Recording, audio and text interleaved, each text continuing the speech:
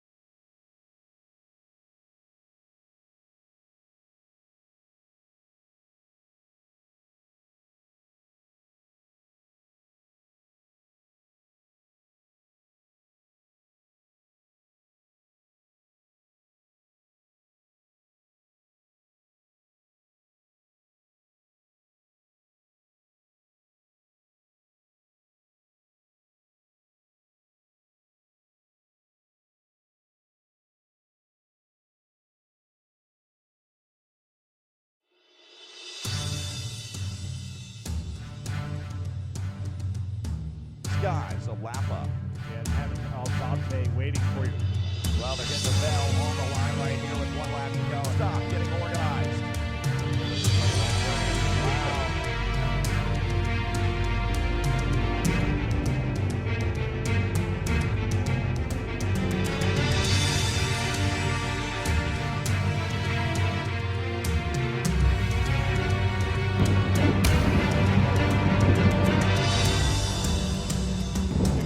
Clark on the podium today.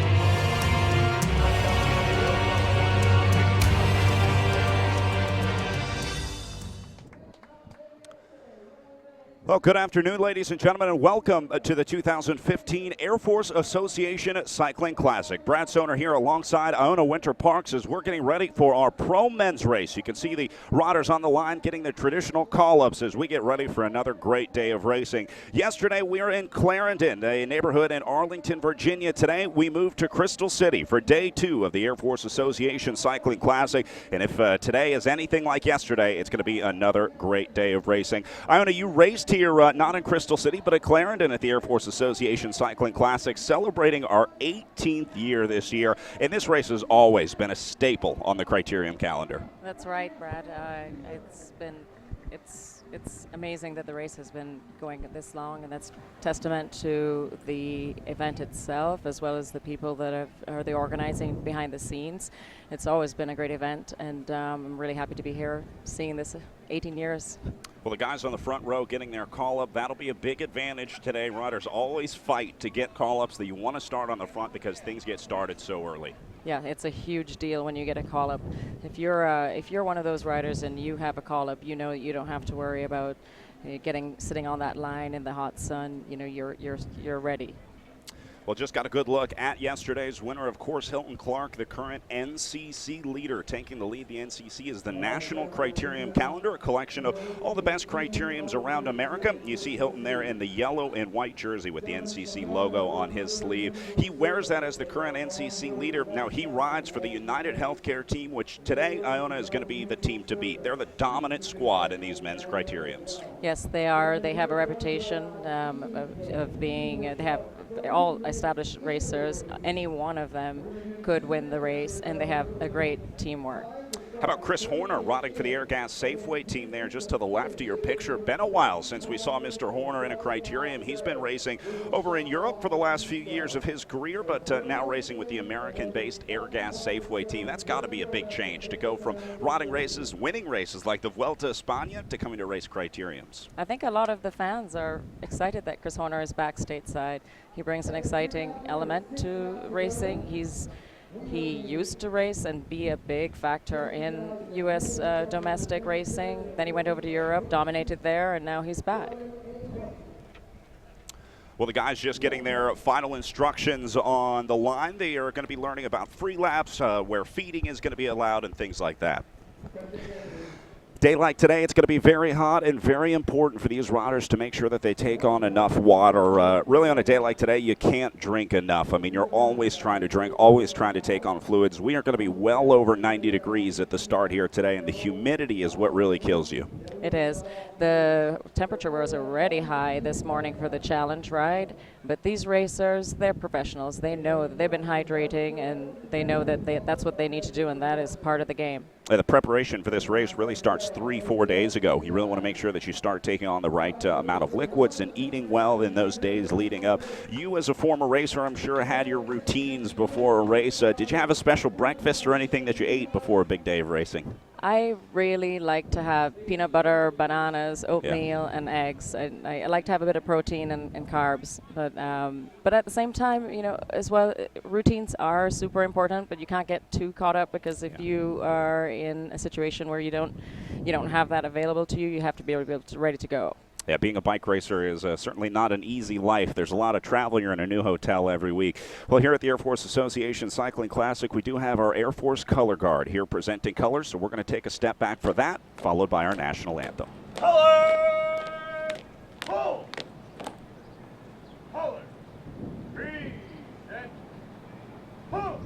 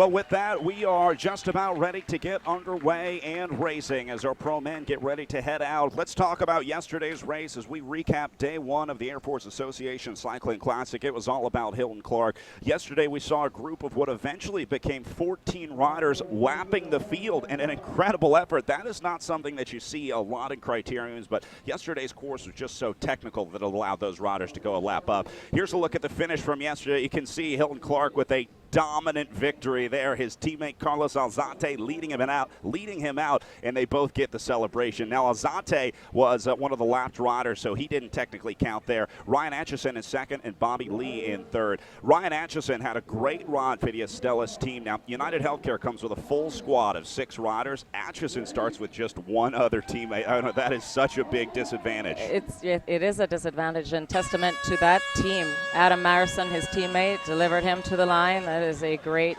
result. Well, we are underway and racing in Crystal City for day 2 of the Air Force Association Cycling Classic as the guys head out, and it's going to be a quick one from the start. If this is anything like yesterday, the attacks will come fast and furious. I want to talk about that rider that you just saw in the green and white jersey. That's Ben Frederick, the local rider on the Kelly Benefit Strategies team. Frederick attacked 4 times yesterday in incredible moves. The first 3 didn't work, but eventually he was able to lap the field. This is like a double-A baseball player coming to a Yankees game and hitting a walk-off home run. To be able to do that against the best criterium racers in the world, it was really an amazing day for the local rider Ben Frederick. And I think he had an inspired performance. You know, I think he was super motivated for being from the area, and he also had a lot of fans. Yeah, his father there watching. His father actually watched his first bike race on this live stream last year. It was the first time he had ever seen his son race, and then said, you know what, I'm not going to miss it this year. You had such a great race last year. I'm going to come out and watch it in person. So It was a great day to race in front of your dad. And looks like Ben getting a little attack here early on.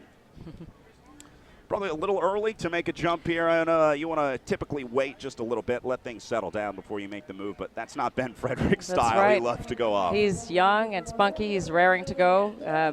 Usually if some riders make a move this early on, it's because they're from a big team. They're either testing their legs or they can afford to expend energy knowing that they have some teammates later on in the game. Well, Frederick not getting any help. He's out there solo. In a situation like this, you want riders to come with you. The worst thing in the world is to get caught out there by yourself. So I would expect to see Frederick start looking back here, looking to see if anybody's going to bridge up. That's right. Yesterday in the women's race, Lauren Stevens is actually an accomplished time trialist. So unless you have that in your arsenal, you really don't want to be alone.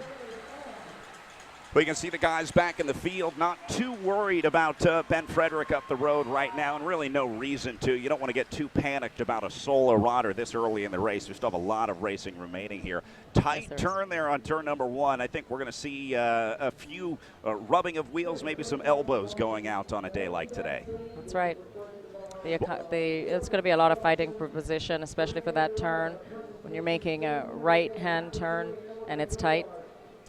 A lot of people don't realize just how physical this sport gets. I mean, you're talking about centimeters between the wheels of riders in front of you, behind you, to your side, and there will be contact, either shoulders or elbows, that you just kind of got to protect your bubble, protect yourself. Right, and the worst thing you can do is panic. You know, these guys are bouncing off of each other, which you might not be able to pick up on camera, but in the peloton itself, these are experienced riders. If they get a little touch, then you know, they know that that's part of the game.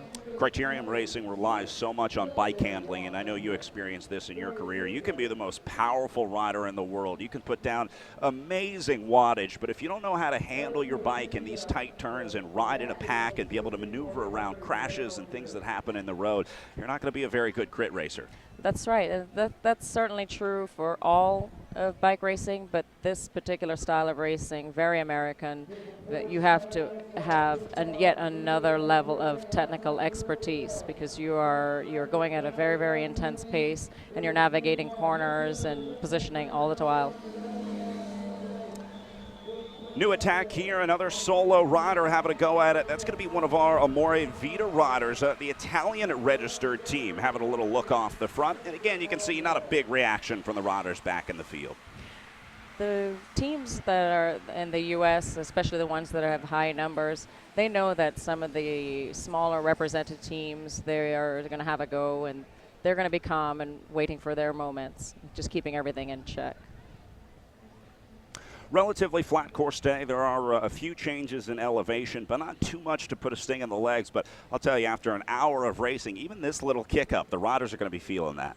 That's right. You want to be in a good position at all times. And, you know, this heat, too, it's not nothing. Talk a little bit about the situation that happens when you do get into a breakaway. It's kind of a weird dynamic where you have opponents that kind of become teammates. You'll get 3, 4, 5 riders up the road, and it basically becomes a team time trial at that point. Yeah. When people are up the road, they work together up until a certain point, and in this race, we have 6 laps to go. There'll be no free laps, and then that's when, if they still have a gap from the main field, they're starting to think about, how can I win this race? What's my strength versus the other guy that's beside me in this? And suddenly that collaboration's starting to fall apart. Well, we saw it yesterday in the women's race with Lauren Stevens attacking off the front. I think Tibco realized that you don't want to sprint against Corinne Rivera. The United Healthcare sprinter is probably one of the best in the world. And to try to put your riders up against that, it's a losing situation. So they said, you know what, we're not going to win out of the sprint. We're going to win out of the breakaway. And that was exactly what they did. Yeah, they did a brilliant job. They recognized the talent that Corinne is, as well as the team that she belongs to, and they decided to do a little teamwork of their own, and they executed brilliantly. Things starting to string out a little bit on the front. We're seeing all these little gaps form up there at the front. These riders really want to make sure that they close it down soon. One of the most important aspects of this sport is the drafting. You have to make sure that you sit in the slipstream. Again, you can be the strongest rider, but if you're not smart about using your energy, you're going to be in for a long day in the saddle. There's nothing worse than when you're hurting and then you're trying to follow a wheel and you're hoping and praying that person that's riding in front of you is going to keep it together.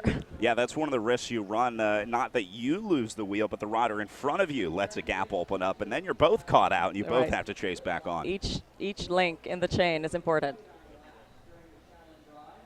Well, it looks like things starting to settle down just a little bit here. You see the guys still pushing a good pace. We can tell a lot about what's happening in the race just by looking at the shape of the field. When things are strung out the way that they are right now, that tells us that the guys at the front are driving. Maybe there's a chase effort, a breakaway, or an attack starting at the front. At some point in this race, you're going to see things start to come back together in more of a group formation. That typically means that things are calming down a little bit. Looks like we got our first major breakaway of the day here. 6 riders going clear. United Healthcare is there. Jamis is there. We talk about these breakaways. This won't be the last break of the day that we see. Typically takes 3 or 4 tries before we see a breakaway work. What are you looking for in a breakaway? If you're a team or a rider in that break, how do you know when it's the right breakaway, the right time to go? You know it's a dangerous breakaway when you see at least one person from each of the teams, the major teams represented, and you start to take that seriously. So even if you don't recognize you don't actually distinguish who the actual riders are, if you see that, you can see those jerseys, and you know that right now the reason why the people are chasing is because you can recognize that there's a United, there's a Jamis, they don't need to know who it is right now. They just want to get that taken care of. Well, another great day of racing here, but let's talk a little bit about the conditions. It is hot, yes. hot. The best way I can describe it here for the folks watching at home, we're having trouble just in the commentary booth here trying to stay cool. I can't imagine what it's like for the riders. Exactly. It was hot at 7 o'clock this morning.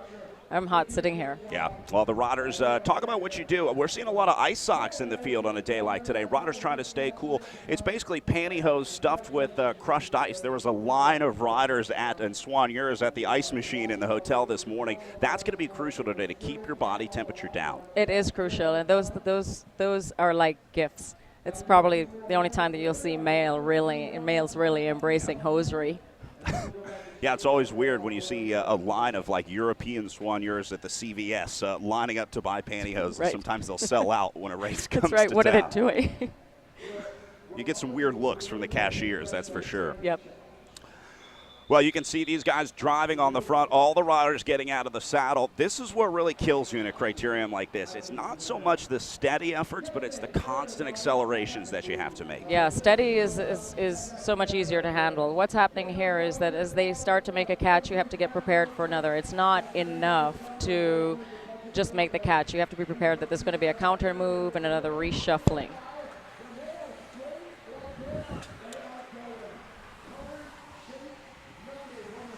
Going to be seeing a lot of patrolling going on today. Let's talk a little bit about the team aspect of this sport, because it's so easy to think in these endurance sports like this that it's an individual sport. Most of the stronger teams are bringing full squads of 6 riders racing here at the Air Force Association Cycling Classic. There's multiple ways that you can use teammates to try to work together. Let's talk about a little bit about that. Start with a breakaway. If you're in a breakaway, or you have let's say you have a teammate in the breakaway, tell me your job back in the field. What are you doing to help your teammate up the road?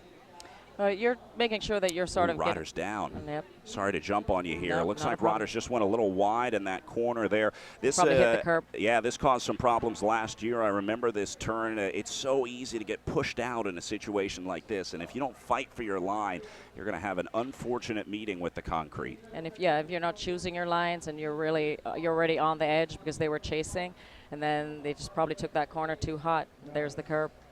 So these riders are eligible for what we call a free lap. We talked about this earlier with free laps expiring at 6 laps to go. If you have a crash or a mechanical issue beyond your control, those riders are allowed to go into the Shimano neutral support pits and get service, and then they can jump back into the race wherever they were when they left off. So if you're in a breakaway, you go back into the breakaway. If you're in the field, you go back into the field. So if you want to continue, you can go back in. But I got to imagine after a crash, it's tough to get back on the bike. It's really important to get back on the bike, though, if you are able, because that gets you right in. And the adrenaline is still flowing, and once they get back in there, they'll forget about the crash, and they'll be good to go, and they can heal up and rest up after the race. They always say the first thing you want to do is get on the bike. Just get back and start riding, get that adrenaline pumping. That's right. It's like getting back up on the horse. You can see they're taking that corner, the speed, it's just taking it. They're all really, really hugging that side. And riding into the gutter, I mean, this is where you earn your money right here. This is what makes you a professional cyclist. You wouldn't catch me anywhere near that curb on a bike for these, but these guys will use literally every possible inch of road that they have. And they're trying to take the best lines. And, of course, if you're at the front of the race, at the pointy end of the race, you are getting the choice of setting up your line. Reminder again, we are on Twitter today. The official hashtag is AFACC, and we'll be monitoring that all day. So send us in a tweet. Let us know where you're watching from. Let us know who you're cheering for. We'd love to hear from you. Good shot of just how fast these guys are going. In the men's race, speeds easily hit 30 miles an hour on a day like today. Yeah, these men, it's deceptive, I think, watching it from a screen. When you are a spectator, you can see and you can feel the rush of wind as they're coming by. 30 miles an hour is quite doable for this caliber of peloton. Sometimes and then when they're sprinting, they really ratchet that up. Sometimes it's hard to capture on more riders going down there. Looks like a 706 United. And not looking good, trying to get up. That might be Brian Hill. Yeah. Taking a little spill there. You can see how rough that crosswalk is. The thing to really worry about here is the bricks. They're so slick, they're smooth, and you kind of lose a little bit of grip that you had. So maybe you could have railed the corner on the blacktop, but then when you hit that, you might slide out just a little bit. Yeah, and air pressure is also a key factor here. And every rider has their personal preference and what they feel handles best, tires, and they have confidence in their equipment. But sometimes when the temperatures really rise up, then you might want to adjust what your regular tire pressure might be. Did you crash much in your career? Were you typically a little more conservative rider? I'm sure you remember pretty much every one. Yeah, I think the bulk of my crashes came during really bad weather. Yeah. Like rainy, going over slippery gutter holes. Yeah, the manhole covers, even the paint on the road should stay clear for the riders today, but that's usually the first thing to get slippery, and crosswalks and those painted lines down the middle of the road can really throw off the grip of your bike. Let's go back and take a look at that crash. Hill's going to be just in about midway through the field.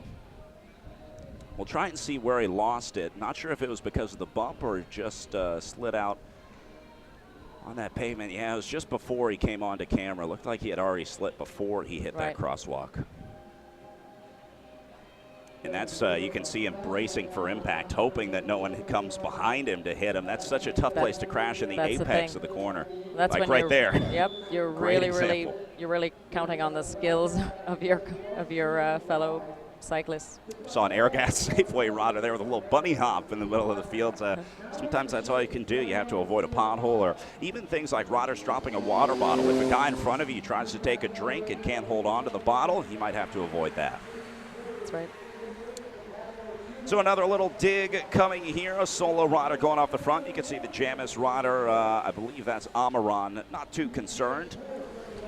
Luis Amaran has more of a reputation for being an all-rounder, and he is a solid time trialist. So, like Lauren Stevens last night, if he was to get a lot of daylight, he could certainly hold a good gap. You know, being out there, he's used to time trialing and being on his own, but they won't let somebody who has time trialing skills get too far. Yeah, Amaran today probably working for Hayato. I think safe to say that Sebastian Hayato is going to be their man today. Hayato, one of the best sprinters in this field. If this does come down to a field sprint, we're basically looking at a head-to-head between Hayato and yesterday's winner, Hilton Clark. I think those are probably our two best sprinters in the field. They're certainly the main men who have a reputation behind them and distinguished wins. Well, never good when you see an ambulance on course. I think this is just staging for the riders in case there is an issue. Just trying to keep everybody safe and healthy out here. We do have a great medical team all around the course. They'll respond to any crashes, any riders that go down, any issues that they have. We have multiple crews here that'll be able to service those riders.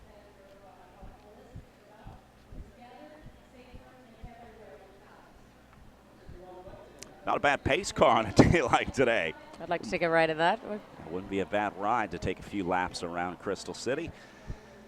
But look how strung out this is. Single file for the first 20 or 30 positions here on the front. That's because this Airgas Safeway rider is putting in a huge dig on the front, putting the riders behind him on notice. This is a situation where you put your head down for 10, 15, 20 seconds, you put in that move, and then you kind of take a look back to see what kind of damage you've done, what the result of that attack was. And sometimes when there are some crashes or there are a little bit of nerves in the field early on, some of these teams, they just want to get things going and ramp that speed up so that they can thin out that field a bit. That situation where you attack, you go as hard as you can, and then you look behind you and you didn't even open a gap. It's like one of the worst feelings in the world when you think, like, I probably have at least 15 seconds on him, and then you realize that you're still in the group. Yeah, that's pretty deflating. Well, the Airgas Safeway team, a really interesting story. Of course, the squad of the legend Chris Horner, the American Vuelta España winner, racing back on American soil here, or on an American team. He's been back for things like Tour of California, which he won back in 2011. But Horner now riding for the Airgas Safeway team at 43 years old. I think a lot of people would be psyched just to be riding a bike at 43, but Horner racing at the highest level. He's won the NRC, the National Racing Calendar, 3 times. As I said, the Vuelta España winner and Tour of California winner back in 2011. He was 7th at this year's Redlands Bicycle Classic, but I think Chris is kind of starting to shift his focus away from trying to win these races to trying to mentor the team. The next oldest rider on that Airgas Safeway team is 23 years old, so he's almost double the age of the next oldest rider on that squad. And Chris certainly has a lot of experience that he can impart to these younger racers, so they can learn from him. And even just one of the Airgas riders going out there and making things a little tough for the field, which you can see the speed is high. United Healthcare riders, they have the experience, they're marking it, and if they can force a gap, then they will. They'll take advantage of that. Imagine being one of those 21, 22-year-old riders, riding on a Continental team, and then you find out, hey, Chris Horner's going to be your lead-out guy next season. A guy that a lot of these riders would have watched racing growing up. He was at the peak of his career when he was winning Tour of California in 2011 and the Vuelta in 2013. And then he comes and races on your team and leaves you out in a crit. It's like Michael Jordan coming to a pickup basketball game. That's right. But just like Michael Jordan, Chris Horner used to race, on the domestic scene. He's certainly no stranger to criteriums, even though he also has this World Tour European experience, which is quite different racing. So if he decides that he wants to help them out, or he can certainly do a good lead out. Yeah, pretty much every American rider has come through this circuit and has raced events like the Air Force Association Cycling Classic. Talk a little bit about the career path of a pro cyclist, because you start domestic. It's just like baseball. You have your AA and then your AAA, and then you go to the MLB, which we call the World Tour here. Those are going to be your Tour de France teams racing over in Europe. But a lot of these guys aren't necessarily climbers, and some of them are sprinters, and criterium racing is their kind of segment of this sport. Yeah, this particular style of racing is, as I've said before, very unique to the United States, and you could be a tremendous Tour de France rider and come here and you just get spanked and spit out the back here. This is a style of racing that is you have to learn it, and it's intense. We had Olympic medalist Marty Nothstein on the broadcast with us yesterday. He was saying that, it's so funny, the European riders all come to America and they just want to race crits, and all the American riders just want to go to Europe and ride stage races. I guess the grass is always greener on the other side. Yeah, the typical trajectory, if you are going to be a stage racer, is then you do want to get over to Europe and you want to work up towards the Tour de France level. And that's for multiple day stage racing. But this is a whole nother beast, a whole nother animal, and so it has its own legend, which is why the Europeans, they want to come and see what they can do. Today's race is a part of the National Criterium calendar. It's a collection of all the best criterium races from around the country. It's been a great battle watching that. We talked about United Healthcare dominating, but the rider that I've been watching yesterday and that I'll be watching again today is a Canadian rider named Ryan Atchison. Now, Atchison sits fourth place, or tied on fourth place, on the NCC coming into the Air Force Association Cycling Classic. He had an amazing ride with his teammate Adam Meyerson. We saw Atchison on the front getting his call up earlier today. Now, he has just one other teammate in the veteran rider, Adam Meyerson. Meyerson took a pole for like 7 laps yesterday. He basically did the same amount of work that United Healthcare did with 6 guys. Adam Meyerson did it all by himself. It was an incredible lead out working for the young rider, Ryan Atchison. Yeah, that's what you call giving it up for your teammate, and there are only 2 of them. So, Adam just shows the confidence that he does have in his young teammate, and he certainly delivered. Well, our solo rider off the front right now is the young Connor McCutcheon out of California, wearing number 32 for the Airgas Safeway team. These guys have been super aggressive today. I don't know what their team director, Chris Johnson, told him between yesterday and today, but it seems to be a much more aggressive team than what we saw in yesterday's race. Yeah, they definitely seem intent on trying to force something, or they're certainly putting their nose out there, and perhaps they're hoping that if they initiate, that will pull some more experience and maybe a good composition of a break. To beat a team like United Healthcare, you have to take big risks. I mean, you have to try and shake it up, because if you let them control and you let this one come down to a field sprint, it's we've learned it's near impossible to beat those guys. And so you have to try big things, big risks, big rewards. Absolutely, and it makes it such exciting racing. If everybody was to just give United Healthcare the win, they'd just be riding around behind United Healthcare. So this is great. You're seeing people race. And these riders realize that these breakaways have a very low chance of succeeding. When you attack off the front, you know that it's a 1 in a million shot that you're going to make it. But if you sit in the field, it's pretty much a 0 in a million shot, so you might as well give it a go. And you see how the effect that his efforts is making. He is dangling off the front, but you see 1, 2, 3, 4, 5 riders, and they're starting to get a little bit of space. Really, you can only monitor what's going on if you're at the front end of the race, so it's still putting pressure on the field here. Well, McCutcheon's still away. He's only got a few seconds, and this is really the danger that you run. United Healthcare chasing these guys down, and they're basically bringing a bunch of riders with them. So I'm not going to call this a bridge attempt. I think this is probably still a chase. Starts with 1 rider, and then 2, and then 3, and then 4, and before you know it, you're dragging 100 guys up to that solo rider. That's right. This speed is pretty high. I wouldn't say that UHC is chasing all out. I think they're keeping everything in check and sort of saving a little bit for if it was to reshuffle, or if there was to have a serious jump come from behind or up the side. Still amazing to see these riders taking that turn. That is one that you're going to be worrying about all day. In a situation like that, you have a turn on a course that you know, and you're always kind of watching for it, but eventually you kind of work out a rhythm and try your best to try to navigate through it. Yeah, these guys are going through this course and whatever corners or turns that they may feel needs a little special attention, they're lining it up before the final lap, and they're choosing their lines. These riders did have a chance to pre-ride the course, and you can pick your line all you want, but it's really the riders around you that dictate where you're going to go. You have this ideal situation in your mind, but you can't ride the front all day, and so eventually you're going to have to start following the lines of the riders in front of you. Exactly, and also race pace is totally different from warming up, but pre-riding the course. Yeah, that pothole all of a sudden feels a little different at 30 miles an hour than it did at 15. Yep, even just going over this crosswalk here, this cobble crosswalk, feels a lot different when you have people in front of you and you're trying to hold on to those wheels. Look how long this field is. As these guys hit the line, riders still coming out of the final turn. Another attack coming out of the group. That's going to be Jamis Hagens-Berman. I believe that's Sebastian Haedo launching an attack. Interesting to see the sprinter doing work on the front, but I think he was just trying to cover that other move that was going. You saw him pop out to the side there. Explain that tactic. You don't want to jump right off the front. You typically move over to the side. Yeah, he was trying to get some space, because if you attack right off the front and you're giving people a chance to stay connected, then you're not really making them work. You want to make people work, and he also was just sort of giving a little look over his shoulder to see who's coming with me, who's game.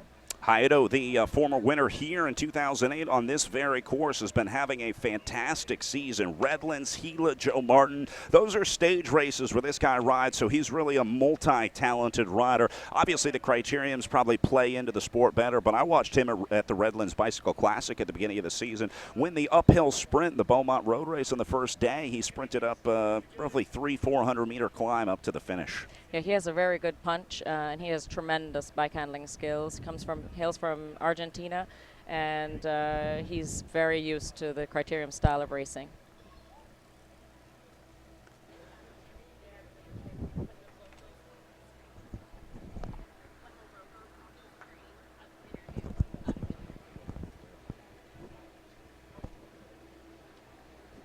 You'll notice you have two UHC guys who are it looks like they are designated to sort of mark the earlier moves up the front of the race.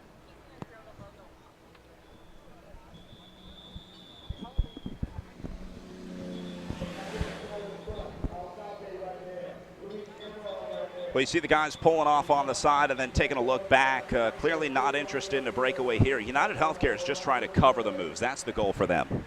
Yeah, these guys that are the 2 or 3 United Healthcare riders that are up the front, they seem to be covering and monitoring any of the solo attacks or anybody that's trying to get a little frisky a little earlier on. I think they would be interested in either a well-represented break or setting everything up for their man, Hilton Clark. Well, we've got Jay Korf joining us here at the Air Force Association Cycling Classic from WJLA with some special guests. Sounds like Jay's got one right now, so let's go down to Mr. Korf. This is Jay Korf. We are with General Mark Barrett, who pretty much runs things at the Air Force Association, which is, of course, the whole reason why we are here for this wonderful event. First off, can you tell us real quick your thoughts in your heart? We've raised a tremendous amount of money, I think right in the neighborhood of $23,000 this year. Great race, great day. Your thoughts? Yeah, this is a great afternoon, and it's really warm out here, by the way, but the racers are out here. We got a lot of support from the charity race. We raised over $23,000 for our Wounded Airmen program, so that's really, really good. And you can still give, so you have that opportunity. Let's talk about membership. The Air Force Association is all over the world. You have hundreds of offices. If you could just give us a sense as to how many members you have, but also you don't have to be active or retired in the Air Force to be a part of this great association. Yeah, that's true. We have about 95,000 members, 200 chapters, not only across the United States, but also in Europe and the Pacific, and anybody can join. And for the cost of about filling up a tank of gas in your car, $45 a year, you can join AFA. Go to afa.org and you can join. You can donate money to our Wounded Airmen program. You can involve yourself in these kinds of programs. So there's the cycling event, there's the challenge ride. There have been all the races, but at the end of the day, it's about the money, and it's about these men and women who've sacrificed so much for us. Talk about what they have done and how this money helps them. Yeah, what the Air Force and the Air Force Association figured out a couple of years ago is that oftentimes when our active duty members are wounded, as they transition off active duty because of their injuries into the Veteran Affairs, there's a little bit of a gap. And sometimes during that gap, they need a little bit of help, whether it's help with rent, whether it's help with a car payment, whether it's help for adaptive equipment that they need to continue their lives. And they also needed something to feel a part of. So events like this for wounded airmen that are part of the cycling classics, some of the Wounded Warrior trips and things that they do, all these things help them get through their injuries and still feel like they're productive. And that's where we can help. And that helps a tremendous amount of people. It's also just quite frankly inspiring to see these adaptive cyclists, be it maybe they've lost a limb or two, or maybe they can only use their hands. It really is inspiring to see them out here, isn't it? Absolutely. In fact, we had 7 members from the Wounded Warriors team, the Air Force Wounded Warrior teams that came out and participated today. And you're right, what a great inspiration. And for them, as a chance to show that they're still viable, they're still part of the community, and it recognizes their sacrifice, their family sacrifices for what they did in uniform. And talk about what's next for the Air Force Association. You guys have a major event coming up. Yeah, we have a lot of events during the year, but we have 2 rather large events, and our largest is in September. It's our Air and Space Exposition and Conference, which will be right here in Maryland at the Gaylord, right there on the waterfront. This is where we bring in Air Force leadership, our industry partners, politicians, anybody that has an interest in what's going on in the Air Force, and we talk about the challenges that face not only Air Force but our military at large, and try to figure out how all this can work. And with our economic problems, our budget problems, the wars that are going on still in the Middle East, it's really important we get these folks together and try to come up with solutions to our challenges. And General Barrett certainly knows what it means to sacrifice. Former fighter pilot. Yep. So talk about your service and about why you have dedicated your professional life to helping out people in the Air Force. Yeah, it's actually kind of a funny story. I mean, I tell people I've been in the Air Force my whole life. I was born on a Air Force base. My father was in the Air Force. In fact, when I came on active duty, my father and I were both on active duty at the same time. And I just retired after about 35 years of active duty service. And the chance came for me to work with Air Force Association. So I'm still serving in the Air Force today, is the way I look at it. But, you know, we really depend upon the Air Force and our military at large to have a safe and secure and a free America. So this is really important for all of us. General Barrett, thank you so much for your leadership and for your service to the country. Thank you very much, and thanks for the support. Thank you. Indeed. Back to you guys. Thank you very much, Jay. Well, meanwhile, we are watching this breakaway getting away. These guys got a little bit of a gap. Looked like they were working pretty well together, but things started falling apart. In a situation like this, I think the guys looked around and just weren't happy with the situation. Maybe it was the wrong riders. Maybe they didn't have enough or too many. There's a lot of things that can go wrong in a breakaway. I think it looked dangerous for the peloton. They saw two United Healthcare riders. One of them is Adrian Hedgarty. You know, he's high up there in the rankings. Also, Luis Amaran from Jamis. He's a tremendous time trialist, as we've mentioned before. So I think this just wasn't the right combination. People were really motivated to bring it back. Also had Adam Meyerson from the Estellas team, Connor McCutcheon representing Air Gas Safeway, Dakota Schaefer from the Kelly Benefits team. Schaefer's an interesting rider. Again, that's going to be one of those kind of AAA teams racing against the pros, racing against the big guns. You had to have that situation in your career when you first got started. You find yourself in a breakaway and you're like, these are the riders that I looked up to. These are the stars of the sport that I've watched race growing up. I know, and you're faced with a decision. You're like, you're either paralyzed with the inertia, you're like, oh, I can't do it, or you know, you're game to go, and you're like, all right, this is excellent. Looks like Jamis Oggens-Berman going again. Again, you know, they're just trying to catch United Healthcare off guard, trying to flip the script a little bit, keep them on their toes. The goal here is really to prevent them from controlling. It's so easy for a big team to control the race like that, but Jamis is doing a very good job of making sure that they don't overtake on the front. I also think that Jamis would have been disappointed with their result yesterday, so I think they're probably coming out and they want to show what they can do. Well, this is Connor McCutcheon still on the attack. McCutcheon refusing to give up after that breakaway fell apart. Sometimes you'll have guys that hang on. Everyone else pulls the plug. They say, hey, look, this one isn't going to work. But Connor McCutcheon says, no way. I'm going to keep it going. I'm going to fight to my very last breath. So I know our stage announcers, Richard Fries and Jay Corpra, ringing up right now a preem. This is a lap prize that goes to the winner of the lap. It has nothing to do with how you finish overall. The riders hear the bell. They don't know when it's coming. And then next time we see them, next time they hit the line, the first rider across takes the prize. Talk about how you decide here. It's kind of a gamble to go for these preems because you have to burn a little bit of energy. You have to lose a little bit of fuel. But as a biker, more riders going down here. This time it's going to be the rider wearing number 115 getting caught in that corner. That's Mark Hyatt from the DC Velo Limited team. We saw Mark attack off the front yesterday, and now these riders caught up behind him. Things get so chaotic on these preem laps. Guys trying to move up. You get a little bit nervous thinking, hey, I could use $50 or I could use $100, these cash preems that we're throwing out here. That's right. And then sometimes riders just take a little bigger risk than they would have on another lap. Yeah, the speeds typically increase when they hear that bell, and some riders will know that they don't have a chance for the overall win, and so they'll think, why not make a little bit of money and catch one of these prizes mid-race.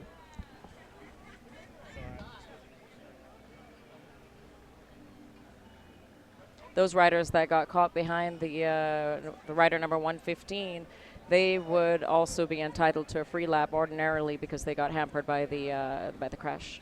You really want to make sure that you take that free lap, go into the pits. Now, the free lap allows riders to go into the pits and then jump back into the race. Let's see what happened in that crash. It was, I believe, just about close to the back of the field. And we'll see if it happened before or on the crosswalk. I think it was a little after the crosswalk, but it might have been a rider kind of losing contact there and then just sliding out. Yeah, just took it a little too steep. Yep. It's a little bit off camper. Barely missing that rider. Nice bike handling there by the rider, locking up the brakes and able to avoid the rider on the ground. That was Scott Catanzaro with good bike handling skills. See that United rider that's on the front there. He's most likely been designated to keep things under control. The rest of his teammates are hanging back a little bit. Talk a little bit about the team roles, because every one of these teams has a meeting before the race, and you basically assign everyone roles. You say, okay, this is your job today. This is what you're going to do. Not everybody can be a winner, and this is very much a team sport. Explain a few of those roles that you have outside of the winner, the support roles that it takes. The support roles are crucial in cycling, and I don't think people realize how much of a team sport cycling is.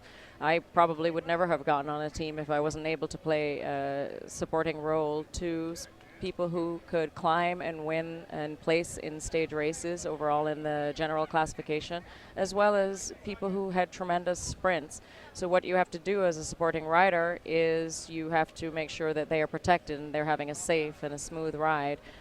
And the way to do that is you're designated to control breakaway attempts, follow moves early on in the race, so that those protected riders can sit back and be as rested as they can for when that hill comes or when the final sprint comes.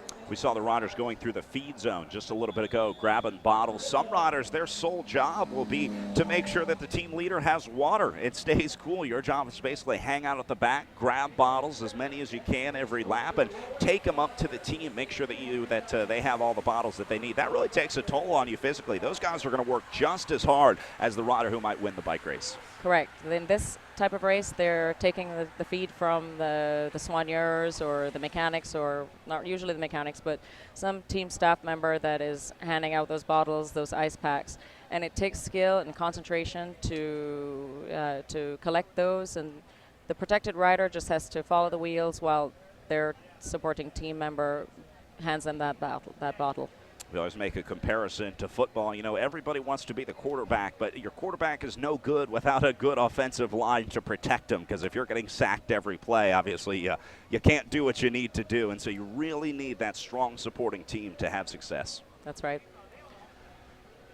Well, things starting to calm down just a little bit now. The riders taking some time to feed. You see those little gaps forming. I think that's just riders trying to give themselves a little more room. That's one of the most nerve-wracking things, to take a bottle in the feed zone with riders surrounding you. If you drop a bottle, if you move over a little too closely, or even the soigneur is a little too close to the riders, we see a lot of crashes happen in the feed zone. That's right. And this style of racing, because it's a hot day, the feeding is going to be allowed, or if it's a very, very long race. But usually, criterium-style racing, we wouldn't even have a feed section. So this is a testament to how hot the day is. A day like today, it's not just allowed, it's necessary. I mean, you're Right. going to have to take on bottles for a long race like this.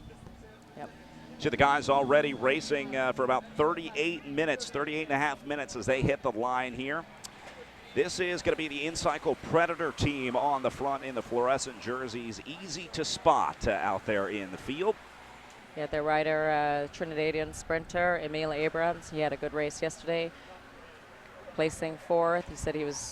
He said experience really helped him because he's able to anticipate moves from the bigger teams and position himself well.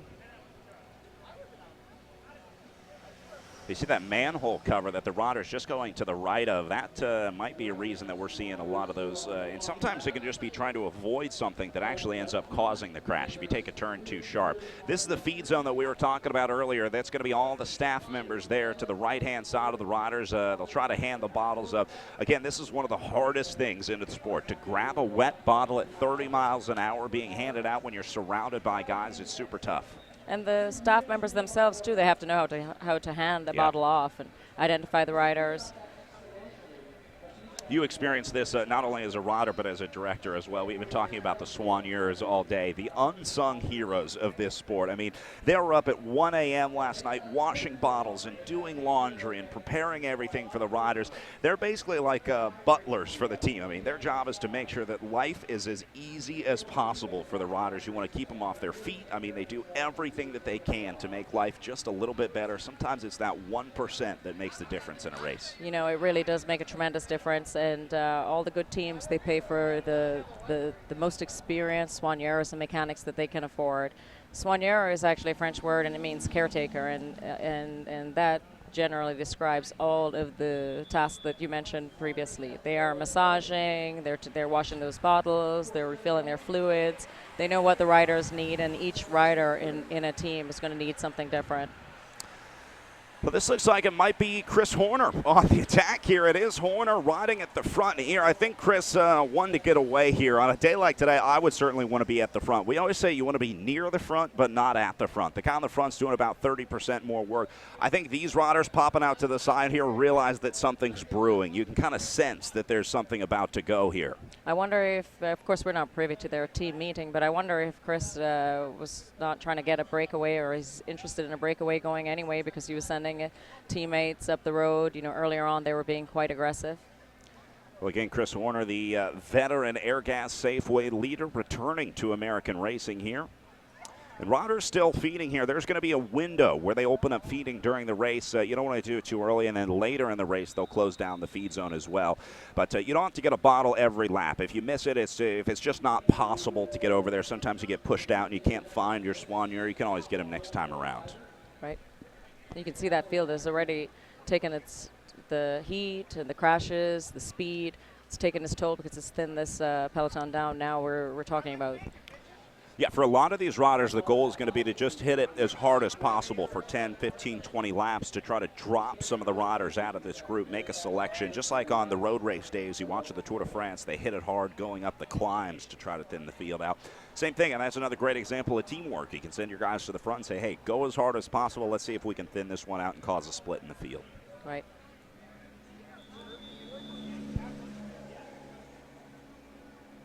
Well, just under, a little over actually, 42 minutes of racing. We're going to be starting to count down laps here pretty soon. We are on a time system as more riders going on the attack here. InCycle Predator launching one as Airgas Safeway responding, and that's going to be Jamis Hagens-Berman going as well. That man in the yellow jersey on the front is Hilton Clark, yesterday's winner. He's there. He's exactly where he needs to be, but I don't think we're going to see Hilton chasing this one. That's why you have teammates, and you have to rely on them. It's so easy to say, oh, you know what, I can close this one down. It's only 5 seconds. They just made the jump, so I'll make the move here.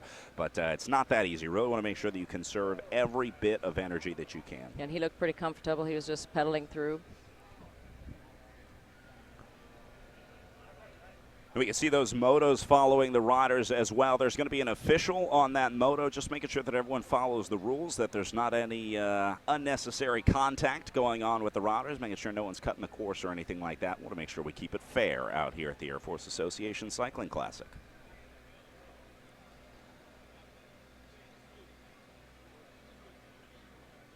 Let's see how this breakaway is doing as they come onto this little downhill section on the course today.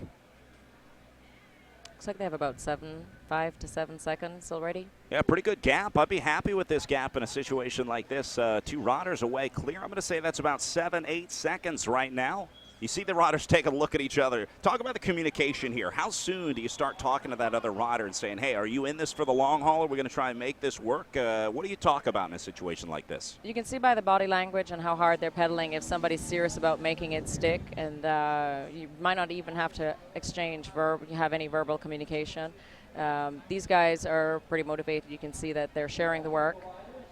They'll be checking, each of them will be checking to see, is the peloton reacting? You know, does this have the potential to go? Well, look at all the guys looking around on the front. There's a lot of confusion here. It's basically everybody saying, you chase. No, you chase. I'm not doing the work. I don't want to do the work. Again, you don't want to be the guy on the front. You want to be the guy following the guy on the front. Well, you notice that we had a few laps of people taking on water, fluids, and perhaps while the speed had backed off just a little bit, these guys decided that they had attacked. Maybe they'd already gotten their fluids down and they thought, let's go. This is the ice sock that we were talking about earlier. Chris Johnson handing it off to his Airgas Safeway rider. They're going to put it down the back of the jersey. Again, it's pantyhose stuffed with ice. The goal here is the evaporative cooling, trying to keep your core temperature low.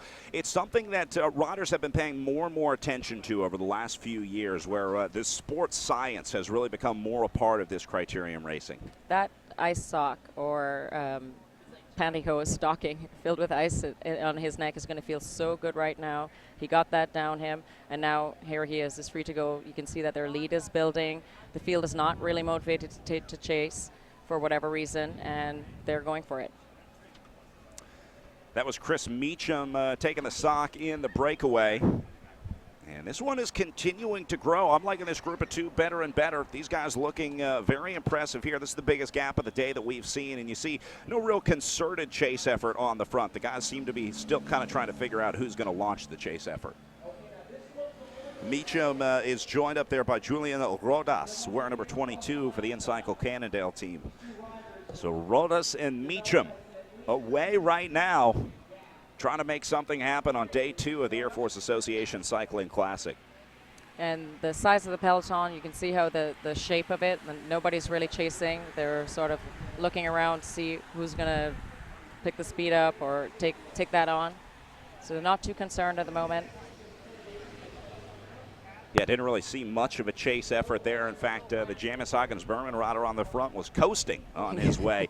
It'll be interesting to see if they, they made this mistake yesterday. They tried so hard to chase down the breakaway that got away, but it was just too little too late for them yesterday. So I think they're going to keep a little closer eye on any breakaways that go away today. And the two breakaway members, one is from the Airgas Safeway team, the other was from the Encycle. They, when you are from a team that has big numbers and a big reputation, such as the United Healthcare team, sometimes the peloton will look to that team to say, well, it's your race to lose. Yeah, and how about you do something? I'm not going to do the work. It's going to be Jamis and United Healthcare today right. are going to be the 2 major teams that they're looking at. And that can play into the favor of these 2 breakaway while everybody's deciding what they're going to do, or when they're going to decide it's go time, they're just going to try and make hay. Yeah, it's kind of an interesting situation. It's basically these 2 versus all the other teams now. More riders going down, looks like. Airgas Safeway is not going to chase. Encycle Cannondale is not going to chase. And this is a new corner. First time we've seen a crash on this one here. A lot of crashes today. The guys just getting a little nervous. The heat may be affecting them just a little bit. But it looks like everybody up and moving from this one. And it could be that it's a little bit more nervous than what we can tell from our screens. Yeah. Sometimes you don't know how the peloton is reacting. That could be causing the crashes as well. There's also a big difference in expertise and experience levels sometimes with these national level criteriums, because you'll have teams who have been all over the world racing, and they'll have a really, really, really large corpus of experience. And then you'll have teams who are just starting out, and they're and that's the beauty of it. But they might get a little nervous because they're racing against some very experienced racers. Does it vary from day to day, the kind of feeling and attitude in the peloton? Do you have calm days and chaotic days? It just kind of depends on the lead up to the race, I would imagine. It does. It depends on what's at stake. It also depends on the course. You know, we can see with two teams that have been aggressive today, when Jameis and Airgas, that perhaps they didn't get the result that they wanted yesterday, and this is the second day of two, and let's see what we can do. Let's not go home and close a weekend out without having something to show for it. Just on Airgas Safeway, Rodder missing the feed there, very frustrated with that. He was in good position. He probably worked pretty hard to get to the front there so that he could take the feed, and then just missed it. Wasn't happy with himself there. That's always a bummer when you can't get it. Especially because he didn't have like all the rest of the, he didn't have a lot of traffic to contend with, so he's probably really mad at himself. Well, these two guys working very well together. They appear to each be taking a pole. Now, ideally, these guys should each be spending half of the stage on, or half of the lap on the front. You want to spread the work out evenly, and it looks like both riders are doing work. Sometimes you have a passenger in a breakaway where only one or two riders are working, and some riders are just sitting on. Great example of teamwork right here. This Airgas Safeway rider on the front is actually trying to slow down the pace of the race, and this is awesome work. I can't believe no one's coming around this guy. More Airgas Safeway riders coming to the front here. This is an excellent show of teamwork. Now, you can't go to the front and just stop your bike. It doesn't work like that, but what you can do is slow down the pace. So let's say your breakaway is going 27 miles an hour. You can go to the front and roll at 24 miles an hour for a few feet, and that's going to give them just a few more seconds to get up the road. Yeah, and that rider that was on the front for Airgas was actually Chris Horner, and he was just sort of looking around at the other teams as if to say, what are you guys going to do? And I would imagine they're going to send more riders up there. It's a pretty well-organized squad. They are typically pretty well dialed when it comes to teamwork. And yeah, so see just hanging out up there. This looks like some people that they're getting a little bit frustrated with the pace, and they're trying to see if they can't get up the road as well.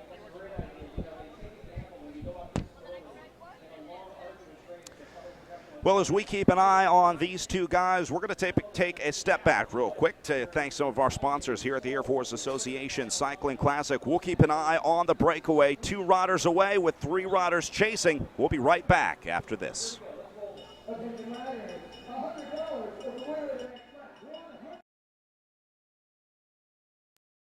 Whether it takes 200,000 parts, 800,000 hours of supercomputing time, 3 million lines of code, 40,000 sets of eyes, or 1 million sleepless nights. Whether it's building the world's most advanced satellite, the space station, or the next leap in unmanned systems, at Boeing, one thing never changes: our passion to make it real.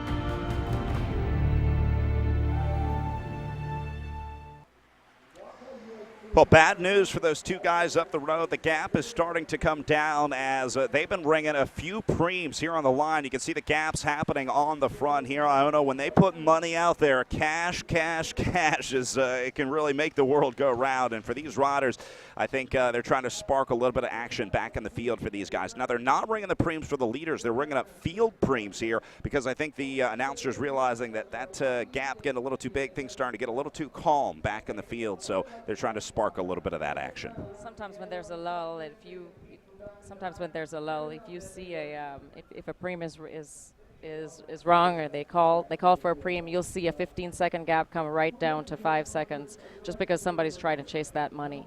We're going to keep an eye on this one. We'll get another check as the guys hit the line.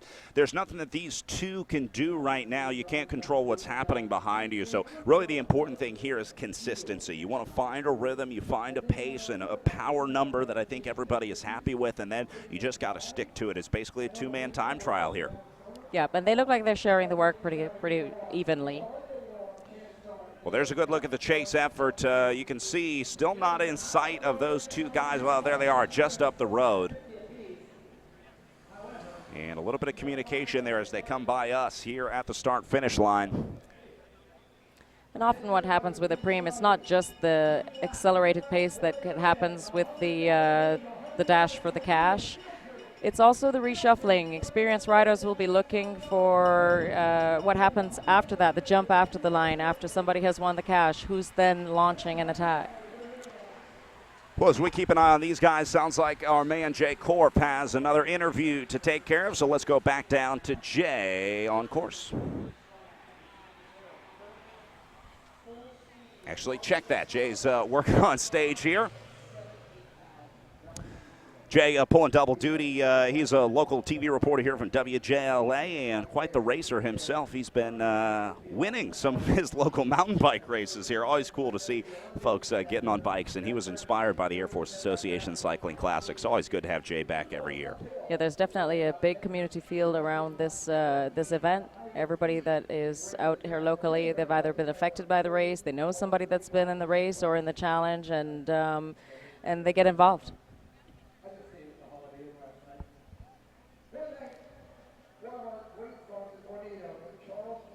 Well, look at this starting to come up. This group of two is very quickly going to become a much larger group. And that's going to include Hilton Clark in there. You see the white and yellow jersey there of the current NCC leader. Fool me once, shame on you. Fool me twice, shame on me. Sebastian Heido is in this move as well, and this is looking very similar to what we saw in Arlington yesterday with a big group with some big names getting away right now.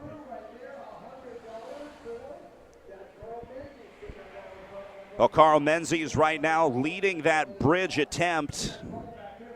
And they have lost contact with the front, so we can go ahead and call it a bridge right now. Looks like Ryan Atchison in there as well. This kid has been so good, the Canadian riding for the Estellas Pro Cycling team, just trying to make the moves. He made the move yesterday, being able to follow the wheel. You know, so much of this is being smart and knowing when a move is going to go. You have to be able to read the race so well and decide which ones you're going to go with and which ones you're going to let go.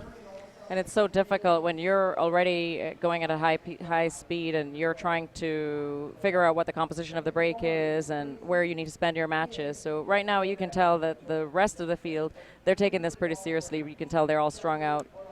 All right, so there is the catch as they now make contact with our original two leaders, and all of a sudden this is a new race. 2 guys up the road is a little worry, but 10 guys up the road is a big worry for the field right now. And it looks like everybody seems to have a man or two in that competition because these guys are sitting up and they already have 10 seconds. Yeah, now as long as everybody's well represented, they're going to be able to go ahead. Sounds like we got Jay Korf back online, so let's go down to Jay. Take it away, Mr. Korf. Brad, we're here on the sidelines, if you will, for the race with Ted Davies with Altamira, one of the corporate sponsors for this event. First off, Ted, can you tell us a little bit about what you do? You head up Altamira, and what your emerging up-and-coming company is doing. Sure.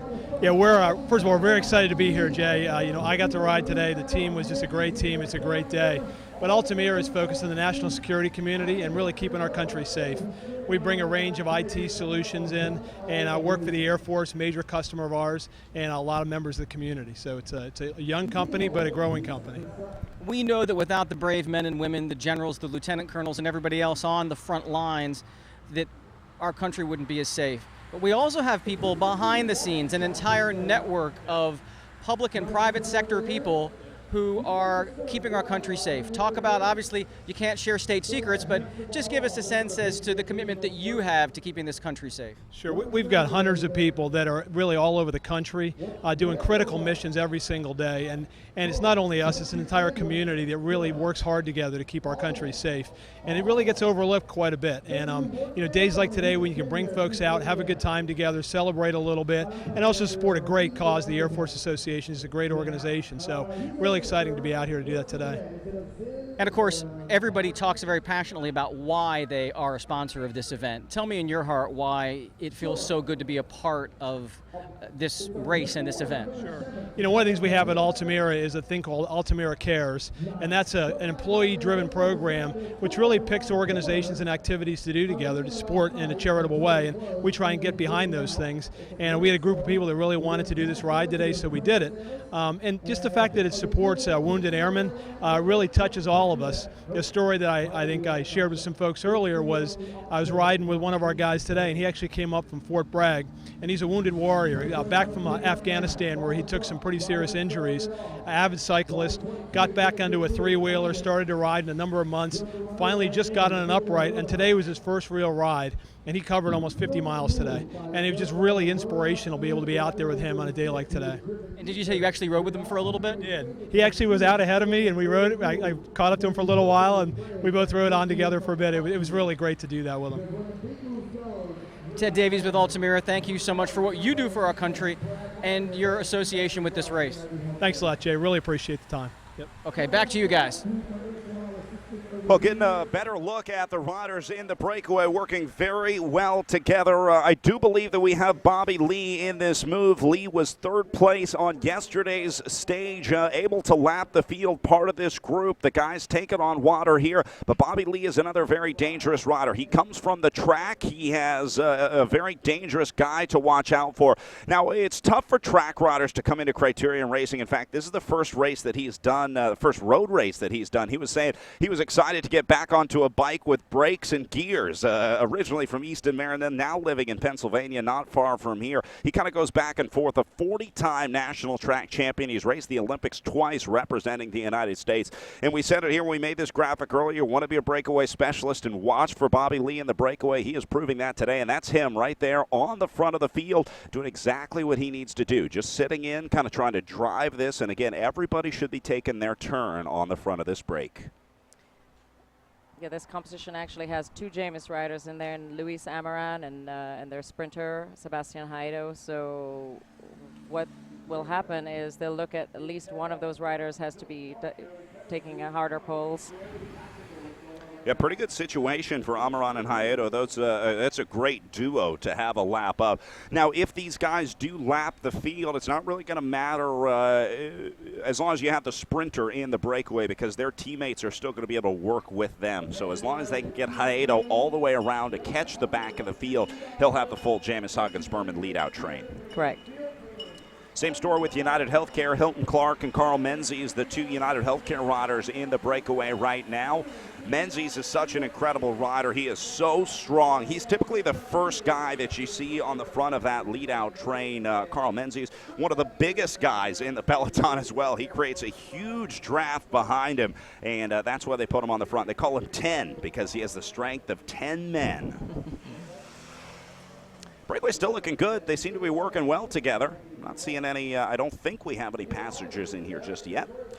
I want to talk about what you do. If you have a big break like this, it's sometimes typical to have a passenger, a rider who's not doing any work. What do you do about a rider like that? Because there's a few ways you can punish riders who aren't working. I think it depends on the tactic, but certainly riders who have the experience and have the reputations and they're from the bigger teams, they can strongly encourage them to work. But at some point you have to make a decision on whether the break is good for you and good for your team, and what you're going to do to keep that going, or if you're just going to sit up and if you have other options to play where you don't have to take a passenger along. But looks like Amaran going on a little bit of a flyer right now. Menzies is going to respond to that one to try to chase. Interesting move here by Luis Amaran. I think he's trying to break this group up. Jamis Huggins-Berman thinks this group is too big for them. And Amaran is now going to try and cause another split in this breakaway group. And really the only other team that had a second rider to give to chase that was United Healthcare. So this is an advantage of teams who have multiple players. Somebody like Bobby Lea, who's doing a fantastic job just to be in the break, he really has to monitor his bullets, his matches. He can't just be jumping on everything. Yeah, Bobby Lee riding for the custom velo presented by Altamira Racing Team, only bringing 4 riders with them here. We saw Garrett Olson with a good ride yesterday wearing number 84. And today, Bobby having that day. Airgas rider finally gets the feed. We saw him miss 3 or 4 feeds earlier today. Connor McCutcheon is in that move. That was the Airgas rider at the back. So I think Airgas has 2 riders in here as well. So that ended up being a really good move for them. They initiated the break and they drove that for a while, and then some strong riders came up to them. So now here they are, playing in the big leagues. Well, this is Amaran still away here and not looking back. This is a great move by Jamis Huggins-Berman. You can see Haedo just sitting in the field right there, sitting in the break right there, not doing too much work.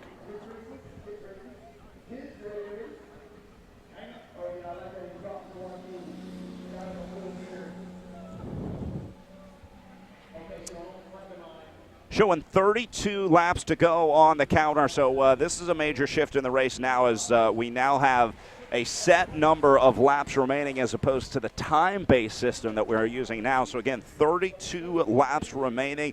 That is a long time for Luis Amaran to be out there solo, but we'll see if he has it today in the hot conditions here in Crystal City as Amaran tries to make a go of it right now.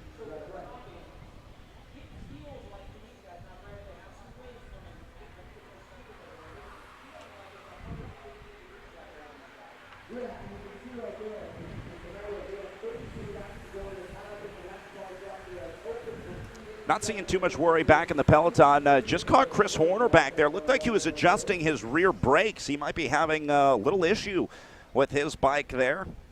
On a bumpy course like this, you can have a lot of things that get knocked out of alignment, whether it's your shifting or your brakes.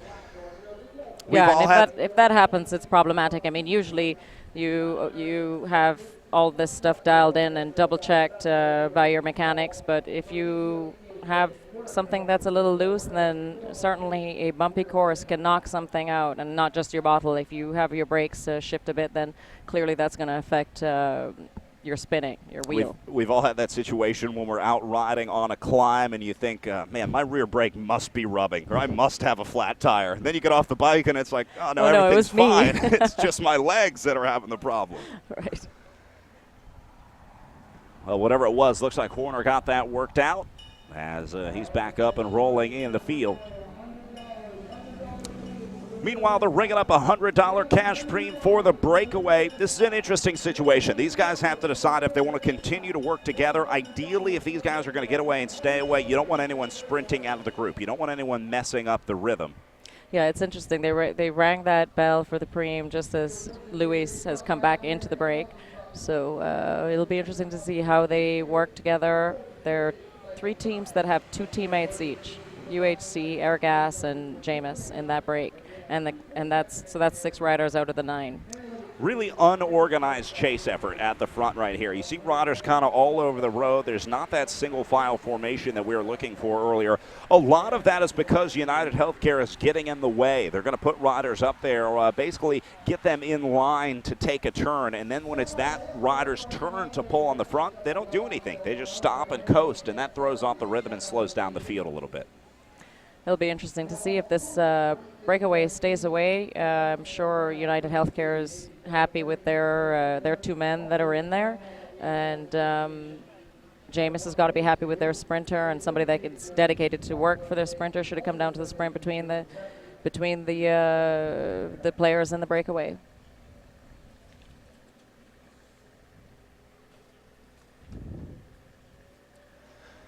Well, now really getting it worked out. That's Bobby Lee on the front in that blue jersey. Hilton Clark sitting just behind him, exactly where he needs to be.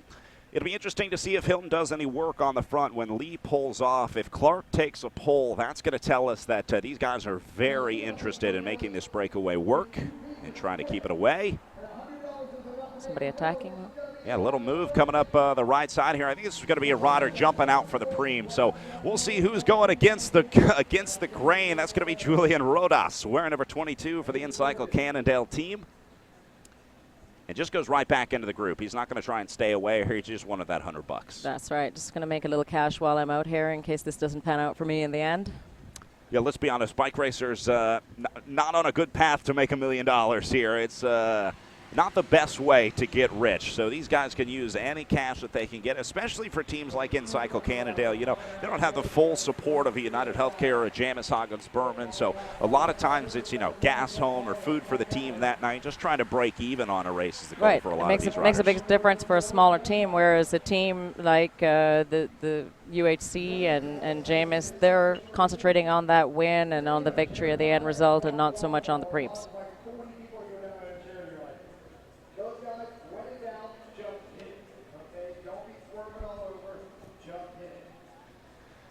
So, yeah, the riders have to go wide around that turn and then come back over to the feed zone. And I would think just about every lap you're thinking about feeding. You're making sure that if you have the opportunity to get a bottle, you take it.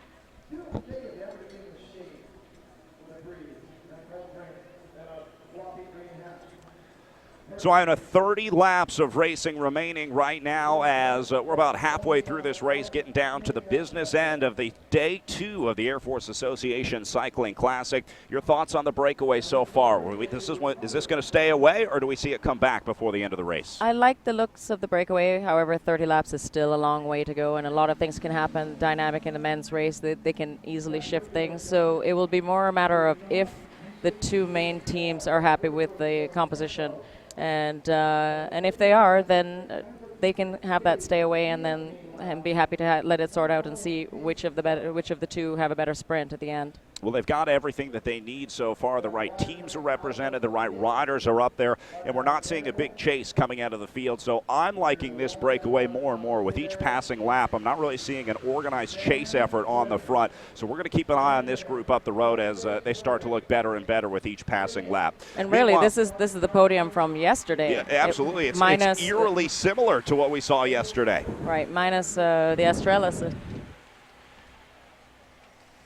Well, speaking of similarities, Ben Frederick is back on the attack. Coming out of the field, he missed the move, and more riders going down here.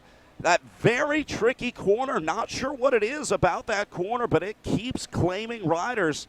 We've had 3 crashes in this corner already today. I think what's happening with this corner is that you're coming down a really long straightaway that's fairly wide in comparison to going into the corner, which narrows, the road narrows, and after that corner. This is kind of the post-crash checklist. You look over everything, make sure the bike and body are okay, try to see if anything needs fixed. They have to go back to the pits. Even if your bike is fine, if nothing breaks in the crash, you still have to go into the Shimano Neutral Support pits to get that free lap. You have to take the free lap from the pits. You can't just stand up where you crash and wait for the field to come back around. That won't qualify you for a free lap, and you will be scored a lap down. You have to check in with the officials, and they have to make sure that you qualify, and they give you that free lap. That's right. The officials are definitely monitoring things like that. So Lee followed by Atchison on the front this time through. Hilton Clark there right on the back in the yellow and white jersey. Let's see how Frederick's move is doing. Just a few seconds right now. But this kid will not give up. This won't be the last attack that we see from Ben Frederick today. He has made a name for himself with his aggression and his refusal to give up on these moves. This is really an incredible ride. You know, riders like this, fitness is something that you can coach. You know, you can work these riders out. You can try to, let's take a look at this crash here. It looks like just getting tied up in the corner. I think it was 2 riders just going a little too close together. It didn't look like too high speed of a crash. And yeah, actually, it was that rider trying to go to the outside. That rider slid out. Yeah, what happened was he took the route wide, realized that he was going to have to cut it tighter, and when he finally moved in, trying to get inside that curb, that was just enough to lay it down. You know, as the race goes on and people are getting tired and they're not concentrating, they're getting fatigued, it's difficult. So you have to be mentally sharp and alert, and you have to keep getting those lines. You have to hit them the right way.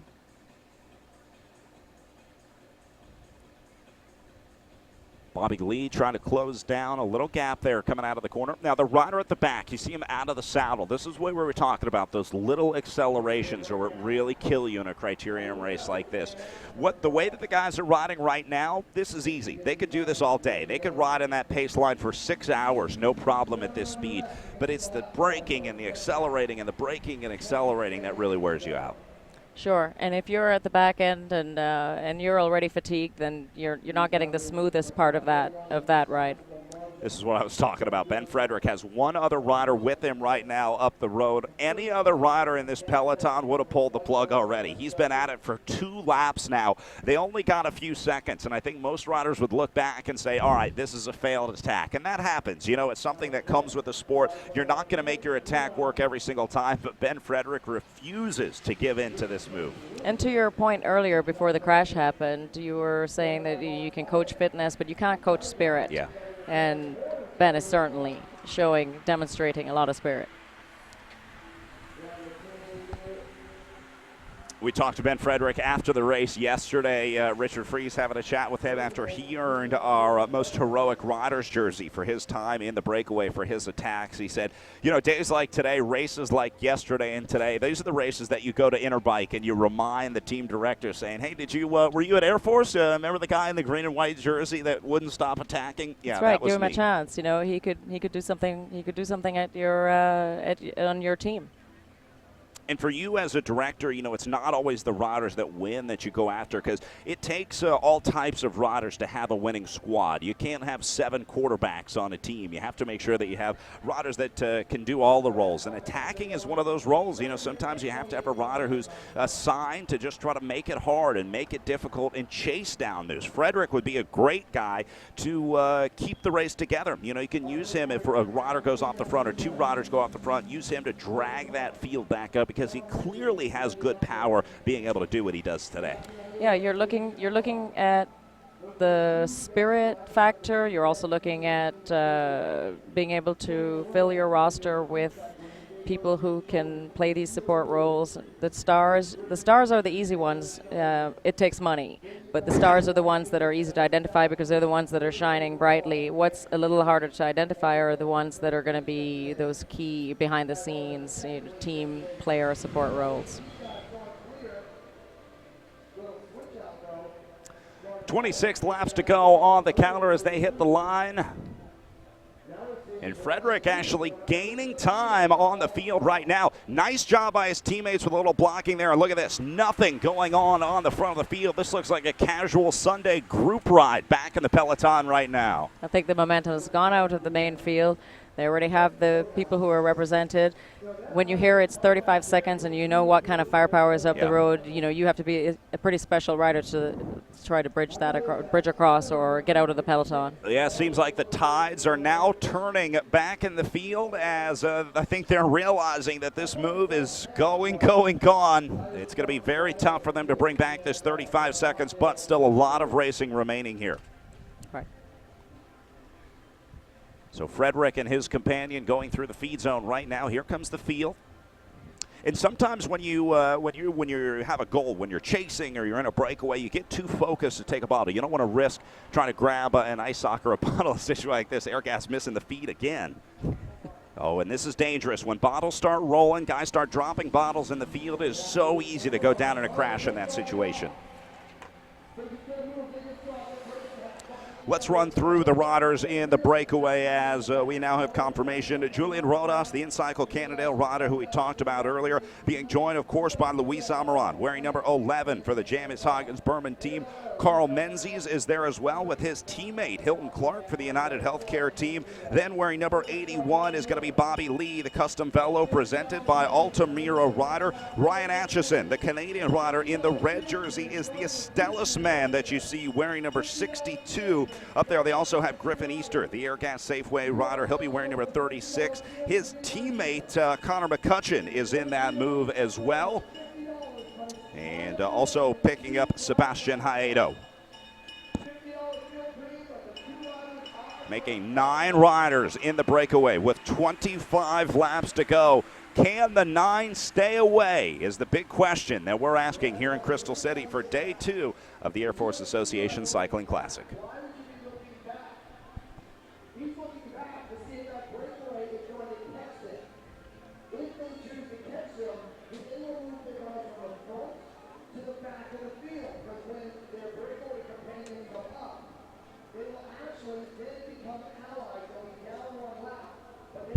Boy, I don't know if Frederick's partner in this breakaway is doing any work. Every time we've seen this shot, Ben Frederick has been on the front. This looks like Cole House trying to bridge right now in the green jersey for the Alta Velo Seasucker Guten Plan coaching team. He likes what he sees up the road in that move. So as those guys go by the line, we'll get a better idea of the gap here at 24 laps to go. There you saw Sebastian Haedo was sort of a little bit off to the side and having a look at his fellow breakaway compatriots. And we're wondering what's going on there, if there's a lot of cohesion or if he's just sizing up how people are pedaling.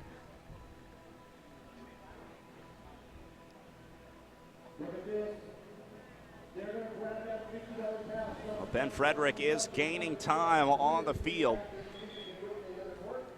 Now, the other rider that you see in that breakaway is Mark Hyatt, who we were talking about earlier for the DC Fellow Limited Clean Currents presented by Bayer Kia team. And now the chase effort starting to redouble its efforts back in the field. It was so calm just a couple laps ago, but now we're starting to see riders saying, all right, this isn't going to work. If we want to bring these guys back, we're going to have to chase a little bit harder.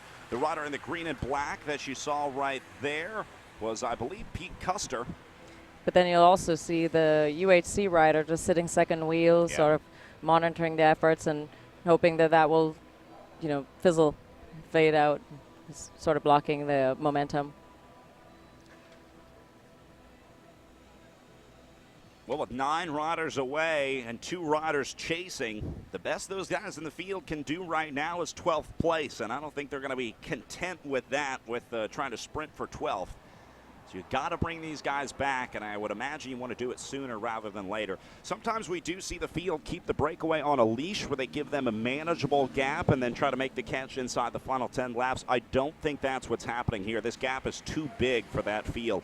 They have certainly lost control of this breakaway at this point. As well as the composition of the breakaway. We're talking about legitimate winners, that men that these big teams would have set up for the win anyway, and they're up the road. So I don't think that the motivation is there for the bigger teams in the peloton to see this come back. It's really if they start to pick up a little bit of speed, it's usually riders who they've missed it.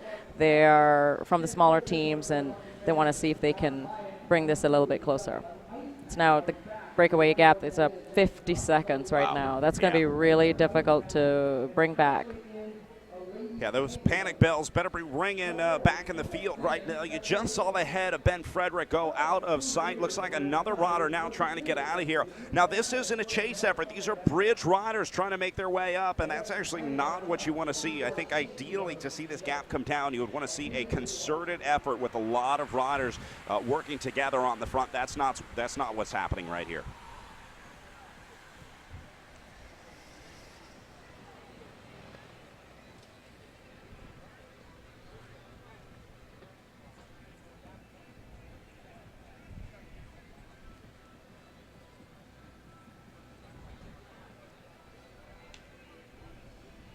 And all the credit in the world to Ben Frederick and Mark Hyatt there.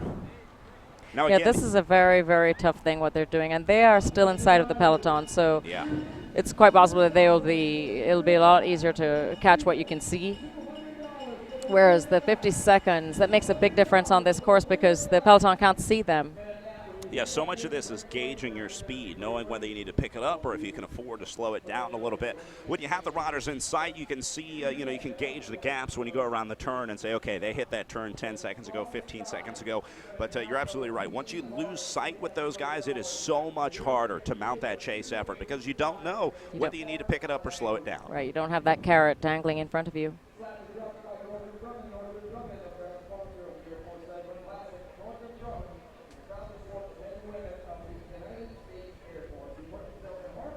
It's so weird to see a feed zone in Criterium, especially one that's open for so long and riders feeding just about every lap.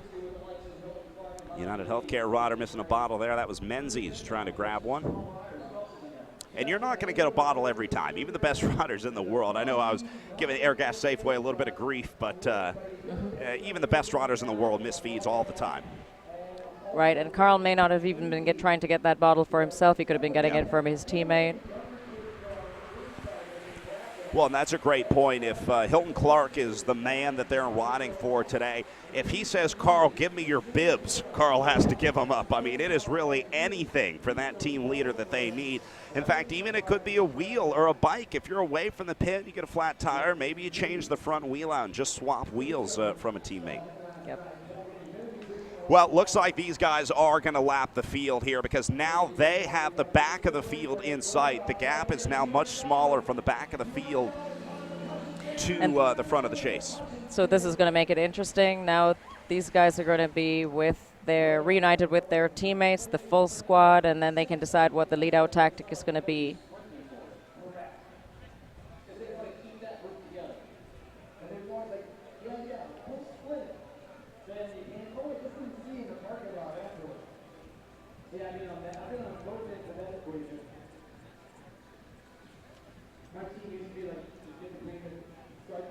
Okay. Looks like the breakaway is starting to spread out a little bit.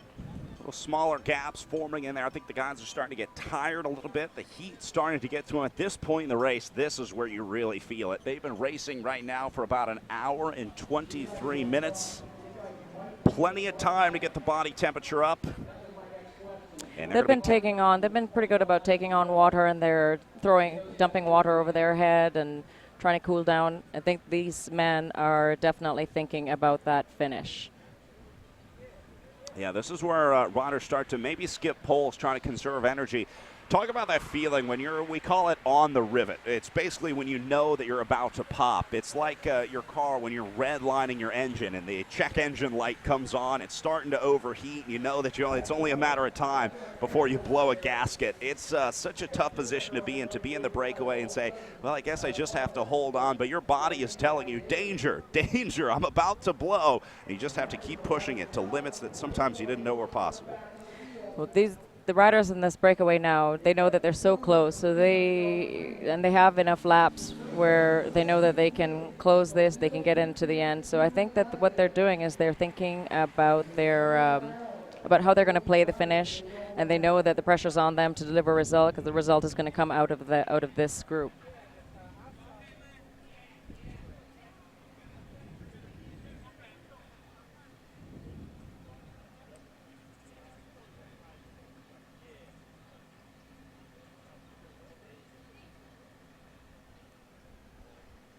I think that might be Ben Frederick. Well, these riders clearly have blown a gasket today. I think the heat just getting to them, saying enough is enough. Just burning out on a hot day. Can't blame them.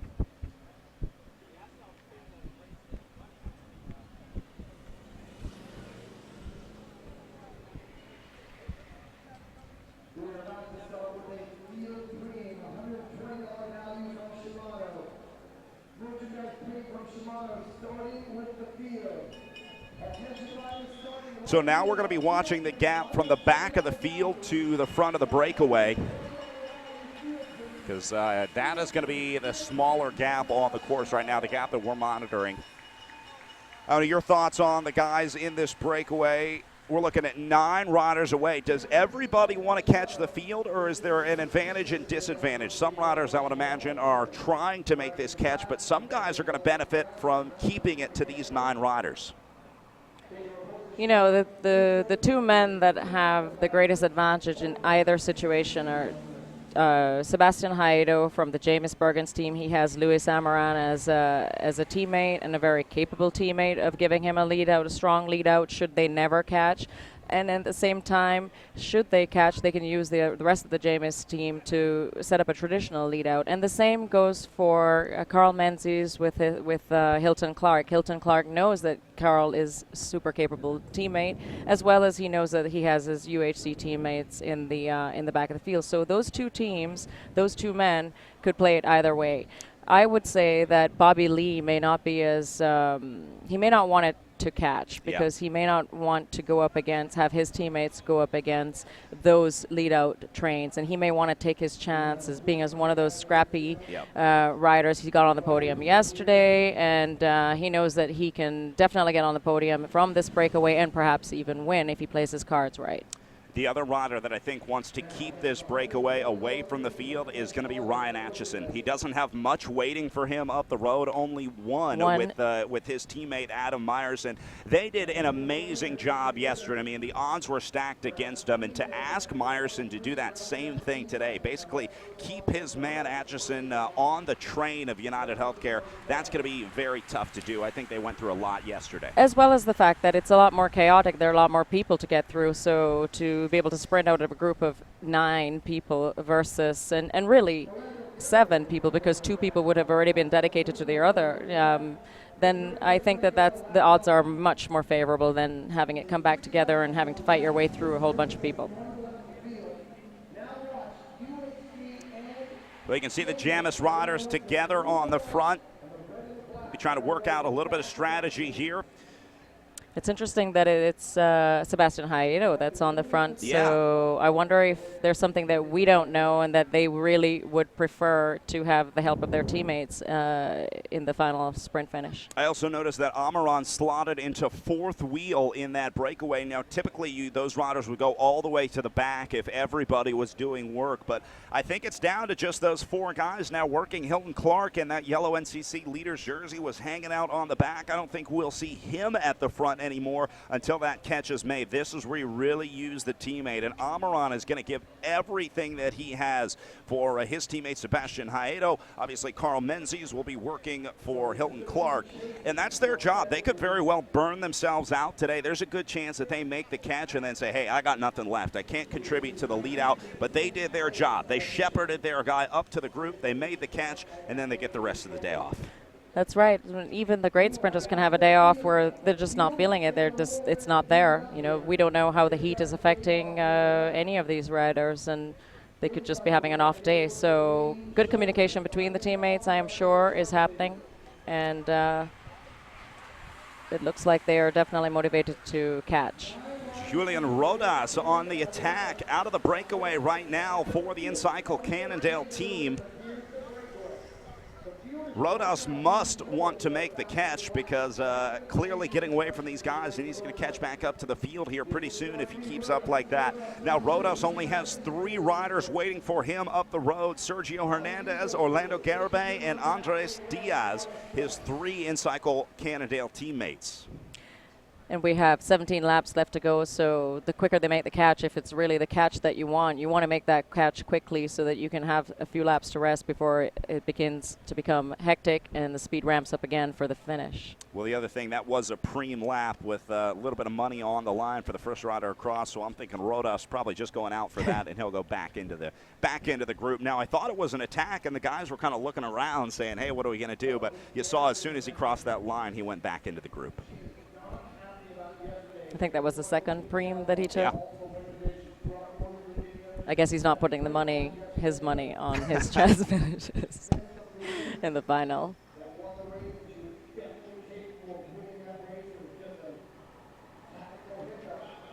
See, Bobby Lee is sitting fifth wheel, and he's being very attentive. And I think he's taking care of his legs, and he's also thinking about that finish.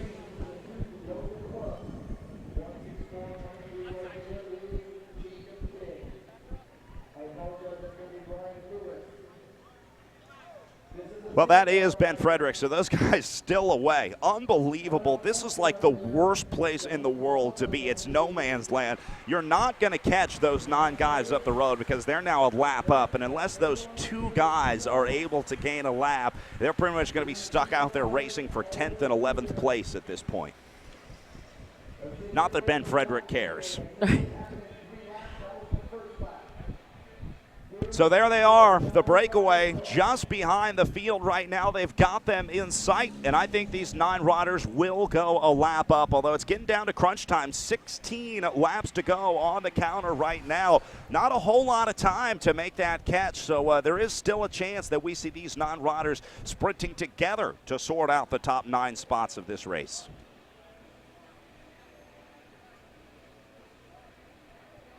It's a delicate balance between doing just enough to cruise into the back of the peloton, as well as saving your legs for the final sprint, because remember that these guys are expected to sprint. Well, as these guys make their way into the back of the field, we're going to take a break and go back down to Jay Korf on course. Thanks so much, guys. So this interview that I'm about to do, sure, we've talked with a lot of people who run corporations or run associations, but Tech Sergeant Chris Bowman is why we're here. He's a wounded warrior.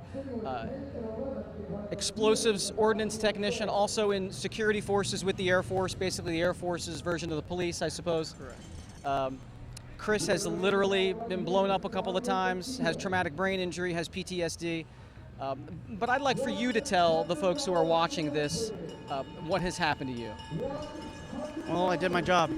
I don't regret a single thing, but when things hurt, when you're injured, you can't stop.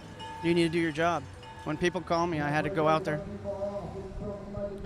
I gather you served in Iraq or Afghanistan? Correct. I've served in Iraq, Afghanistan, Africa, South America, the Far East. Tell us in your heart what it means for the Air Force Association to put on this race. You guys are the beneficiaries. You're the whole reason why the challenge ride exists and why people raise money. Talk to us about why that's important and how that makes a difference in the lives of wounded airmen. Well, for so many years, we're told to be tough, to ignore the pain, and to never accept impossibility. When we get hurt and it interferes with us doing our job, we're now told what we can't do. Adaptive sports programs, Wounded Warrior programs, they're out there so that we have a purpose again, and it brings us back to life. It gives us a reason to get up every morning and to come out and do our best and continue to exceed standards. And you're still working. You're in what they call air support. We can't say too much about that. It's a very important job. You're still out there. Correct. They've identified my retirement later on this year. So you're close to retirement. Yes. So I'm doing what I can. What's it like to be out here representing? Because I know that today there were, I think, maybe 7 wounded airmen who competed today. What's it like to be out here? It's awesome to be with our brothers and sisters and to see so much support and so many people who genuinely care to set something like this up, the complexity that they're willing to sacrifice to come out and show that they care. We were treated with respect, we were treated like peers, and we came out here and we represented. What a great way to start the Warrior Games. Will you be competing in the Warrior Games? Yes, I will be. In what? I'll be participating in swimming, in all aspects of swimming, in archery, and in the standing rifle unsupported. So it's that so all kinds of events. You'd like fly, free. My kids are swimmers, so. Okay. We'll be doing the freestyle in different distances, breaststroke and the backstroke. And how are you with your injuries right now? How are you feeling? Because the Warrior Games are tough, but it looks like you're the kind of guy that you're gonna push past that and compete as best as you can. Our coaches and the staff with the AFW2 program have been amazing. They've been teaching us how to adapt. It doesn't mean I can't swim. It means I need to adapt the way I do swim. I need to adapt the way I shoot archery, the way I shoot a rifle. This isn't a sniper system. This is an air rifle. They're showing me what it takes to continue living my life. I know that you appreciate everything that's been done today in order to help you and other wounded airmen. I think it's safe for me to say that everyone here is exponentially more appreciative of the work that you have done, the sacrifice that you have made for our country. Well, I haven't done anything more or less than my peers. Our brothers and sisters are here. We all have our own stories. We have our own reason for being here, but we share that one common denominator. We signed the paper, we accepted the sacrifice. And we appreciate it. Tech Sergeant Chris Bowman, thank you so much for being here. Back to you guys. Well, thank you, Jay, and thank you, Chris. What an amazing story. Thanks, guys. Nice job. Well, guys, starting to dump the bottles here. I almost just took a bottle to the face here on the commentary booth.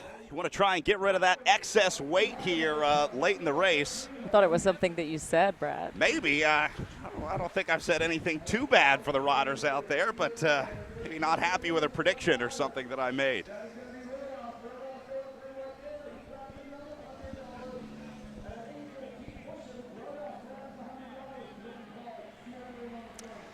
Actually surprised that the catch hasn't been made yet. Again, the Encycle Cannondale rider going off picking up $100. Julian Rodas is buying dinner for the team tonight, that's for sure.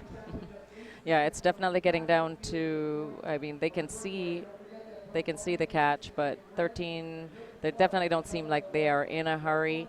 And perhaps it is the balance. Perhaps they don't want to make the catch, but it could be the balance of protecting their legs and getting into it at the very last second. Chris Horner riding second wheel right there. Just saw him grab a bottle from the Airgas Safeway director. And the guys also dump their bottles here in the feed zone because that's a safe place to do it. They know that they'll be picked up by the staff. Bobby Lee grabbing one. There goes Amaran taking one as well. And that rider's just taking the top off. It's not always water that you're going to drink. A lot of times they'll just take a bottle to dump on their head to try to bring your core temperature down. Yep. Well, looks like things starting to slow up at the front of the field. I think the catch is inevitable at this point. The gap not going to be too big here. They're going to move that moto out of the way because there is the breakaway just behind these guys with 13 laps to go. It's only 7 or 8 seconds back to these guys, less than that, as Amaran now comes to the front to do the work. They're going to try to close this one down sooner rather than later. And no, look at this, a mechanical issue for one of the riders in the breakaway. That's going to be the Air Gas Safeway man, as Griffin Easter has a flat rear tire.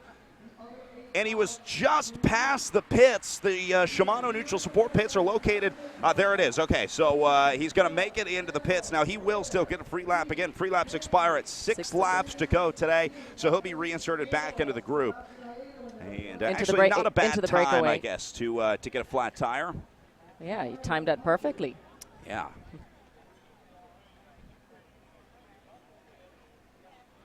No, a lot of people think, we were talking with Marty Nothstein about this yesterday. I think a free lap, that sounds pretty good. You get a little rest, maybe take some water, but in reality, it's the last thing you want. Your heart rate drops, the lactic acid builds up.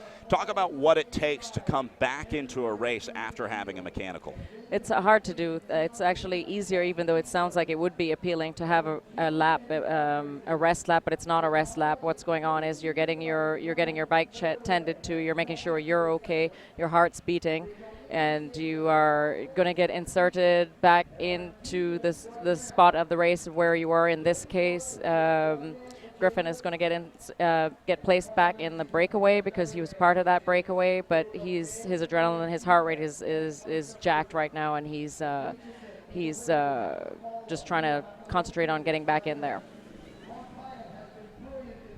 Champion System stands no tubes on the front of the field right now.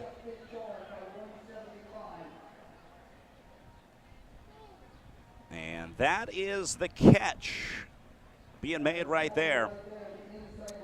So we are all back together with 9 riders who have gone a lap up. Again, Julian Rodas, Luis Amaran, Carl Menzies, Bobby Lee, Ryan Atchison, Griffin Easter, Hilton Clark, Connor McCutcheon, and Sebastian Haedo, all part of that group of 9.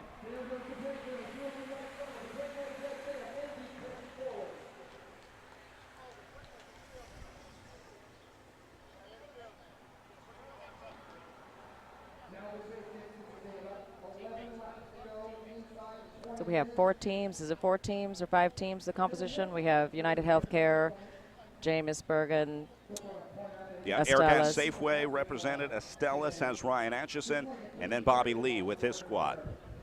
Oh, and of course, Rodas with the Encycle Cannondale team.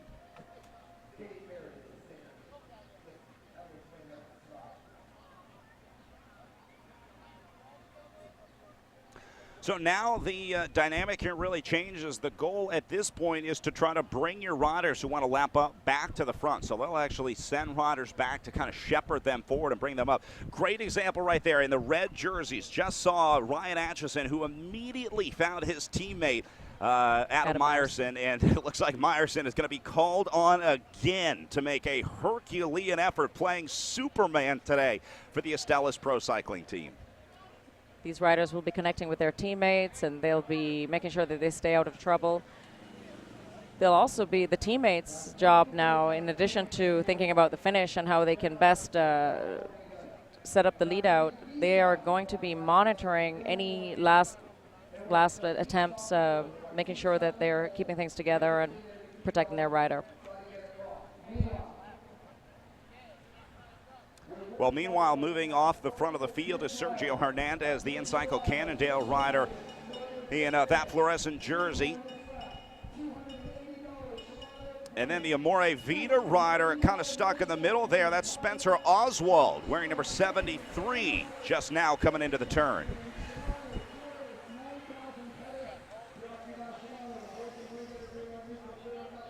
And Air Gas Safeway going to send, I believe that's Connor McCutcheon.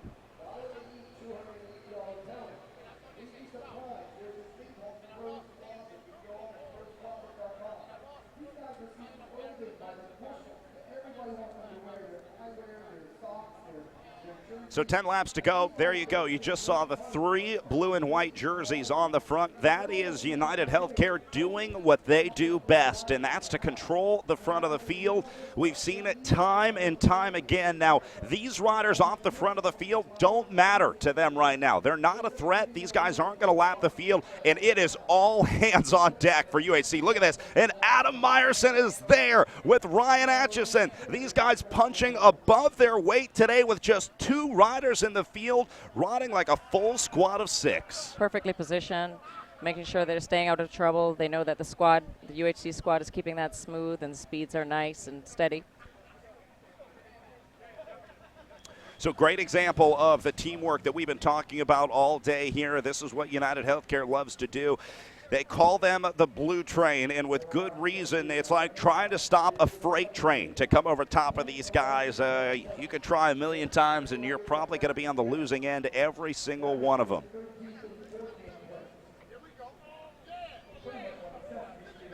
You know, I hate to pick favorites as a commentator, but, you know, as we were saying yesterday, we always cheer for the underdog. I would love to see someone upset the United Healthcare Blue Train, but I do love what they've brought to the sport. The organization that these guys brought is something that we haven't seen for a long time. In fact, I think it probably goes back to the old Navigator Saturn days before the last time we saw a team that was this well dialed and this dominant in American criterium racing. Yes, I agree with you. Although we love to pull for the underdog. What they do bring is it's an explicit display of how teamwork is influential in the sport of cycling. So those that are not privy to the inside of the sport, they can see what's happening. They can see what their teammates are doing to deliver their designated person to the line. I always love when we do live announcing. We go to cities with folks who are maybe watching their first bike race. I seem like a genius when I tell them that, hey, in 5 laps, you're going to see 6 guys in blue and white jerseys on the front, and inevitably, there they are. They are consistent, they are well-oiled, and they're dialed. Yeah, it's not an option for these support players. It's not, you can't say, I'm tired, I can't do it, I can't get it done. It's a bit of a parallel to that moving interview that we had with the sergeant. Of course, it is not a life and death experience for our cyclists that they get together and they do their job because they have to do their job. But you see the parallels where these support players, they get on the front and they do it. When they're told to do it, they do it. Yeah, the humility was amazing. He said, you know, it's just my job. It's what I'm supposed to do. And it's amazing when you hear those words. Those words seem simple enough, but, you know, faced against the danger that they faced to protect, it was very moving. We had our Crystal Ride earlier this morning, raising money for the Air Force Association. And thousands of folks coming out to enjoy a loop around Crystal City. It really is a beautiful course that they have designed for the participants here at the Crystal Ride. And it was awesome to see the turnout today and the vibe this morning to kick off the racing here in Crystal City. Couldn't have asked for a better way to get day 2 of racing started. Well, that rider that we saw on the attack earlier, Spencer Oswald, pulling the plug, just came by our position here at the finish line looking absolutely shattered. Oswald emptied the tank and unfortunately launched the move about 8 laps too early. But that's what happens. When you're done, you're done.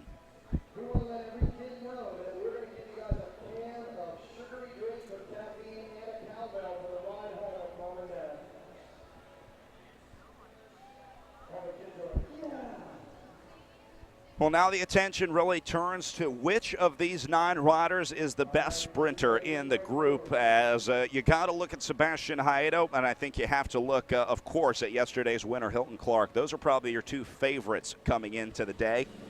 Yes, it'll be interesting to see who has the legs today.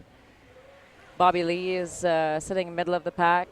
He'll want to improve his position as the laps count down.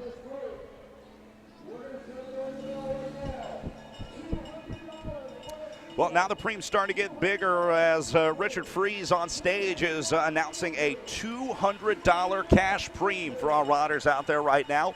Now, everybody is going to be eligible for that, whether you're a lap up or a lap down. Those riders have the opportunity to sprint for $200 cash. As we wait for that preem, Jay Korf has another great interview down on course, so let's go out to Jay.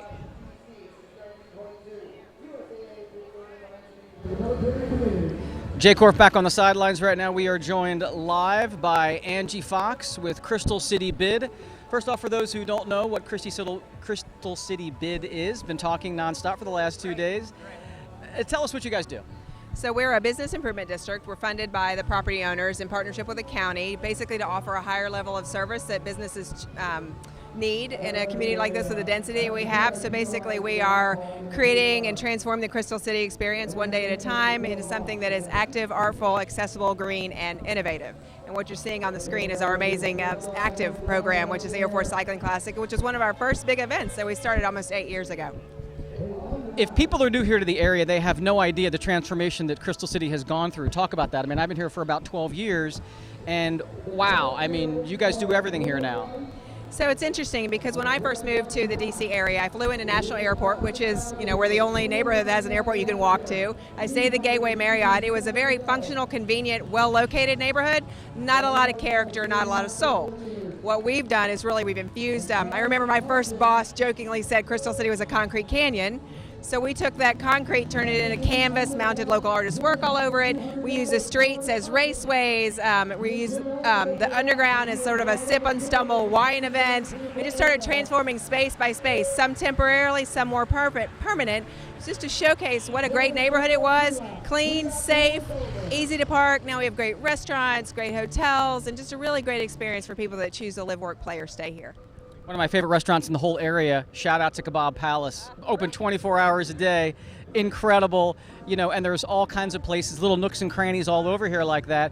You do some great events, you did some underground bike racing a while ago in one of the parking garages. This is the kind of place when you're driving around and you're at a stoplight, you're gonna see abstract art on embankments. I mean, this is innovative stuff. It's being done in some other cities, Portland, Seattle, some other places, but you don't see a lot of that color in this area.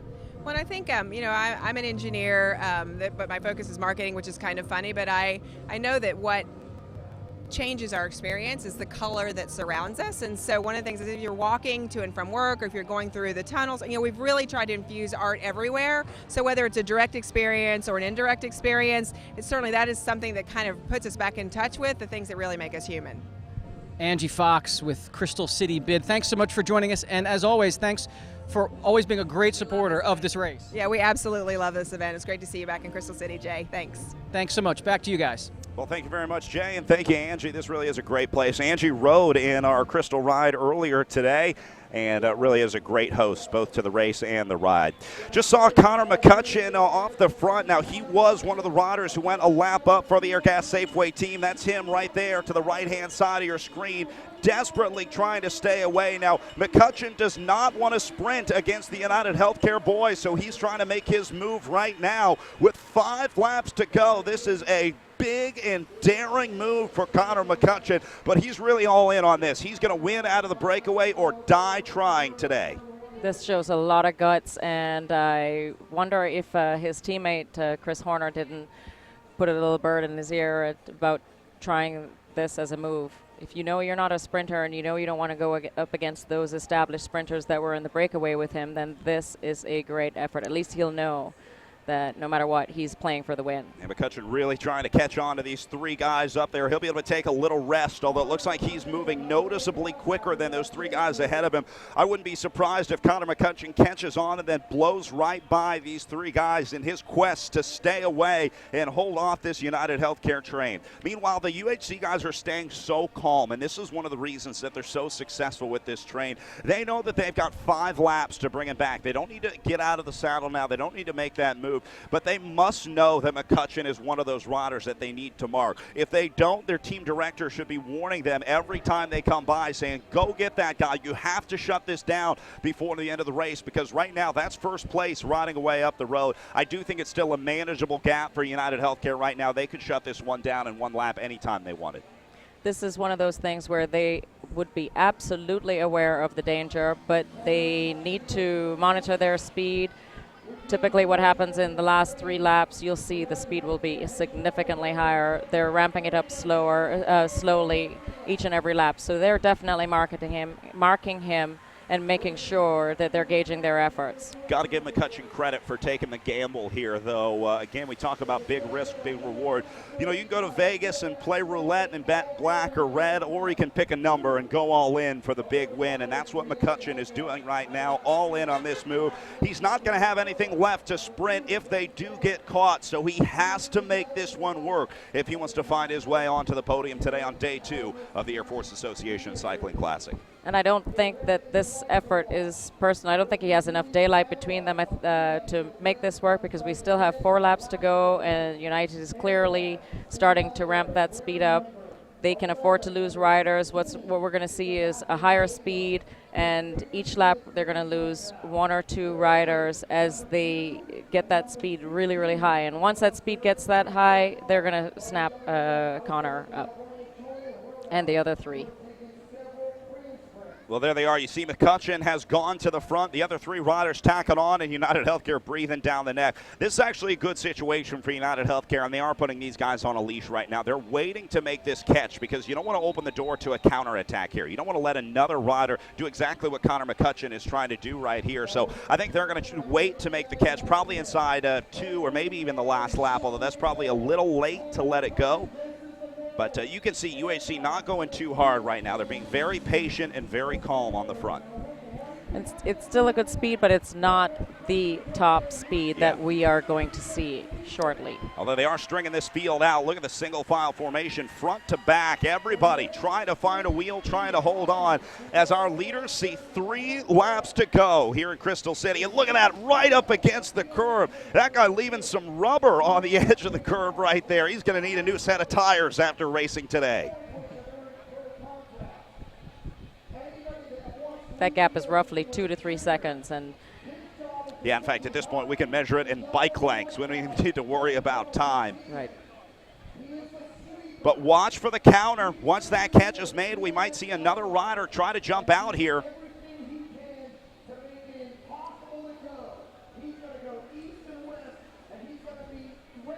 Jamis is there.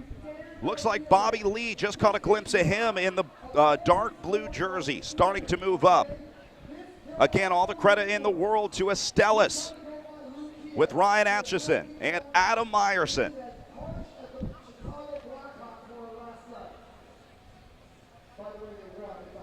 Got to give props to Connor McCutcheon, though, to make this move against all odds and jump out there. Takes a certain mental mindset. You have to know that you risk losing in a situation like this, but that didn't stop Connor today.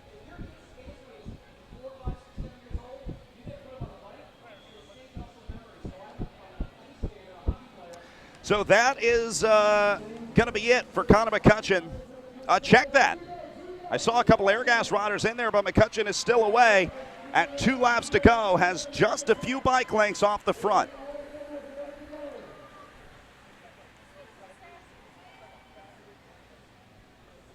You can hear the Jaws theme playing in the background right now. Only a matter of time before this one comes back together. And then the big question, can anybody upset United Healthcare? They won yesterday, and they're going to try to do the same thing today as they got to imagine, try to lead out their team leader and NCC leader, Hilton Clark.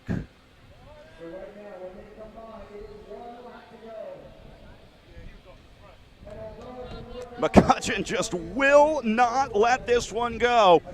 Refusing to give up on the front, even though they made contact with the rear wheel.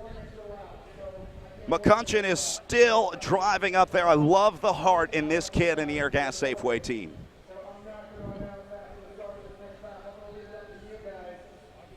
They're going to get the bell at this lap. So remember, that wasn't the only car that Airgas Safeway had to play. They still have Griffin Easter back in the field, the man wearing number 36, as United Healthcare going right around McCutcheon right there. Oh, and McCutcheon goes down. Oh, and Easter gets it too. Big crash in the final turn there. Guys piled up left and right. And Meyerson went down. He is out of the running. Again, we are inside. Oh, and it looks like United Healthcare rider holding the collarbone. That's not good to see. So they've lost a few. And look at the gap that it's caused. United Healthcare is now down to 5 riders, so they lost 1.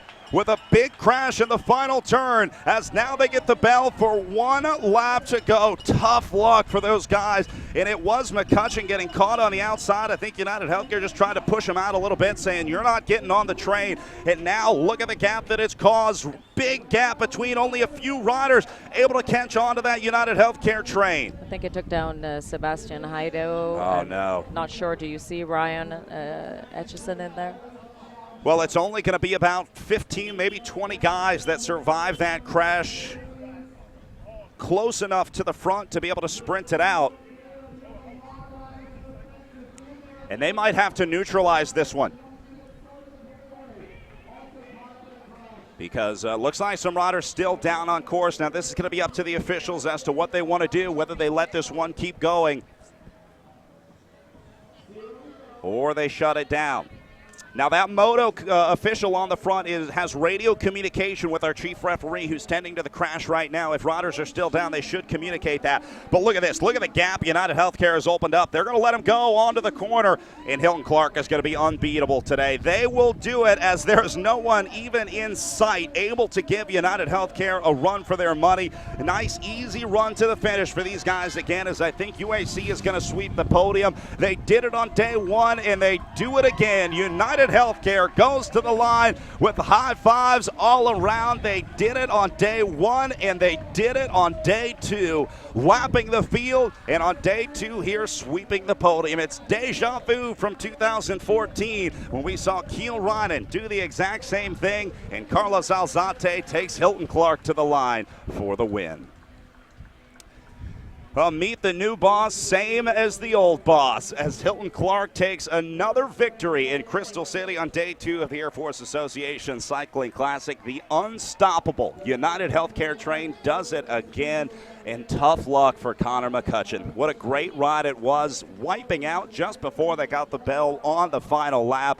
But it looks like everybody was able to walk away from that one. Tough luck for the young McCutcheon. It was a really gutsy move, and probably just gave it everything, and then coming into that final turn, fatigue just did him in. Well, you see the United Healthcare riders well off the back. That was Brad White there, wearing number 6 in the blue and white jersey.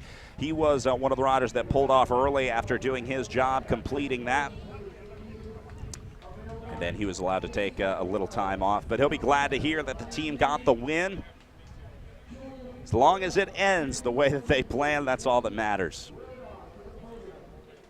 So now they make their way back as that is your winner there in the yellow and white jersey. Mr. Hilton Clark does it again. He's won here before, and he adds another victory to his incredibly long resume.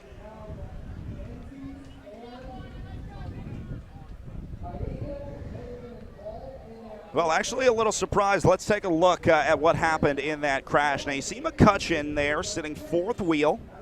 Goes to the outside, and then the rear wheel locks up and slides out. That causes a chain reaction behind. Atchison didn't go down, but he did get caught up there. That's the rider wearing number 62 with the foot down just to the right-hand side of your screen. His lead-out man, Adam Meyerson, did get caught up. There's Chris Horner wearing number 31. He's down with his teammate, Connor McCutcheon. And then, of course, you run that risk of riders coming around that blind turn, guys behind you.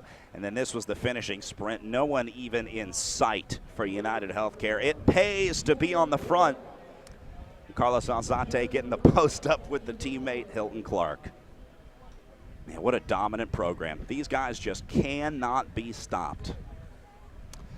Well, our pro women taking to the course right now. That'll be up next. We're going to give them a few laps to take a look at this course, get a warm-up in, get their course preview, and then we'll start calling some of those riders up to the line. We're also going to be having our men's podium here in a little bit as we recognize Hilton Clark and the rest of the United Healthcare team. We'll get our top 3 here in just a bit as, again, it was a chaotic finish. I didn't catch those 3 riders, but our officials are working diligently right now to figure out which of those 9 riders was able to make it up there.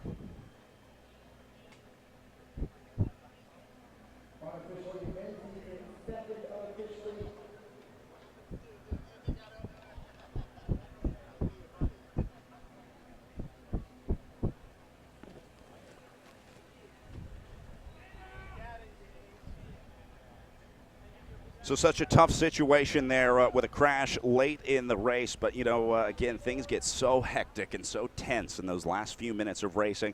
McCutcheon was probably in oxygen debt at that point. And I think that might have contributed after such a big effort to try to stay off the front, maybe just getting a little loose in that turn. You have to be very careful with the braking, and I think that was the problem. He tried to grab the rear brake and grab just a little bit too much brake there going into the turn. That caused the wheel to lock up, and he slid out. Yeah, it does pay to be at the front, but of course, you know, you also have to have presence of mind, and he had just done a huge effort.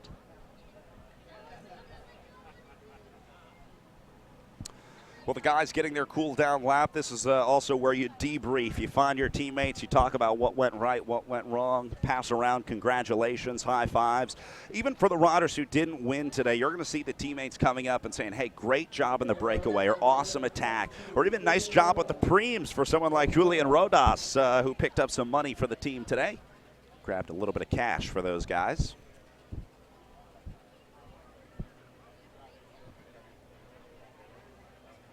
And again, it's amazing to see that teamwork that is required to win a bike race.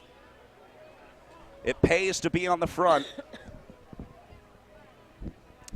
That's Ryan Atchison and Adam Meyerson right there in the center of your screen in the 2 red jerseys. Atchison, the rider with the fluorescent green shoes.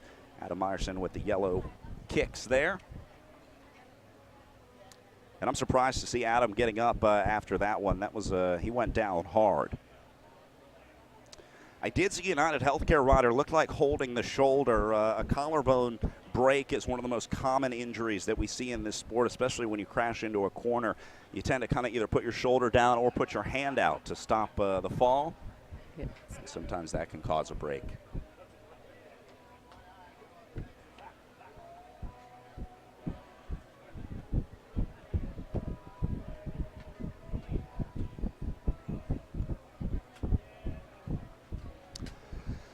Well, the women lining up, taking to the course as we're going to get the men off the road. And we'll have a chance to meet some of those top riders here in just a bit as they roll those riders up to the line.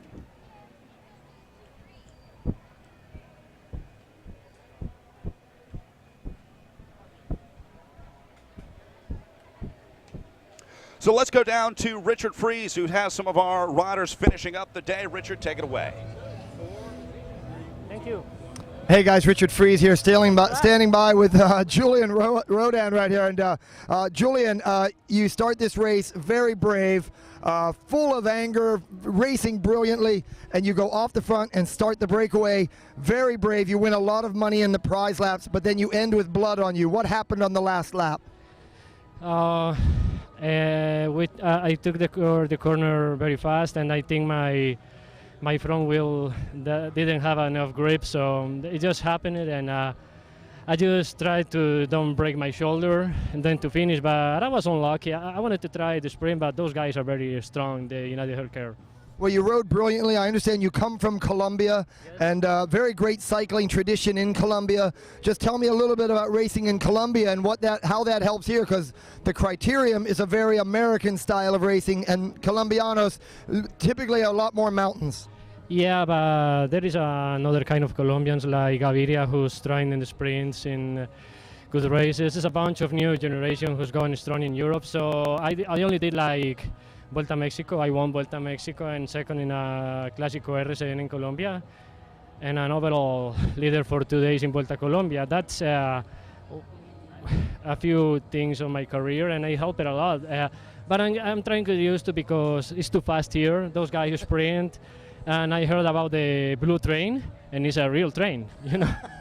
and I feel proud, like, to hold the position and to try to learn how to race with these guys, maybe to sprint in a few months or next year, I don't know. And racing here is an awesome experience. I love this country. I love the people. So nice, and just enjoying the season here. Great. I got to ask you about your injuries. You're pretty ripped up. You have a little bit of blood. Is everything okay? Yeah, but not in the shower. So I'm going to be okay if I listen in my left side. And I wanted to thank you to Micah Cloteo and Dominic Galenten in cycle, Civello, Cannondale, Mike Miranda, and the whole crew of my team. Sergio Hernandez, well-known guy, Diaz, and Orlando Garibay, who helped me to make this job. Great program out of Southern California. I just want you to know, I just came into my ear that the judges have named you the most heroic rider, the rider with the most bravery, bravado. So you are going to win a very big cash prize to augment what you won in prize money today. So congratulations for being the most heroic rider here at the Air Force Association Cycling Classic. Oh, thank you very much. I feel very proud to hear that. I feel like full of joy now, and this is my first race like with the result in US. And I'm gonna keep on trying until I have maybe a first place in the podium with these guys. So you're going to get there pretty soon. I'm going to throw it back to Brad Soner real quick. We'll be back with Hilton Clark in just a quick second. Back to you, Brad, at the main desk. Thank you very much, Richard. Julian said it best. You never really know the extent of your injuries until you get into the shower at the hotel afterwards. That's where you really find all the places that you got road rash when you went down in that crash. I imagine that's something that you never look forward to, but you have to get cleaned up afterwards. It's one of those necessary evils where you need to take that pain in the shower. You have to get that clean to be able to heal. All right, Richard has Hilton Clark, so let's go back down to Rich Freeze. Hilton Clark. And Richard Freeze back with Hilton Clark. Hilton, we got to stop meeting like this. Your winner yesterday, winner today. Slightly different set of circumstances, but it almost looked like a similar moment early in the race. An early move, you didn't look like you really wanted that move. It looked like you just went up to look at it, and then it ended up sticking. Am I correct? Yeah, well, to tell you the truth, again, the most dangerous rider, as we thought, was Sebastian Hayato, who's in the break again. And Carl Menzies and I really didn't drive it, and you know, Bobby Lee's riding amazing, and he was just driving it the whole time, and then ultimately just like we kind of slowed down a little bit to try and slow it down, and it wouldn't. So we lapped the field, and the team just all said to me, no stress, we got you. And you know, so I'm so lucky I have guys like that back me like that. And that last corner, boy, it was we're coming to one to go. We caught two riders that must have been in front of the peloton, and they just seemed to get startled by the peloton coming up on them at the wrong moment. They crashed, and I'm just lucky that I've just been in that circumstance a lot of times and just held my nerve, and I just slipped through underneath. If I didn't get through, Carl would have been good, but we ended up with first and second, and you know, very lucky to get in the corner, but that's the advantage of having such a strong team. You know, for riders that are back home watching, Category 4 riders, for example, that are watching this, you know, they say that you go through a criterium and you've got this line and it's drawn and it's drawn and it's drawn. But with one lap to go, the line sort of gets a little scarier. Describe that what you just heard, what you just said, that nerves that you have to go down a little bit, lean on that while your bike a little bit more. Yeah, look, like, you know, I guess in the lower categories it is just about getting in a line, but we put a lot of work into every different rider's role in that line and how we look after each other and protect each other in the corners and when we need to be fast. And my guys, we've been together for 5 years now, and everyone thinks, you know, we do it so easy, but we don't do it easy, but we've just got so much confidence as a group together. It's a great team to be part of, United Healthcare. You know, one of the things is, you know, I'm here, I've got music going, the crowd's going, it's really loud. Describe the situation that criterium racers like you face. I've often heard, and in my own experience of racing, they say it's eerie. It gets almost quiet with one to go. Describe that one to go sensation of being hyper vigilant. Yeah, well, like, you know, with my team on the front, you're hypersensitive to what's going on behind you because you're waiting for the rush to come of everyone else. So you're really just sort of so focused in and really trying to not, we have a big screen here down the home straight, trying to not look at that and try to focus in on just to protect my line and focus on my riders, what they've got to do. And it's, you know, it's like I just have so much trust in guys like Menzies and Alzate and Luke Keogh. And of course the other two, Brad White and Hedgerow. I just have trust in them, and they take me to line, and it's awesome. Is there anything more exciting in sport than that last lap?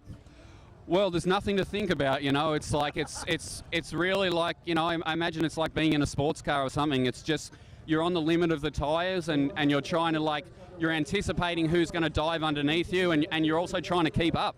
So it's, you know, it's like there's no thinking involved. All right, Hilton Clark, great champion, 2 days in a row. I know you love this race. Thanks a lot. Congratulations. Thank you. All right, back to you, Brad Soner. More racing coming up here at the Air Force Association Cycling Classic. Well, thank you very much, Richard, and congratulations once again to our back-to-back winner, Hilton Clark, as he does it again here on day 2. As you can see behind Richard, the kids races getting ready to roll, one of the biggest kids races in the country here at the Air Force Association Cycling Classic. We're going to take a quick break here in the commentary booth as our kids take to the course, and then we'll be back with our pro women's race at the 2015 Air Force Association Cycling Classic. Stay tuned. Thanks for watching.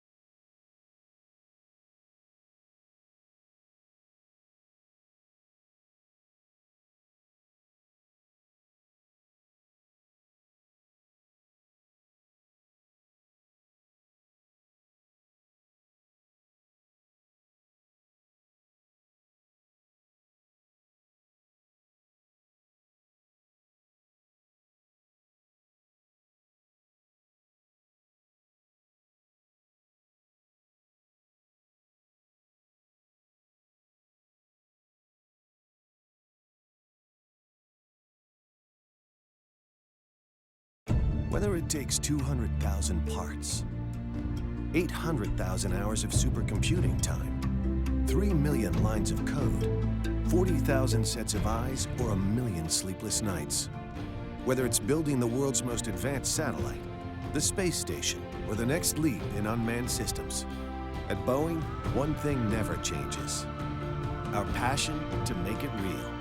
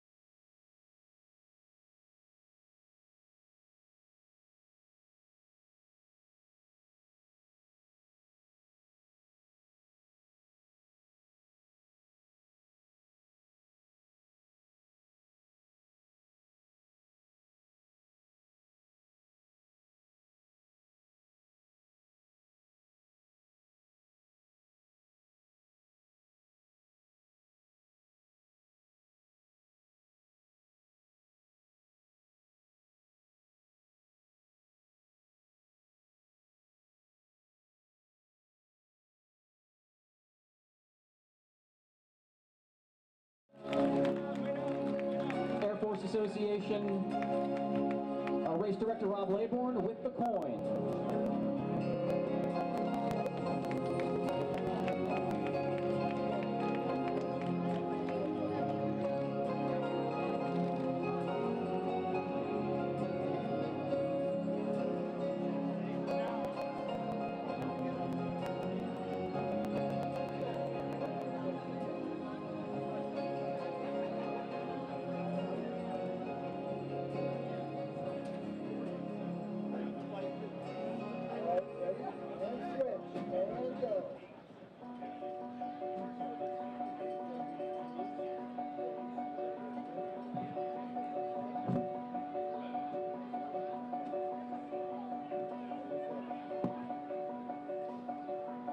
For today's race, the Crystal Cup, here's our top 5. In 5th place, Julian Rodas.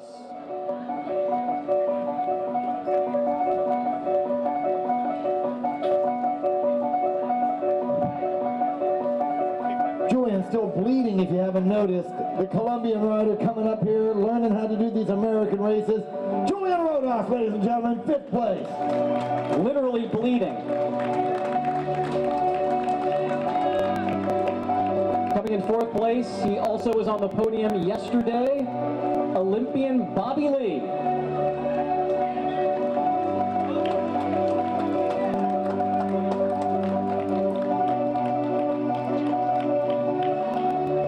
In 3rd place, Luis Amaran.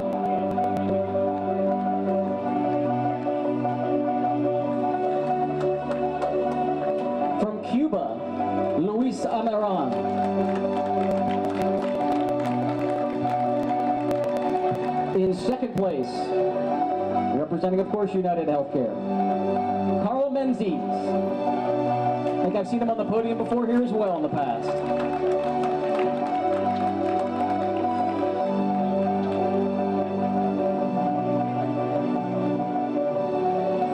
And our winner from yesterday's race, you've seen him before, here he is again. From United Healthcare, Hilton Clark.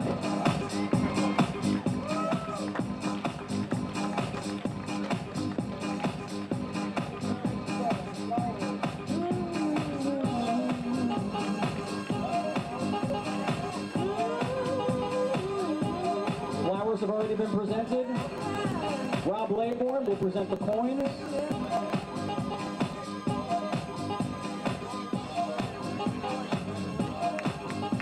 And from Crystal City Bid, Angie Fox with the Crystal Cup.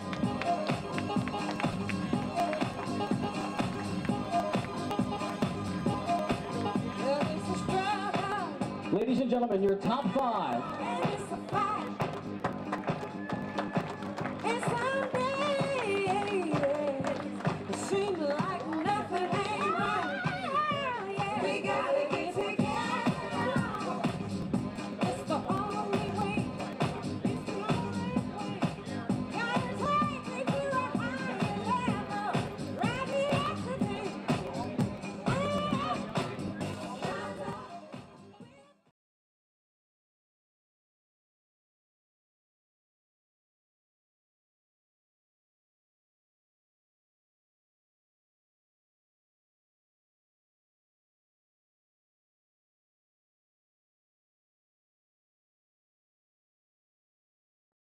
Number 1, it could have been a little bit broken up on the front. He's got the lead out. Oliver will go to the outside of it. Right out there. And then takes the field sprint here. Oh, Ryder sliding out. They start the sprint. You're right. Tina Pick is set up perfectly.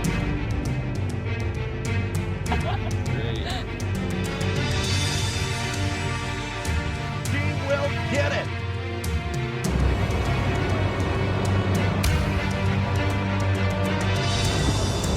Kendall Ryan. She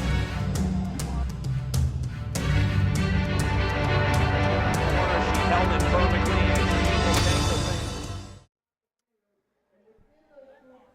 Well, welcome back to the Air Force Association Cycling Classic. As you just saw, we wrapped up our men's podium, and now it's time for the pro women's race. They're doing the men's Omnium podiums here, as this is day 2 of the Air Force Association Cycling Classic. We had an amazing day of racing in Arlington yesterday. Let's talk about the women's race yesterday, as I'm being joined by Ona Winter Parks, former pro and former team director, who's raced here at the Air Force Association Cycling Classic back when it wasn't called the Air Force Association Cycling Classic back in those days. The addition of Crystal City here, day 2, this makes it a much different race than just a one-day criterium. Oh, it's a huge difference. First of all, there's the Omnium aspect, which means that both days count. They're not separate races.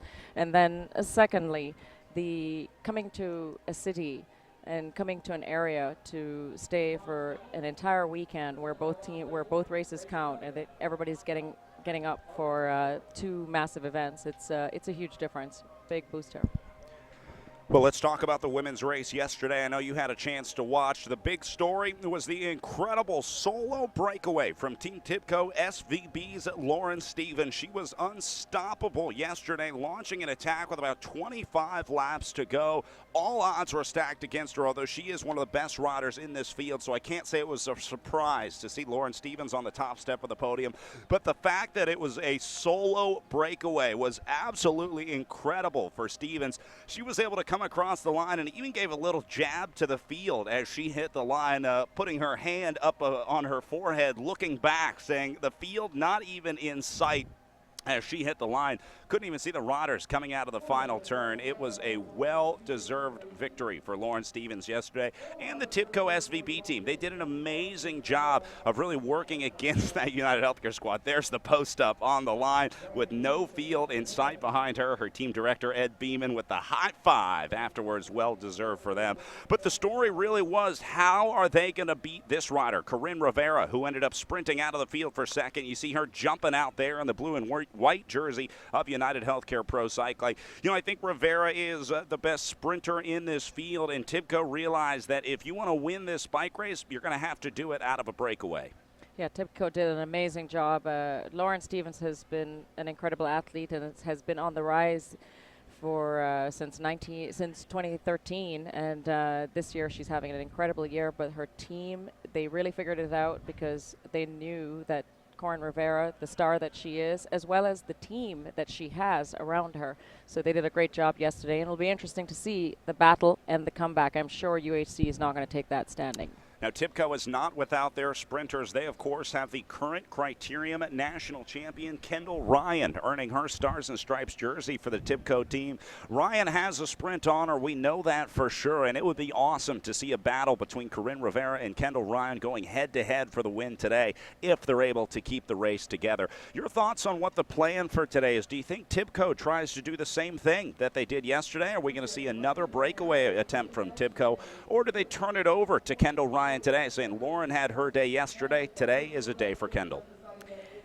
I don't think that they'll try the same exact tactic because, first of all, people will be looking for that. But I think the strong riders, they know who they are, and they're always going to force a hard race. So they're going to make sure that they're playing their cards right and they have favorable odds. And if they don't like the break, or if they don't like what the composition of a break might look like, they're going to have to be aggressive to make it to change it around so that it can work in their favor. It certainly would be nice to see the Stars and Stripes bearer getting a win, and I'm sure they're motivated by that. And at the same time, UHC is going to be motivated to come out on top.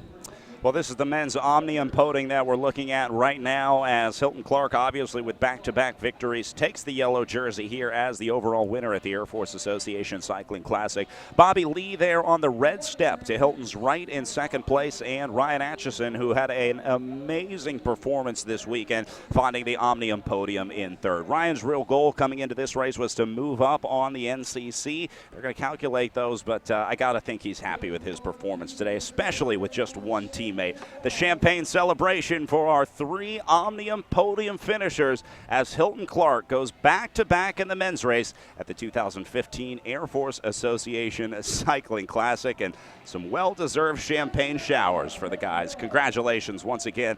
Hilton Clark, our Omnium winner, Bobby Lee in second, and Ryan Atchison third overall after 2 days of racing.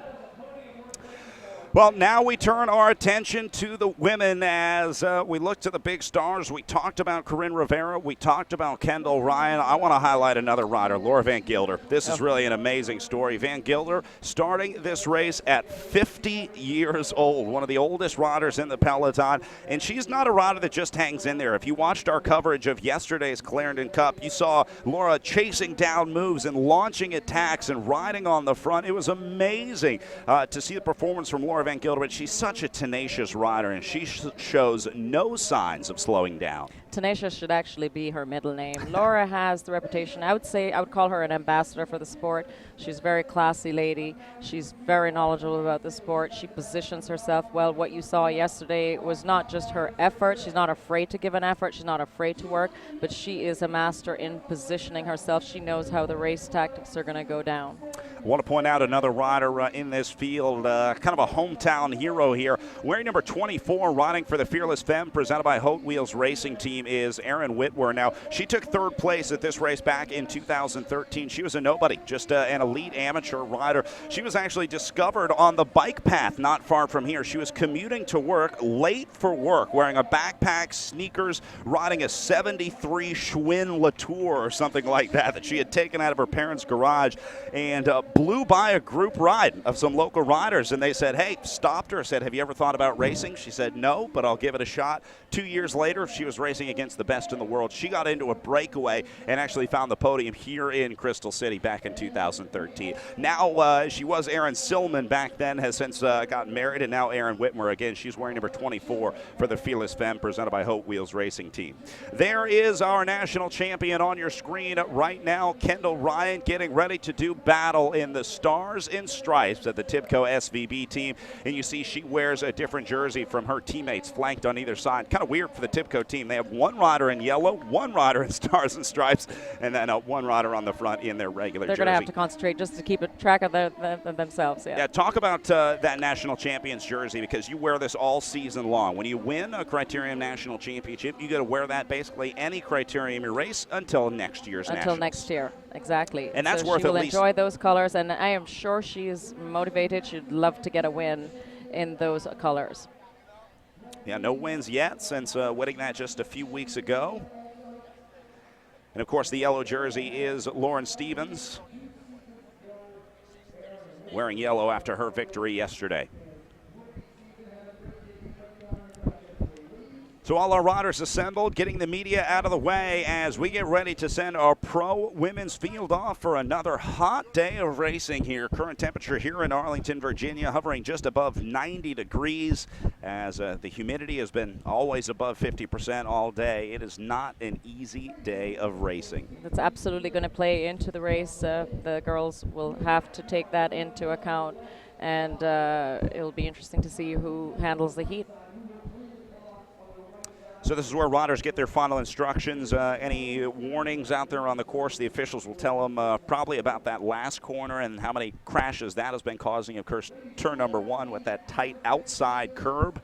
And many of the girls also have teammates, such as the United Healthcare girls. They would have been speaking to their male counterparts and getting any tips or asking for anything to watch out for.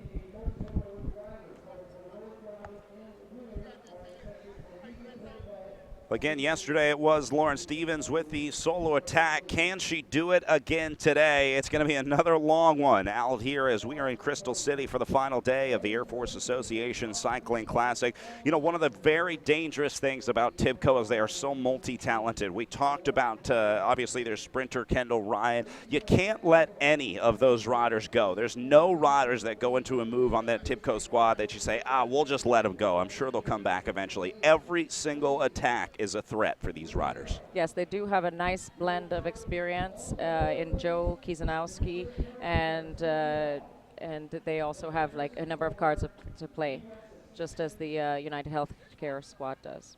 Same story, yeah, with United Healthcare. Corinne Rivera, you see there in the blue and white, just about in the center of your picture.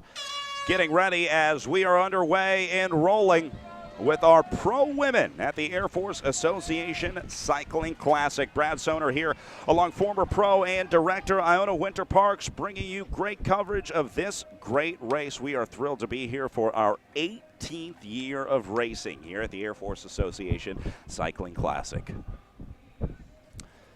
Seems like just yesterday I came to my first event. I actually got my start here at this race setting up fence when I was 13 years old. That was my summer job, traveling with a fencing company that sets up all the fence for this event. Saw my first Criterium and just absolutely fell in love. Well, once you see a race like this up close in person, you see the speeds and the riders. It was Tina Pick that got me hooked on bike racing, and been in love with it ever since. And I certainly hope that today's race will inspire some other young kids to take up the sport. You never know, and it's certainly not the typical paper route job. Not a bad summer job. Not a bad summer job. For sure. Well, things off to a calm start here. No early attacks just yet in our women's field. The these riders, I think maybe a little smarter than the men. Those guys tend to go out from the gun and a little more patient out here.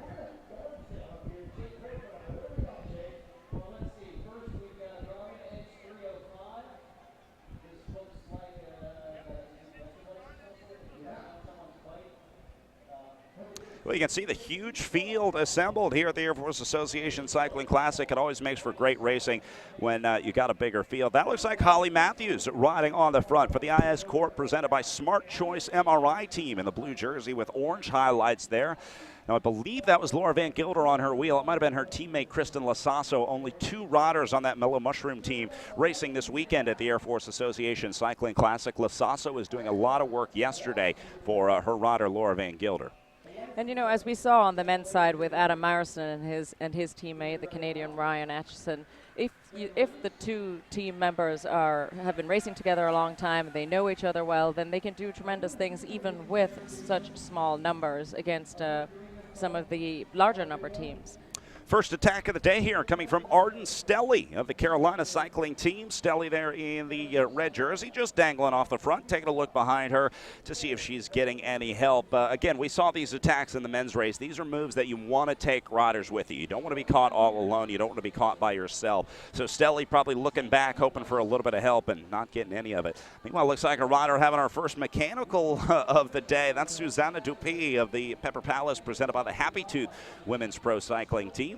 She has her hand up for a mechanical, or perhaps she has flat. Unfortunately, no service on course. Typically in a road race, you can hold your hand up and one of the neutral support cars or motos will come up. But I think she was just letting any riders behind her know that she was coming back. It's kind of a courtesy to the other riders in the field to make sure they don't run into the back of you or have to brake and gap off. You want to make sure they have plenty of time to get around you. And again, she'll be fine. Still early in this race, no reason for her to panic. She'll take a nice, easy lap to get into the Shimano neutral support pits.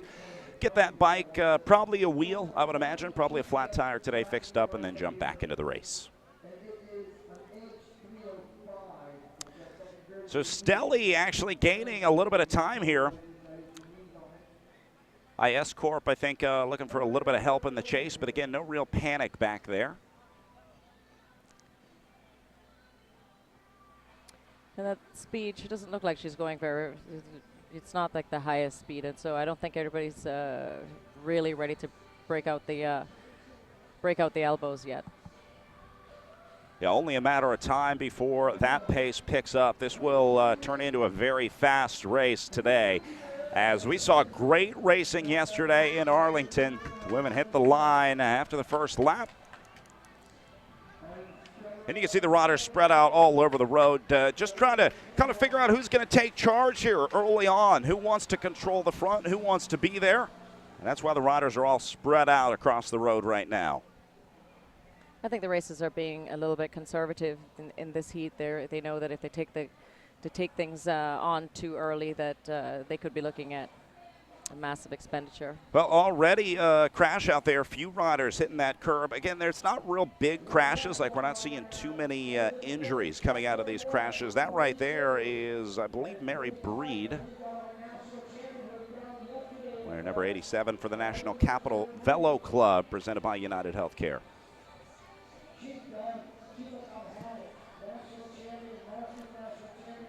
Well, Arden Stelly in a tough position right now. You have to decide if you commit to this move and keep going or pull the plug, since it has now become very clear that nobody wants to join Stelly up the road in the breakaway. Nice job by her Carolina cycling teammate there, riding second wheel, doing whatever she can to try to slow down this field and help out her teammate up the road. Company. Yeah, you kind of have this uh-oh moment when you're in a breakaway like Nobody's this. with me. Becomes very clear that you're not going to get any help, but it looks like Stelly is going to continue to drive this one. And, you know, if she can catch these riders off guard, you know, they weren't going too hard back in the field for the first few laps. Now things are starting to pick up a little bit as you see the field straying out. But I think Stelly looked back and said, hey, they're just cruising. I might as well try and go. Maybe I can go a lap up early on. Just getting lucky on that.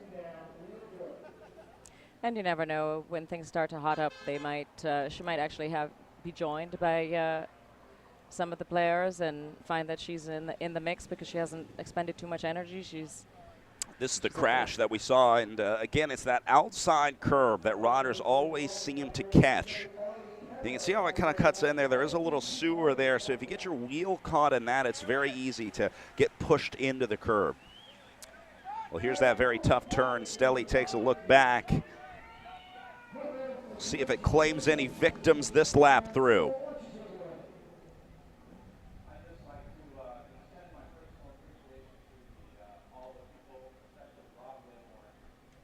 The other advantage of being at the front and why it's so important to fight for that position at the front is that you get to choose your own line. Your chances of being caught in a crash are much lower the further you get up to the front. So it's not just to be able to cover moves, but one, to just stay out of trouble in case riders do go down, and especially on this course where we've seen so many crashes in the men's race earlier today. And it is a lot smoother. I mean, even though the girls will all be working hard because it is a race after all, it is a lot smoother at the front of the race. Well, Tipco coming to the front here. You see those dark blue jerseys with the green highlights. Get used to seeing this jersey on the front, because the way that these riders rode yesterday shows that they're going to be very, very aggressive and try to control this race. Again, you know, I think most of these teams are finding that this is the way to crack that United Healthcare code. This is how you have to beat UHC, because if you let it come down to the last few laps, it's just not going to happen.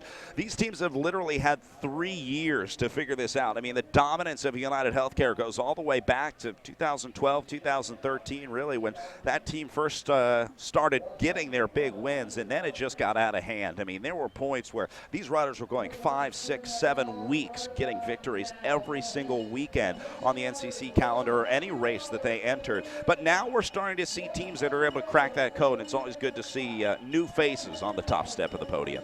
That's right. When the United Healthcare organization and program decided to add a women's team and to the men's already dominant program, they managed to attract riders because of their the level of organization and professionalism. They managed to attract some of the top riders and pull from various teams around the country and around the world, and they racked up wins immediately. And so now we're seeing 2 years in, this is the third year, and we're starting to see people, riders, taking a shot at that and not just giving it to them.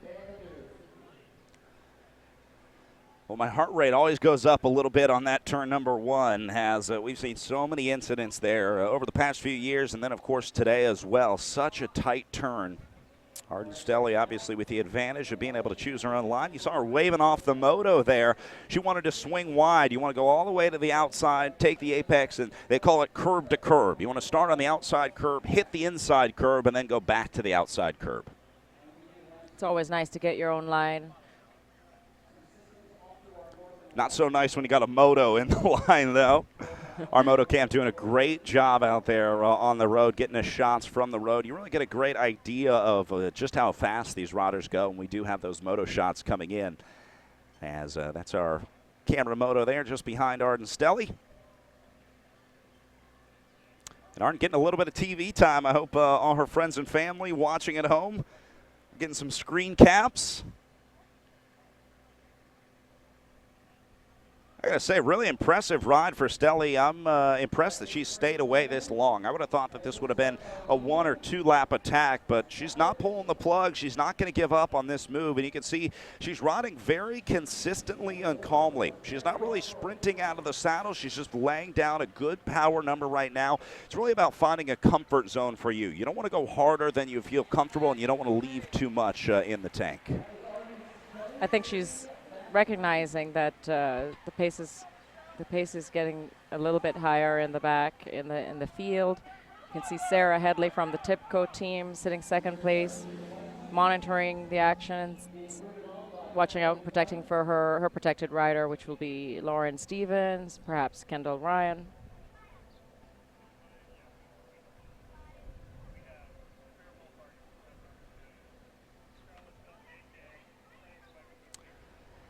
Well, already seeing some riders getting gapped off the back, as that's going to be the story for a lot of the day today. For so many of these riders, just hanging in there is going to be a big one to watch. Let's learn a little bit more about yesterday's winner, Lauren Stevens of the Tibco SVB team. The former math teacher out of Garland, Texas, found that she was a pretty good bike racer and thought she'd stick with it. Now, you'll remember she won this race back in 2013. She was in that breakaway with Aaron Whitwer, and but she's a great stage racer as well. She's seen a lot of her success on the NRC circuit, which is the National Road Calendar. The NCC is the National Criterium Calendar, and she really is a multi-talented rider. She can climb, she can time trial, and she can sprint. Yes, she can, and she's not even affected by the heat because, as she mentioned yesterday, she's from Texas, so that she's definitely proving not only her strength, but she's very comfortable here in these conditions.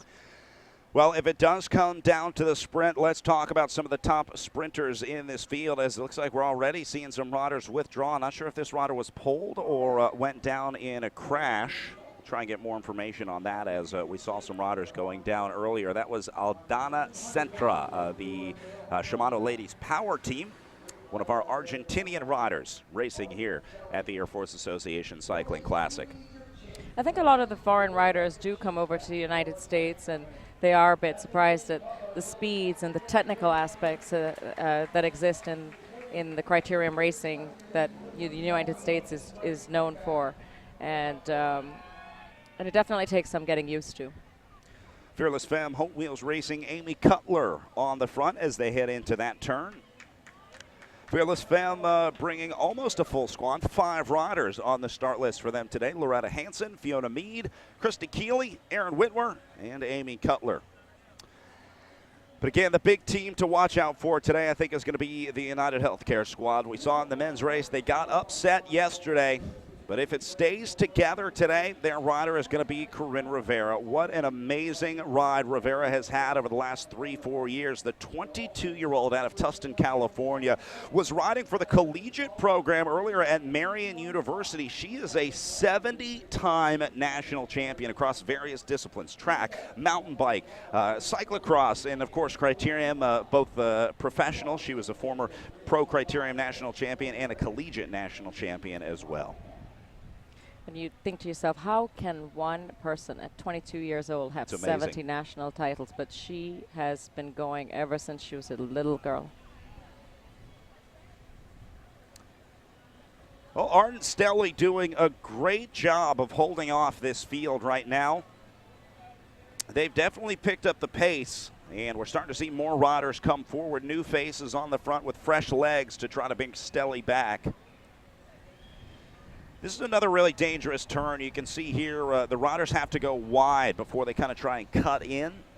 You want to go wide to carry as much speed over as possible, but then it does taper back in, and you run the risk of getting pinched between that fence that's coming in and a rider who may hold their line on your outside. I think the riders, they want to carry the speed because they don't want to have to slow down so much that they're having to make that effort of having to jump again out of the saddle to get that speed up again. So this is where they might run into trouble if they don't gauge that speed right and how fast they can take that corner.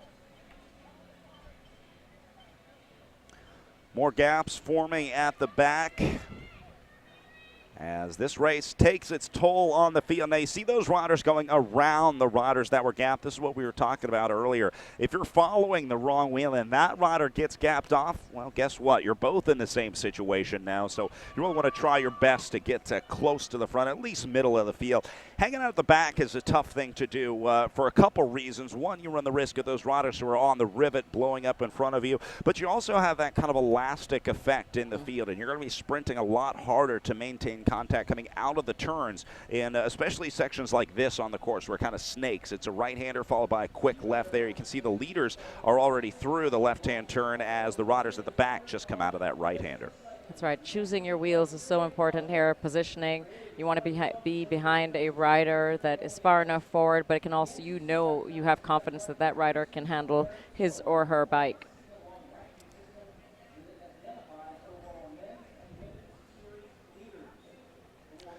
Well, Stelly going way wide on that one, carrying a lot of speed through the turn, doing everything that she can to try to hold off this field.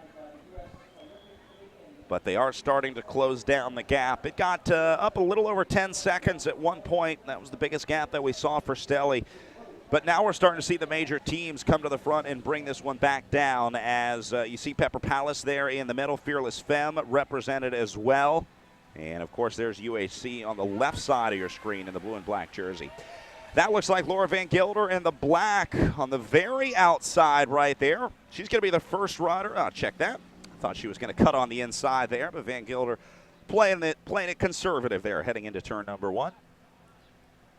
Laura always tries to stay up front. She's very comfortable being out in the wind if needs be, as long as she is unimpeded by, she likes to take her own lines and make sure that she's not stuck behind anybody that may or may not take the right line or anticipate some of the moves.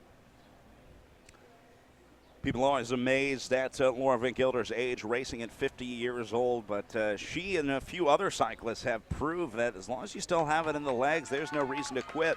If you watched this race last year, you remember a rider that you know well, Tina Pick, getting back-to-back victories here. Van Gilder, again, out of Pocono Pines at 50 years old. She's a tiny rider at 5'2", just 130 pounds, but she has a resume that is as long as this course. She's raced this race 16 times, and she also spends a lot of time on the cyclocross circuit. It's kind of steeplechase for bikes. For those not familiar, it's somewhere in between mountain biking and road racing. It's a very muddy sport and a very power-intensive sport. You have to have, it's only about an hour long for most of the races, which translates really well to criterium racing because it's kind of the same time frame. Laura was a former #1 ranked rider in the world in that discipline on the women's side. She brings that skill, of course, to the criterium circuit as well. Laura is a rider that likes to ride and all year round, and cyclocross is a very, very intense sport, and typically road racers like to have a little bit of downtime, and Laura just keeps at it. She also used to add swimming to her regimen, her off-time winter training. So Laura is somebody that her body can handle a tremendous amount of load, and experience really counts for a lot because she's still at her age, she is still managing to place on several podiums. I've lost count of how many hundreds of wins she has over the course of her career, which is still continuing. Yeah, you know, a lot of these riders come from other sports. I know you were a triathlete, spent some time, swimming as well, but you found that you were just better on the bike. A lot of these riders kind of look, they do a triathlon, they look at their bike splits and say, hey, I was really good on the bike. You know, I was maybe a mediocre swimmer, I was okay at running, but man, that bike split was really good. Tell me about the change in your career. When did you decide that you were going to move to pro cycling and away from triathlon? You know, after I made the Olympics in triathlon, which had been a huge goal of mine, and it took many years to get there, and I was tremendously proud of myself, but I was very attracted to cycling because of the team strategy and having teammates. I was also from Jamaica, and I was the only one that was competing, and there was no cycling team in Jamaica, so it was coming to the United States and being able to ride for a pro team was tremendously exciting, very fulfilling. Do you ever miss it? I know you spent a lot of time riding criteriums with your squad, doing races like the Air Force Association Cycling Classic. Any desire to go back to try? No. No. That's the right answer. When I close a chapter, I close a chapter, yeah. And I was very pleased, happy to do it. And cycling, I very much love the sport. I don't miss racing, but I follow it, and I really, really enjoy seeing what's happened, the changes that have happened in the sport. And you spent some time as a director as well. After your racing career was done, you moved over to the managerial side of the team. Yes, that was interesting. That was actually harder than racing, I think. But very gratifying as well, and seeing, helping, identifying young riders or riders with talent. Lindsay Bear is a rider that is riding for Pepper Palace team out here, and she was a rider that came up and was one of the riders that I identified for Colavita when I was directing, and I've been watching her. She's come into her own, and there have been a number of stories like that, and so I think that's one of the cool things about being a director.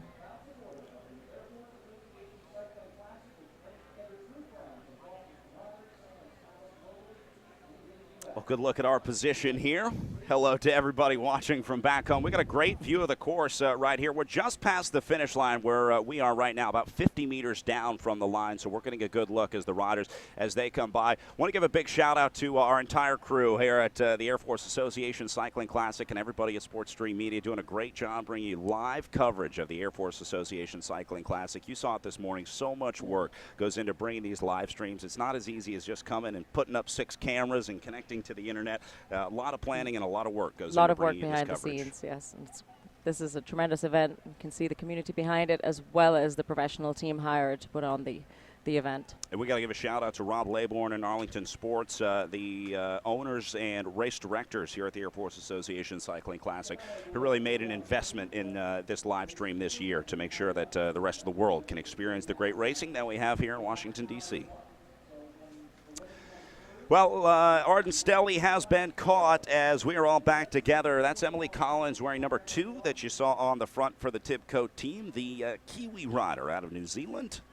And Emily Collins, she actually has a pretty good sprint. She's a scrappy rider, and she rode for Wiggle Honda team on the European circuit last year, and has some experience with the United States style of racing. So she definitely adds some depth to that Tibco team as well as another card to play.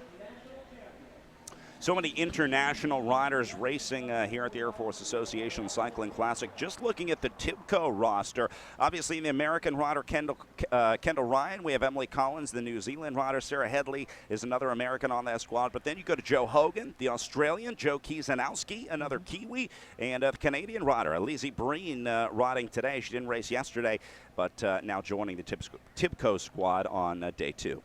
And Elise Bryan hails from Quebec in Canada, and she has some time trialing experience. Joe Kiesanowski, as previously mentioned, she is a 3-time Olympian, so she's also a captain on the road for this deep Tibco team. We also have the Irish Criterium National Champion with us, Fiona Mead, for the Fearless Femme, presented by Hot Wheels Racing Team, wearing number 22. You'll see her in her special green and white Irish National Champions jersey.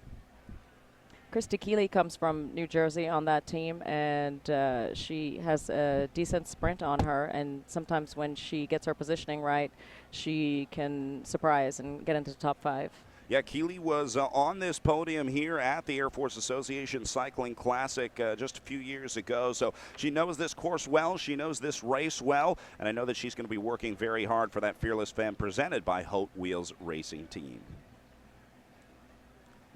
And we talked about the United Healthcare team having just as much depth as the Tibco team. We talked about Corinne Rivera, but Ruth Winder, one of the support riders who has tremendous experience in her own right, has tremendous U.S. national racing experience over in Europe. Lauren Tamayo. Lauren Tamayo, an Olympic bronze medalist on the track, riding in the team pursuit in London. They took a bronze medal in that event. That's right, and she will be getting ready for the upcoming Pan American Cycling Championships, the Pan American Games, which will be held in Toronto, Canada. She will be one of the captains there, and both the track and the road events. An example of a rider who comes to road racing from the track. Talked about you coming from triathlon, riders coming from other sports. You know, so many times cycling is a therapy sport that riders use. We see a lot of runners who have stress fractures, and the doctors say you can't run, but you can get on a bike, and they use it to try to maintain their fitness and find out that it's way more fun than running. It's faster, it's more exciting, and it's more fun. Yes, and that's on the racing end. And then even as you're getting older, when people who used to be tennis players or runners, their knees are starting to go, cycling is a great event for that. Yeah, it seems like a nice, easy sport until you hit the deck at 30 miles an hour and lose a little bit of skin out there on the road.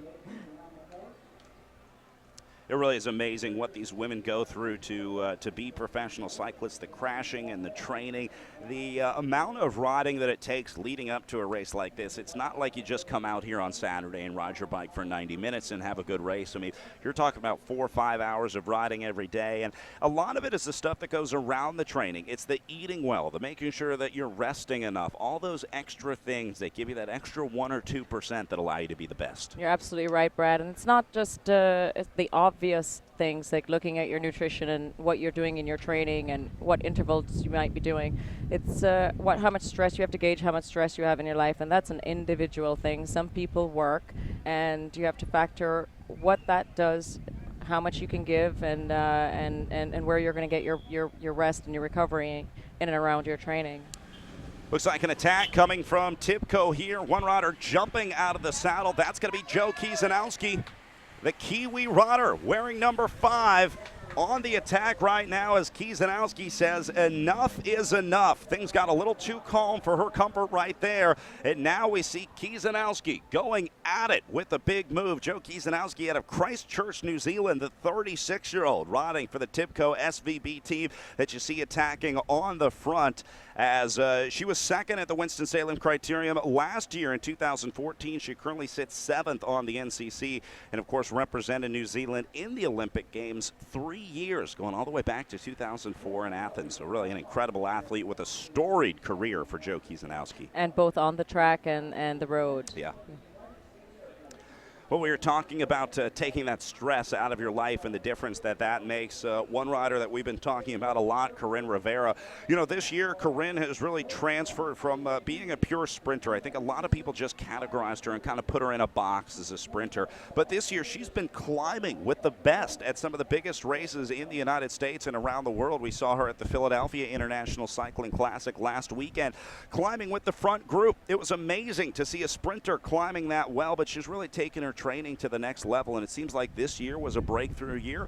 Well, no surprise, last year she graduated from Marian University, taking that stress off, not having to worry about the homework and the papers and getting back in time for exams on Monday morning after a race. That really relieves a lot of stress and allows her to kind of focus on her training a little bit more. Yes, absolutely. She is placed among the best, the world's best at a World Cup event, and had a breakout race and a really impressive race at our national championships, the road national championships in Chattanooga. The climbing was super tough, and she almost pulled off a win against against the now U.S. champion Megan Garnier, who has tremendous European experience. And Corinne Rivera just getting started. Again, 22 years old, still has a long career ahead of her. And as she continues at this trajectory, the sky's the limit for the young Rivera. And she stated she's very aware of where she's coming from and where she would like to go. She's very motivated by the World Championships that will be held in Richmond, Virginia this year. And she wants to be a complete rider, and that means that she doesn't want to be counted as only a sprinter.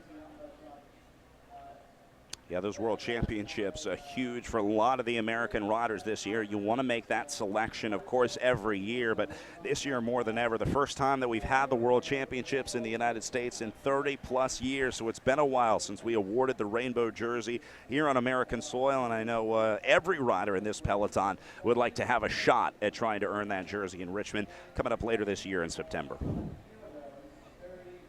Well, we are counting laps now. They're showing 16 laps to go on the counter. We are just under 30 minutes in to our race so far today.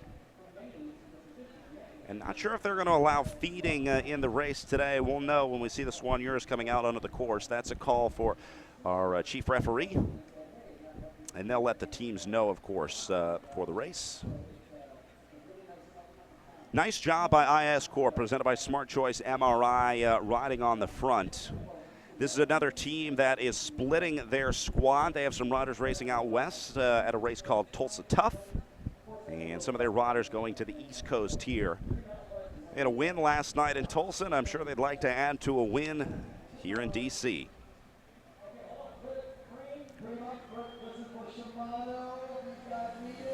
You see Tipco keeping it tough on the front. Seems like anytime there's a lull in the action. So far, it's been Joe Kiesanowski driving the pace, but they've got multiple riders that can take over that role. So Joe is going to take over for probably 5 or 6 laps until she feels that she's getting tired and the pace is starting to drop, and then she's going to turn it over to another teammate. I think even though the weather, the conditions is super hot out here today, with 15 laps to go, these riders, especially with squads that have the experienced riders and well-trained, such as Joe Kiesanowski, and they are interested in keeping that pace high, and they're going to try and keep that pace going and make it hard right up to the line. Well, this is where the feed zone would be, and I don't know that they're going to allow feeding here.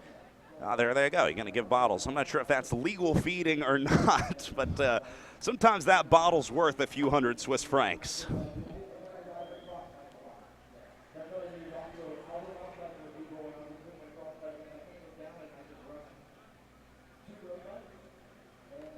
Because the women's race is shorter than the men's race was just under 2 hours long, and it was absolutely crucial for the men to get a feed. Whereas the women, if they started their bikes with 2 bottles full, they should be able to get through a race of this length, even under these conditions. Well, coming to the front now for Tibco is Sarah Hadley, wearing number 3 for that Tibco SVB squad. This is what I was talking about. Kiesanowski did her work earlier. Now she goes back and gets a little bit of a rest. You get a few laps to recover and just kind of hide in the field while your teammates take their turns on the front, but she'll be expected to come back very soon. You only get a few laps to take off. This is IS Corp presented by Smart Choice MRI, back on the front, really punching above their weight here today. That's Holly Matthews wearing number 51, doing a great job mixing it up on the front with some of the big names in this race. Matthews coming out of Madison, Wisconsin for that Milwaukee-based team.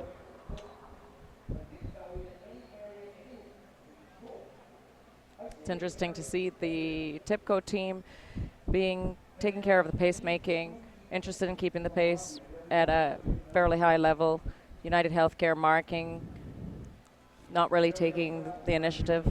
Yeah, now the risk that Tibco runs here is that they've gone too hard too early. Obviously, you don't want to burn those riders out and then leave your sprinter with no lead-out train. Kendall Ryan is going to have to rely on those riders to get her to the front and keep her there as we move into the closing laps of this race. But I think they're riding a smart race. I think they know their limits, and they'll pull off when they feel like they're working a little too hard and let someone else take over on the front. Yes, they wouldn't squander their efforts. They would absolutely respect the job that is going to be coming down the line, and paying attention in the closing laps of the race, and knowing that if it does come down to a sprint, that they're going to have a formidable opponent in the UHC team, and also any of the other smaller teams who might get in the mix.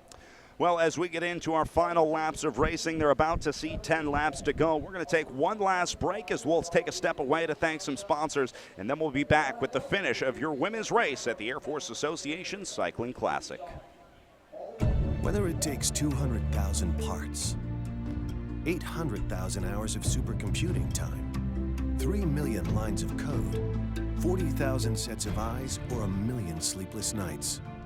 Whether it's building the world's most advanced satellite, the space station, or the next leap in unmanned systems, at Boeing, one thing never changes: our passion to make it real.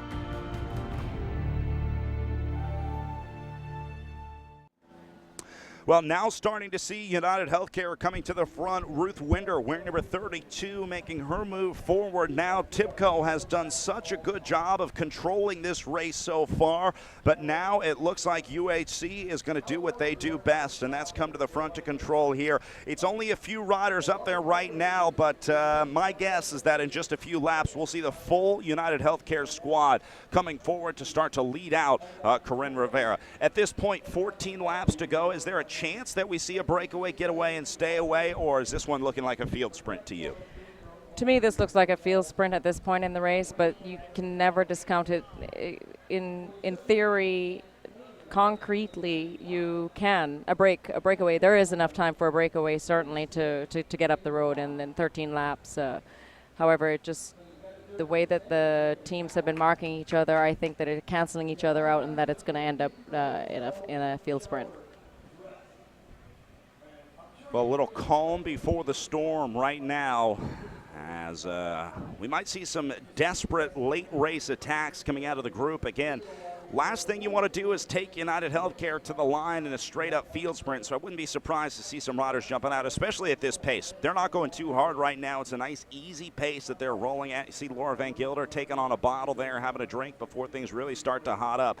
But now those blue helmets starting to amass at the front as they get ready for the final. It'll be 12 laps when they hit the line.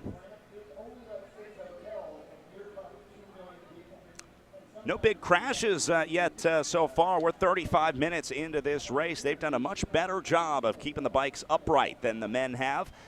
Maybe a cautionary tale there watching the men's race. This is what I was talking about. Moves coming up the left side now as they see 12 laps to go. They're ringing up preems on the line, so this rider may be looking to take home a little bit of cash today before this race wraps up. That's Lauren D'Agostino of the Healthy and Happy Racing Team. We're number 86. D'Agostino, a very strong rider as she hits turn number 1 and goes up the uphill. Fearless Femme is on the front leading the chase effort to bring D'Agostino back. And again, this is one of the only shots that these riders have of beating United Healthcare today. You don't want to take them to the line. D'Agostino knows it.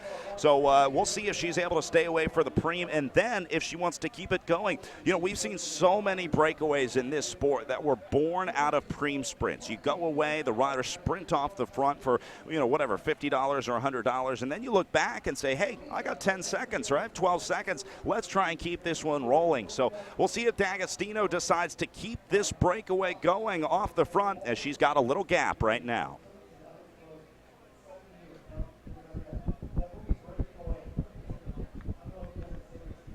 Yeah, going for a preem, it's certainly at the least you can come away with a little bit of money, and then at the most you might even get a greater prize by landing yourself and having some people come join you, and then you could be in a breakaway.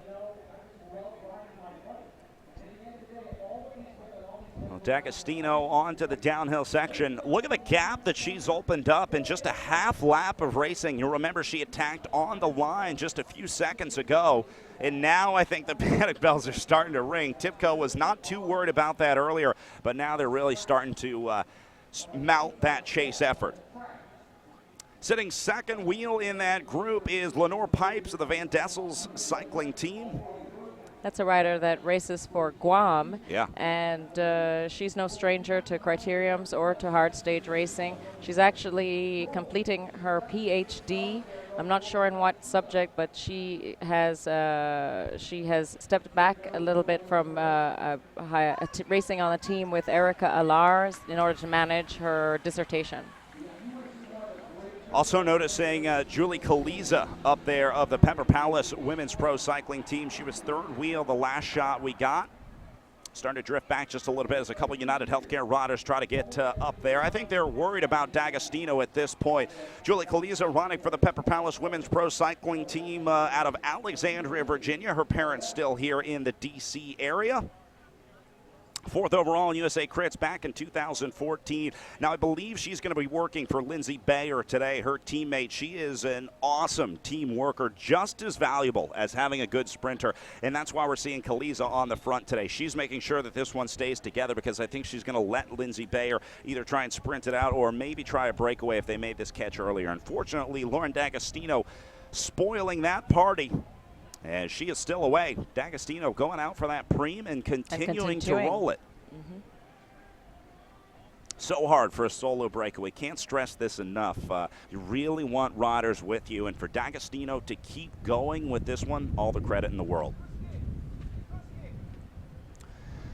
Well, the wind starting to pick up just a little bit. That is going to be bad news for Lauren D'Agostino out here. We're starting to feel some gusts coming down the finishing stretch here. It's going to be a headwind as the riders come out of the final turn and hit the line.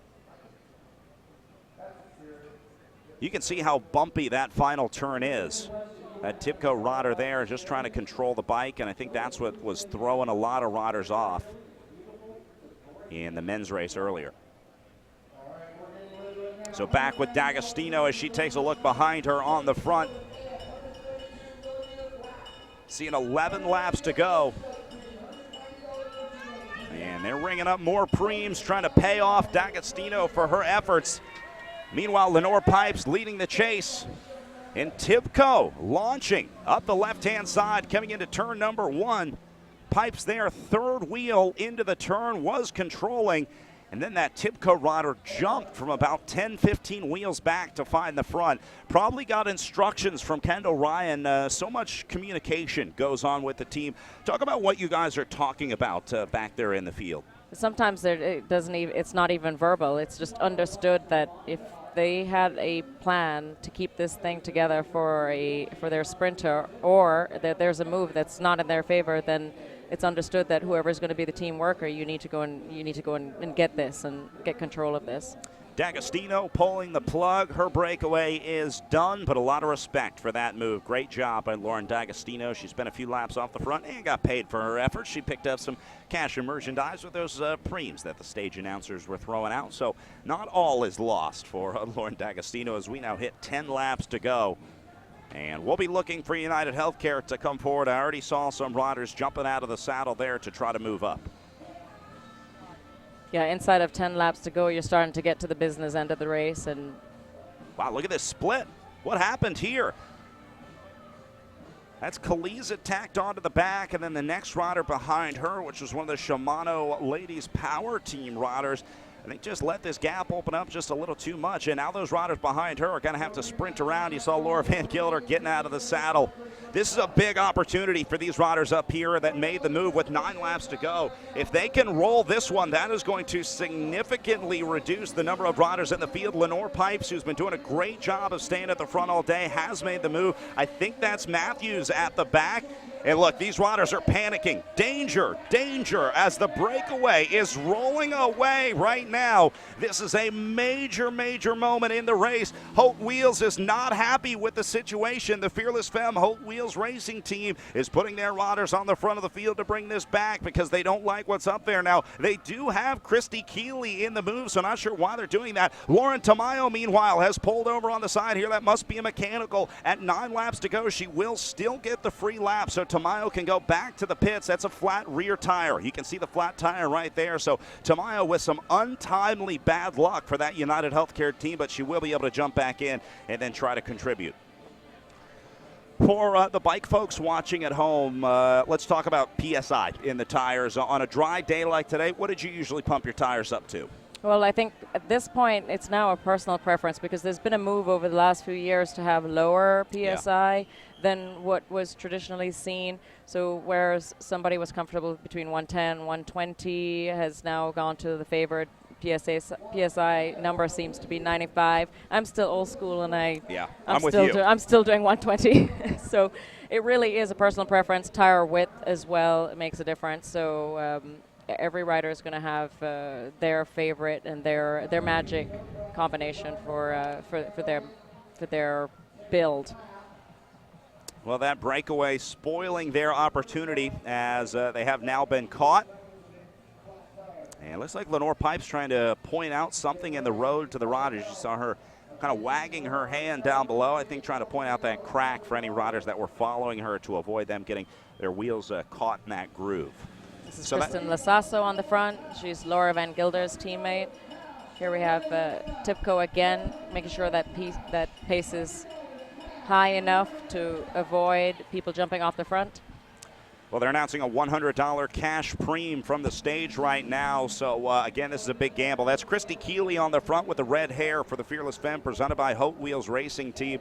This is where you have to make the decision. Do you go for the cash or do you sit back and try to save all of your energy for the win? If you're on the rivet right now, and a lot of these riders are, they're thinking this is it. I don't know how I can hold on for one more lap. You pretty much go all in on this sprint because you know you're not going to be a factor in the finishing sprint. So you say, I might as well try and get paid. I might as well try to walk away from this one with a little bit of money. That's right. And then on the opposite end of the spectrum, if you are not at all hurting and you know that you are your team's go-to person, you might even try a little preem action just to see how your legs are feeling. Another rider headed back to the pit right now as the rider wearing number 75 for the Argon 18 Racing Team, Amy Floyd, just got her heading back to the Shimano Neutral Support pits. But look at this, the showdown before the big race gets underway as you see all the riders looking around at the front, waiting to launch out of this one with 8 laps to go. It's only a matter of time before this one starts to heat up.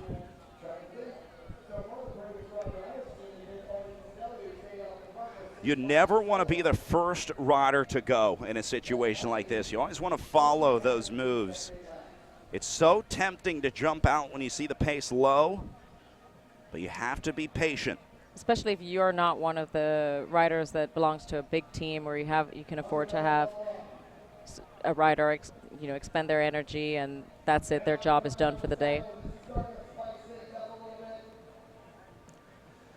Well, remember, there is a preem on the line here when the riders hit the finish line. You see Lauren Tamayo being pushed back in from the pit, joining the group. Nice push there from Chris Kreidel.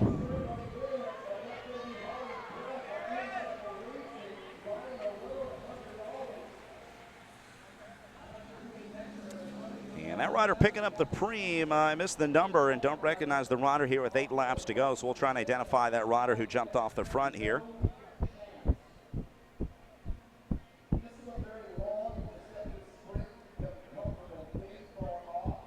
She's probably going to go back into the group.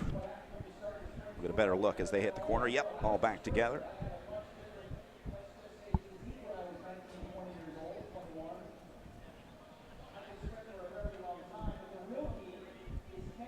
Actually surprised to see that United Healthcare isn't bringing more riders to the front. Usually by this point in the race, I think they have a little better control of the situation. There you see some riders coming up the outside. Maybe just waiting for Tamayo until they have the full squad. And that rider on the front constantly looking back.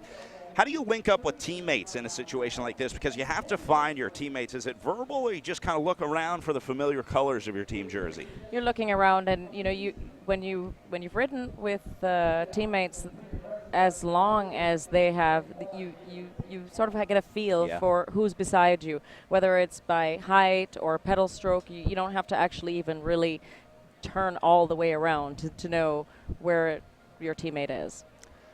United Healthcare is such a great team, not just on the bike, but off the bike as well. They have such a close bond. I know people root against United Healthcare, and they hate to see this team winning week after week after week, but they deserve it. I mean, they really are a team both on and off the bike. When, most teams go back to the hotel, you pull out the laptop, put in some headphones, and go into the depths of the internet to pass the time until the next race. These riders are talking about the race, not just this week, but last week and the week before. They're going out to dinner together. They're eating breakfast together. It really is a great team effort from United Healthcare. And Hilton Clark did bring up a good point that is so obvious to inside of cycling, but is worth saying and worth stating explicitly.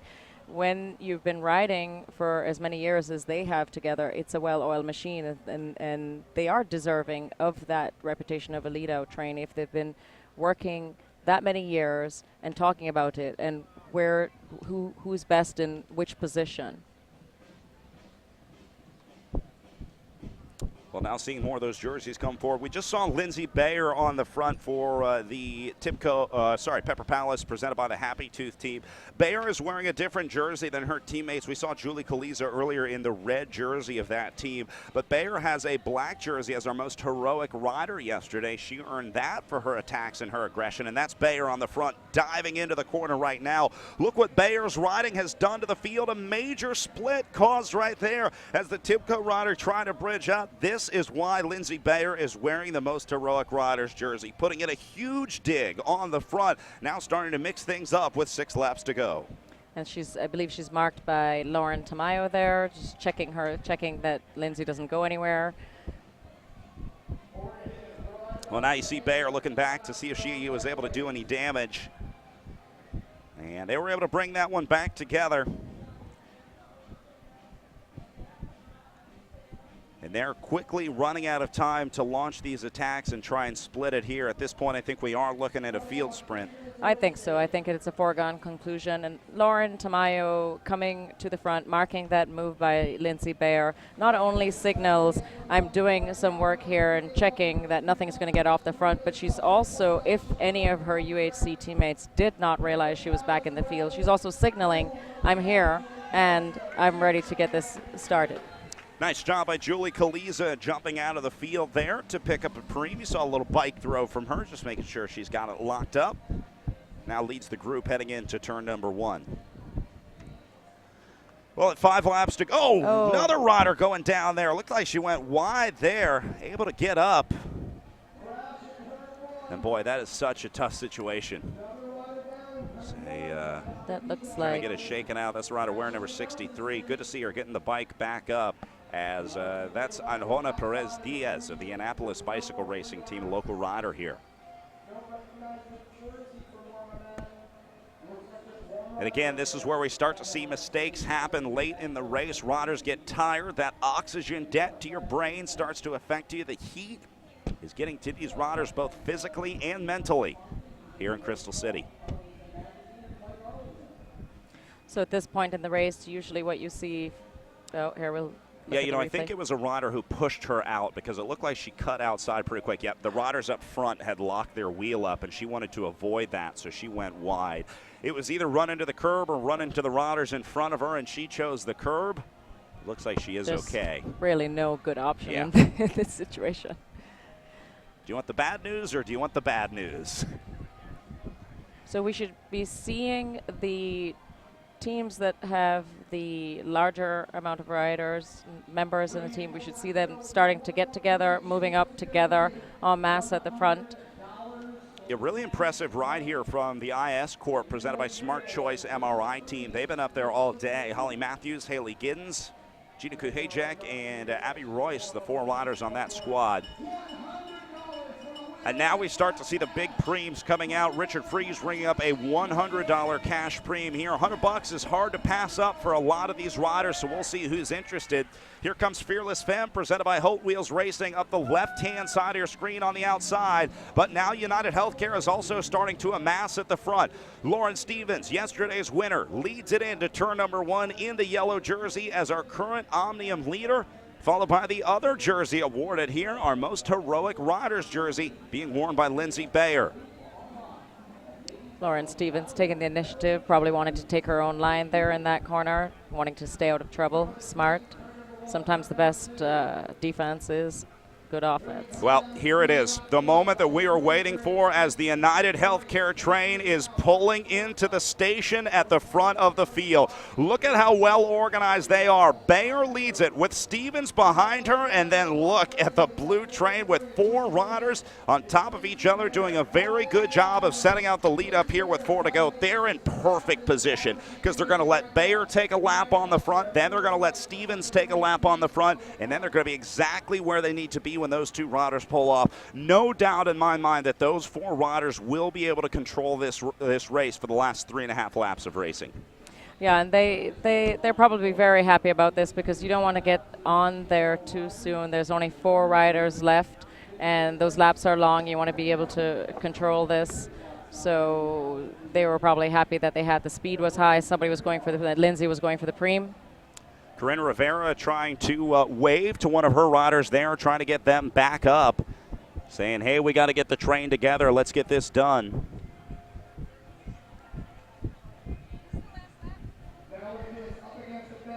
They'll see. So seeing 3 laps to go on the counter. United Healthcare back on the front. They're going to take the preem here, but they're not interested in the money. They're trying to win this bike race at the Air Force Association Cycling Classic. It's the story as old as this race. The major teams come to the front, a dominant squad here at the Air Force Association Cycling Classic.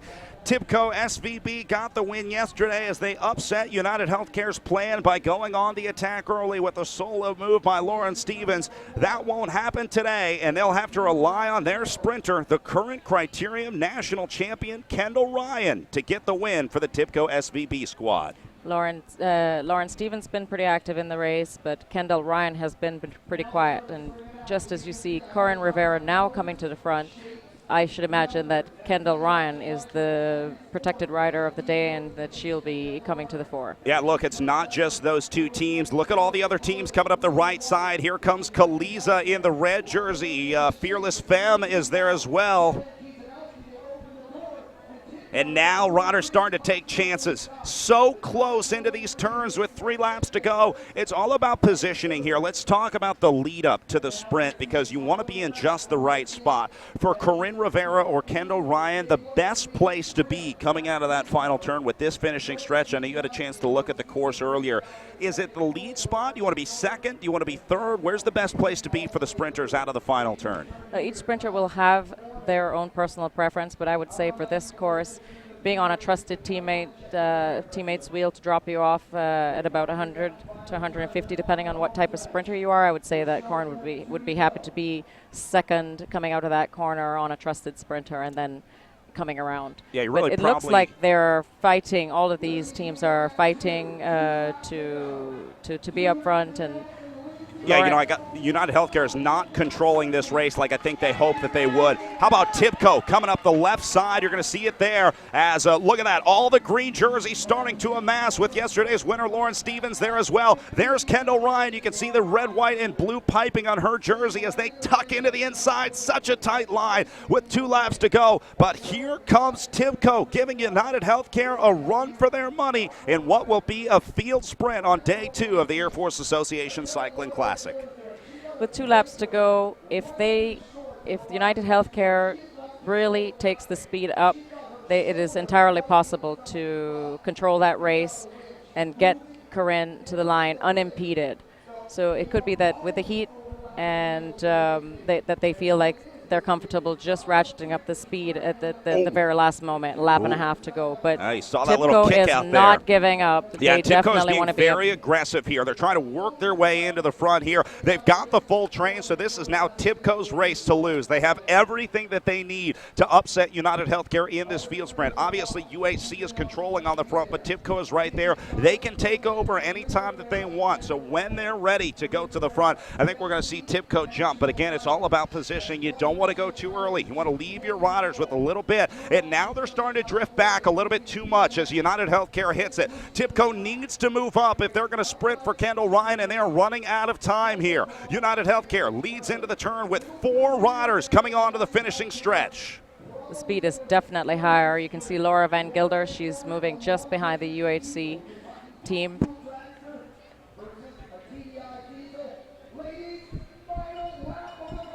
Well, this is it, ringing the bell for 1 lap to go as they hit the line. Just over a mile of racing standing between these riders in the front of the field. And here comes Tipco. Tipco's taking over. They're doing it. Lauren Stevens is now attacking up to this group heading into turn number 1. Stevens makes her move, and they're breaking up the UHC train. Perfect riding from Tipco as now Rivera is isolated. Rivera has lost the wheel of her lead-out rider. We may see a United Healthcare upset today as Tipco is running this last lap perfectly in Crystal City. As they were coming through this start-finish line, you could see Lauren Stevens. She had her elbows out. She was definitely fighting, trying to upset them, and UHC was fighting to take it back.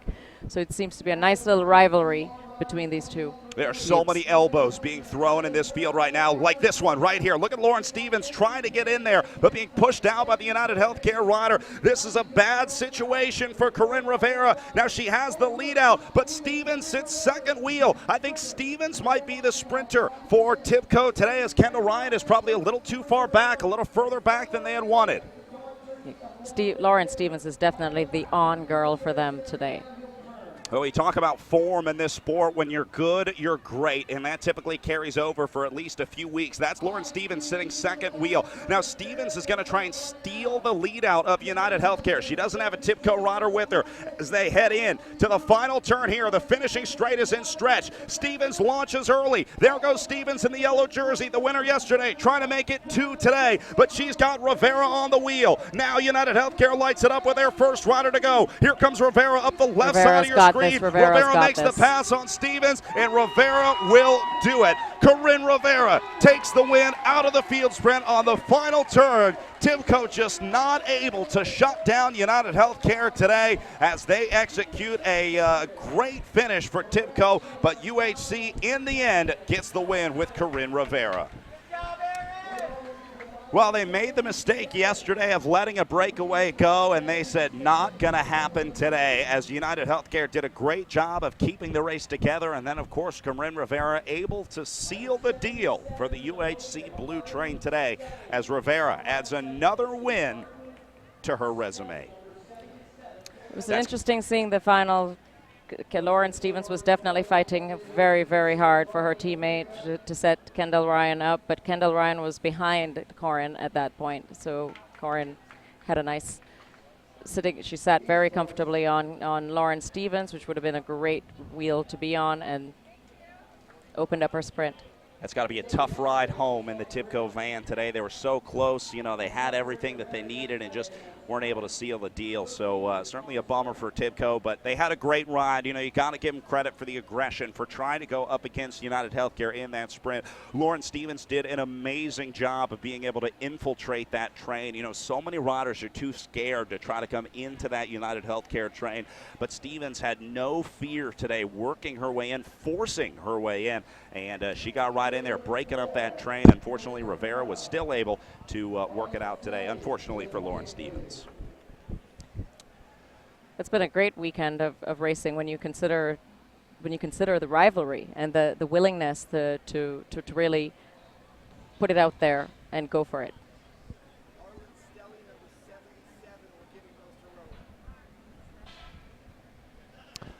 Well, our own Richard Freeze down on course. He's going to be grabbing interviews with our winner and, of course, our most heroic riders jersey here. A lot of good candidates for that one. Now, that typically goes to the rider who really animates the race. It's usually not the rider who won or the rider who came in second place, but a rider who gave it their all, a rider who put it all on the line. And Richard and the officials making that decision right now. We're going to have a chance to talk with that rider before we go to our podium coming up here very shortly. So yesterday it was Tibco, today United Healthcare, as the big teams in the United States racing scene get victories here at the Air Force Association Cycling Classic, again celebrating our 18th year with another amazing day of racing here on day 2 in Crystal City. No upset today as United Healthcare does it again, but they'll continue next week as they continue on the NCC calendar. Amateurs getting lined up right now. Our pro men's race was earlier today, as they started earlier this morning. And I think this is going to be a masters race taking off next. So we're going to get ready for our women's podium and, of course, our interviews. We'll be back with that coming up here in just a bit.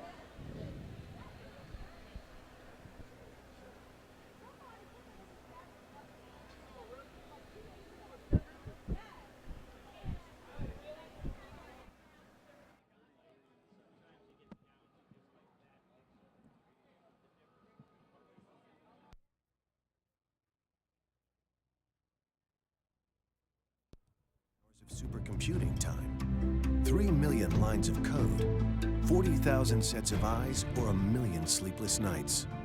Whether it's building the world's most advanced satellite, the space station, or the next leap in unmanned systems, at Boeing, one thing never changes: our passion to make it real.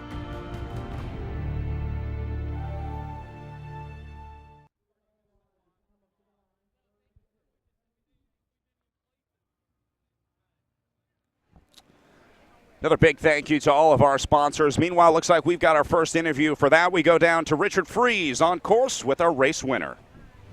Hey everybody, Richard Freeze here with Corinne Rivera. Corinne, you know, they were saying, who do you like before this sprint? And I was like, oh geez, I started thinking Laura Van Gilder, and then I thought of Kendall, and I think, wait a minute, this is perfect for Corinne Rivera. The reason is that you hid the whole race. Was that your job? Yeah, I mean, as a sprinter, yeah, it's definitely just conserving and using your energy most where it matters. So. Tell me about just being in this heat, 2 days in a row in really oppressive heat. And even though you're sitting in there the whole time, was there ever any chance where you got to kind of think like this is getting a little tricky here at the end? Not too much, you know, just you focus on being hydrated, in good position, not waste too much energy, and, you know, being protected from the wind. And my teammates did a great job keeping me covered, and, you know, drank plenty of mix today, so did my job. 70 national titles. Was this about fitness and speed, or was this about experience? A little of both. You know, you can't do one without the other. You know, hard work and good luck always is, you know, good for, you know, a good race finish. So, yeah, definitely a little bit of both, and pull it off. Hey, I got to ask you, it seems when I go down on the road and I announce from there, you guys say things that I can't repeat over the microphone. It's downright unladylike there with 1 lap to go. Talk to me about the rivalry to get the front, that you had a little battle there with Tibco to control the front. Talk to me about what goes on out there for the riders that are watching at home.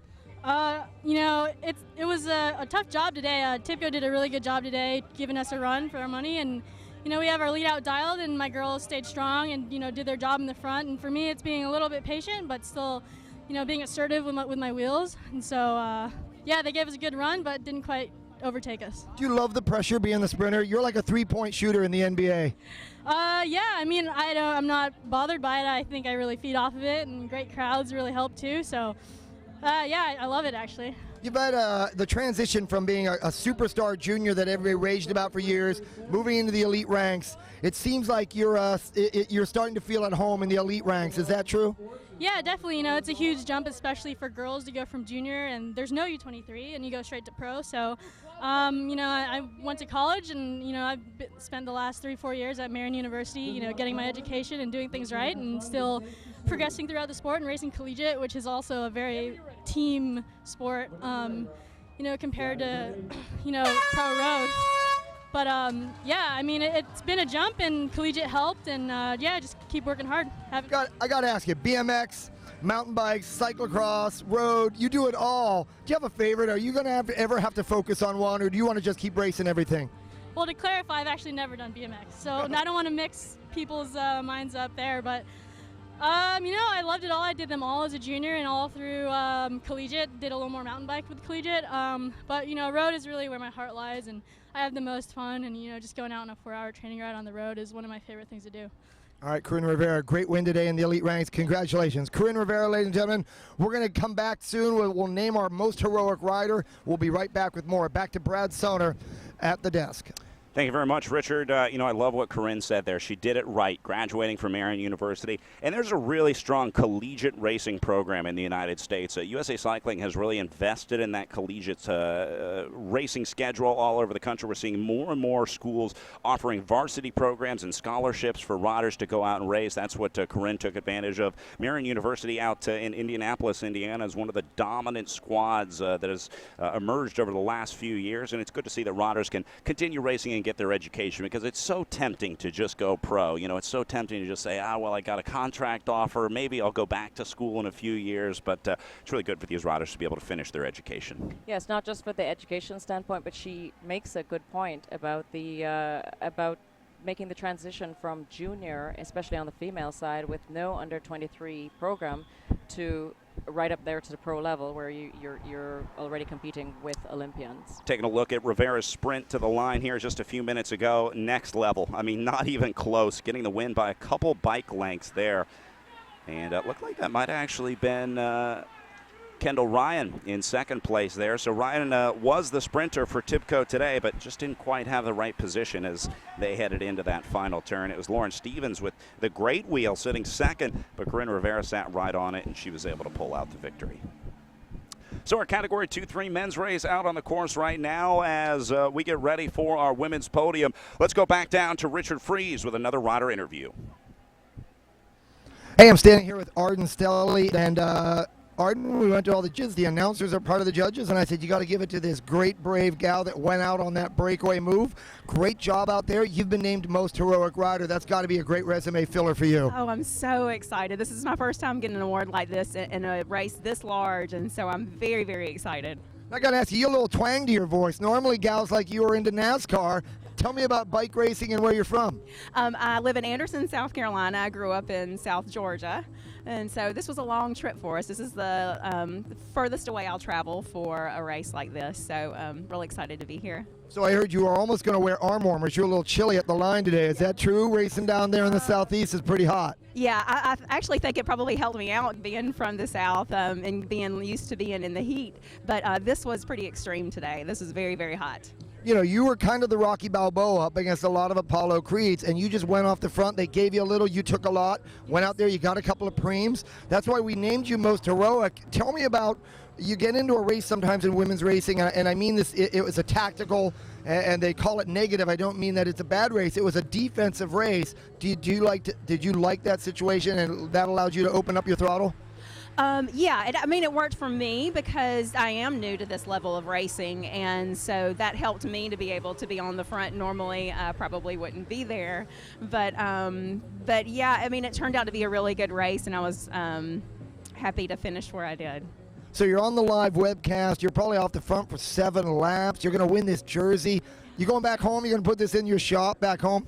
I will probably be framed and hanging in our study for sure, no doubt. This race, how prestigious is this for you? You said you had this day circled on the calendar for a long time? Oh, a very long time, yes. I came here last year and did this race. Last year I did not finish the race last year. I got spit out and was not able to complete the race on Sunday. Last year I did finish on Saturday.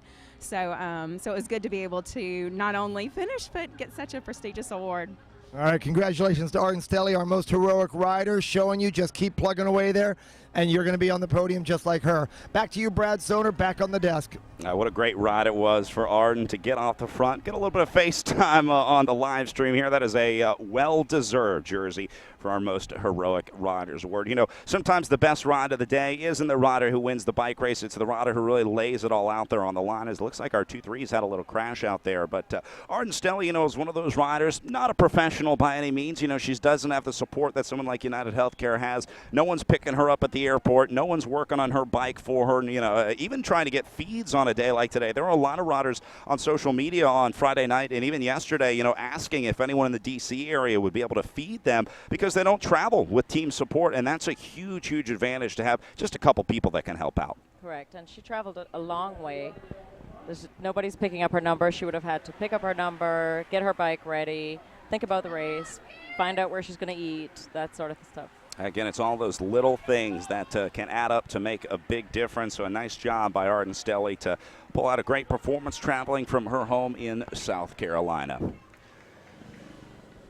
Well, Arden going to be on the podium here in just a bit as we will bring up our top 5 riders on the stage. We'll talk about our Omnium competition as, again, this is day 2 of the Air Force Association Cycling Classic after we raced in Clarendon, Virginia yesterday. Coming down here to Crystal City today. And a big thank you to Crystal City. They've been an amazing host. We talked with Angie Fox earlier today of the Crystal City Business Improvement District and just talking about really the effort that they've put into this neighborhood and the revitalization that we've seen. I love it down here. It really is a great vibe. We're able to walk to the hotel from here. You can take a bike share bike and ride to the airport. How cool is that? I had a chance to do that last year. Well, I got up this morning at 7, looked for a local Starbucks, didn't have to walk but 200 meters to go get a Starbucks at 7 in the morning, which was much appreciated. And the metro is right there. You can take, I actually traveled down here with my husband. We were coming back from a trip in Philly area, and you could just hop a metro and take in a museum or take in the sights if you're, you know, after you get done with the bike race. And right on the bike path here as well, where we are here at the line, we're only about maybe 100 yards from the bike path that goes right along the river. You can ride over, see all the monuments on the National Mall.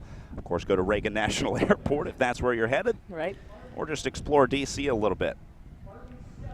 Well, here is Arden Stelly getting her most heroic riders jersey, and she earned it today at the Air Force Association Cycling Classic.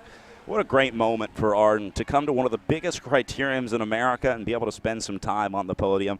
I'm sure she would have liked to be putting on the winner's jersey today, but for someone like Arden, this is a huge accomplishment. Especially given the fact that she had not made it through the race last year, and even to come back from that. I mean, you know, getting dropped can be so tough to come back from. Well, that shows some spirit. So not only the spirit that she showed in the race, but all year long, having this as a goal to come back.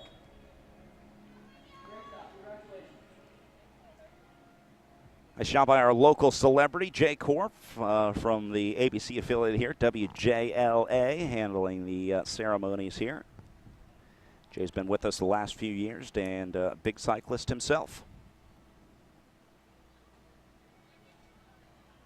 It's always funny to see the Category 2-3 race that happens after the women's race. These guys are always looking up at the podium as they come by. Typically, they couldn't see the finish. They were out warming up, maybe on the rollers or trying to stay in the air conditioning.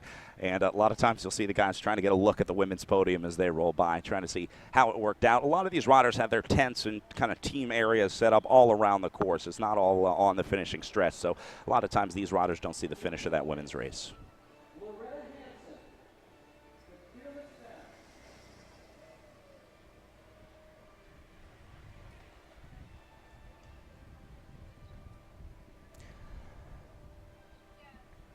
Well, starting with 5th place today on our podium. as that's Loretta Hansen making her way up for the Fearless Femme, presented by Hope Wheels Racing Team. And Loretta's been actually featuring on a few podiums in the NCC circuit this year. This will be Emily Collins taking 4th place today for the Tibco SVB squad. And so they'll have a couple riders on the podium today because I believe Alexis Ryan was up there as well. Boy, how about Fearless Femme presented by Hot Wheels Racing as Christy Keeley gives a hug to the teammate, our 3rd place finisher today. Super impressive for those riders to get 2 riders on the podium. Great ride for them. Absolutely.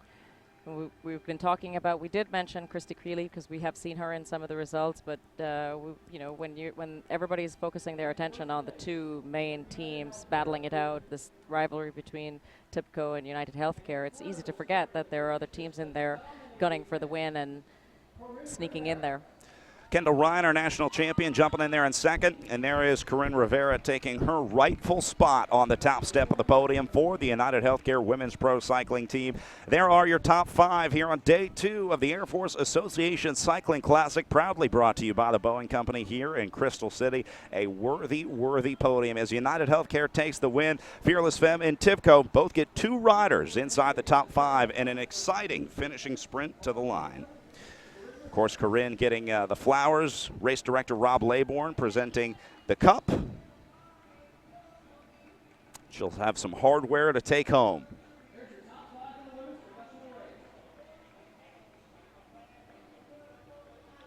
Now remember, this is part of a 2-day series, so the Omnium competition. This is kind of an interesting Omnium with just 2 days of racing. Typically we see these Omniums over 3, 4, maybe 5 days, but an abbreviated Omnium competition here at the Air Force Association Cycling Classic, but still equally important for these riders. I know taking a yellow jersey away from Washington, D.C. is big for a lot of these ladies. Yes, and with Corinne Rivera taking 2nd on the first day and 1st on the 2nd day, looks like that yellow jersey has transferred shoulders from Lauren Stevens over to the United Healthcare rider, Corinne Rivera. Well, it is on a points-based system. For that, obviously, the winner gets the most points. 2nd place gets a few points down and on down the line. So those points add up over those 2 days, and the rider with the most total points is awarded the yellow jersey. At the end of those 2 days, of course, Lauren Stevens wearing it today after her victory yesterday.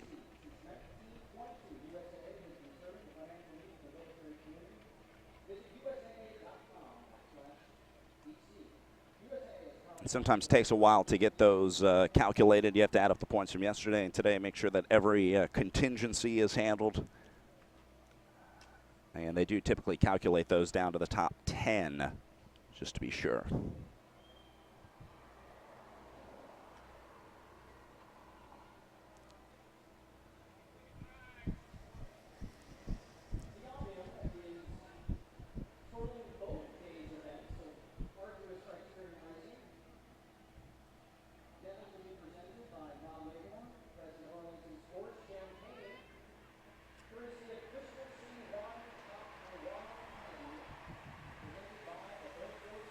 I like the fact that we had 2 different winners here at the Air Force Association Cycling Classic. I was glad to see Lauren Stevens get the win today, and then a new winner today in Corinne Rivera, although, of course, Rivera, one of the big favorites coming into this race, so can't say it was a surprise. But, that's true. The last 2 years, last year, we had the same winner on both days, on both the men's and the women's side. And on the men's side, it happened again. But on the women's, we definitely had a little bit more flavor in 2 different winners. This is Emily Collins as they move into the Omnium presentation. Collins taking 3rd, and she gets the bronze medal around her neck. 2nd place going to go to her teammate, Kendall Ryan.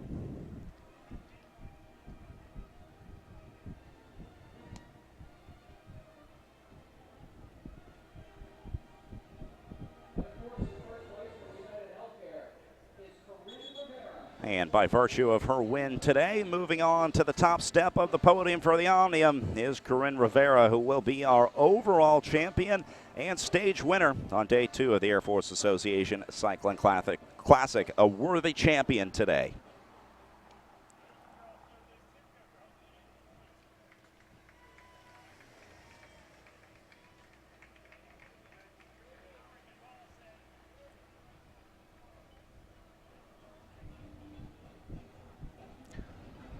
And of course, the champagne celebration for our Omnium winners. Well deserved after a day like today. Just to get a cold drink on the podium, I gotta think is a welcome, welcome gift. If you can get it open, that is. Rivera cheers all around. Corinne said, hey, not fair. Well, that's going to do it for us from the Air Force Association Cycling Classic. It has been 2 amazing days of racing, and we appreciate each and every one of you for watching. Congratulations once again to our 2 winners as Corinne Rivera takes the win today, Lauren Stevens on day 1. For everybody here at the Air Force Association Cycling Classic, Arlington Sports, the organizer of this event, this has been a Sports Stream Media production. For Iona Winter Parks, my name is Brad Soner saying thanks for watching. Richard Fries and Jay Korf down on course. We had a great time being here in Washington, D.C. We can't wait to be back next year. So thanks for watching. We'll see you in 2016.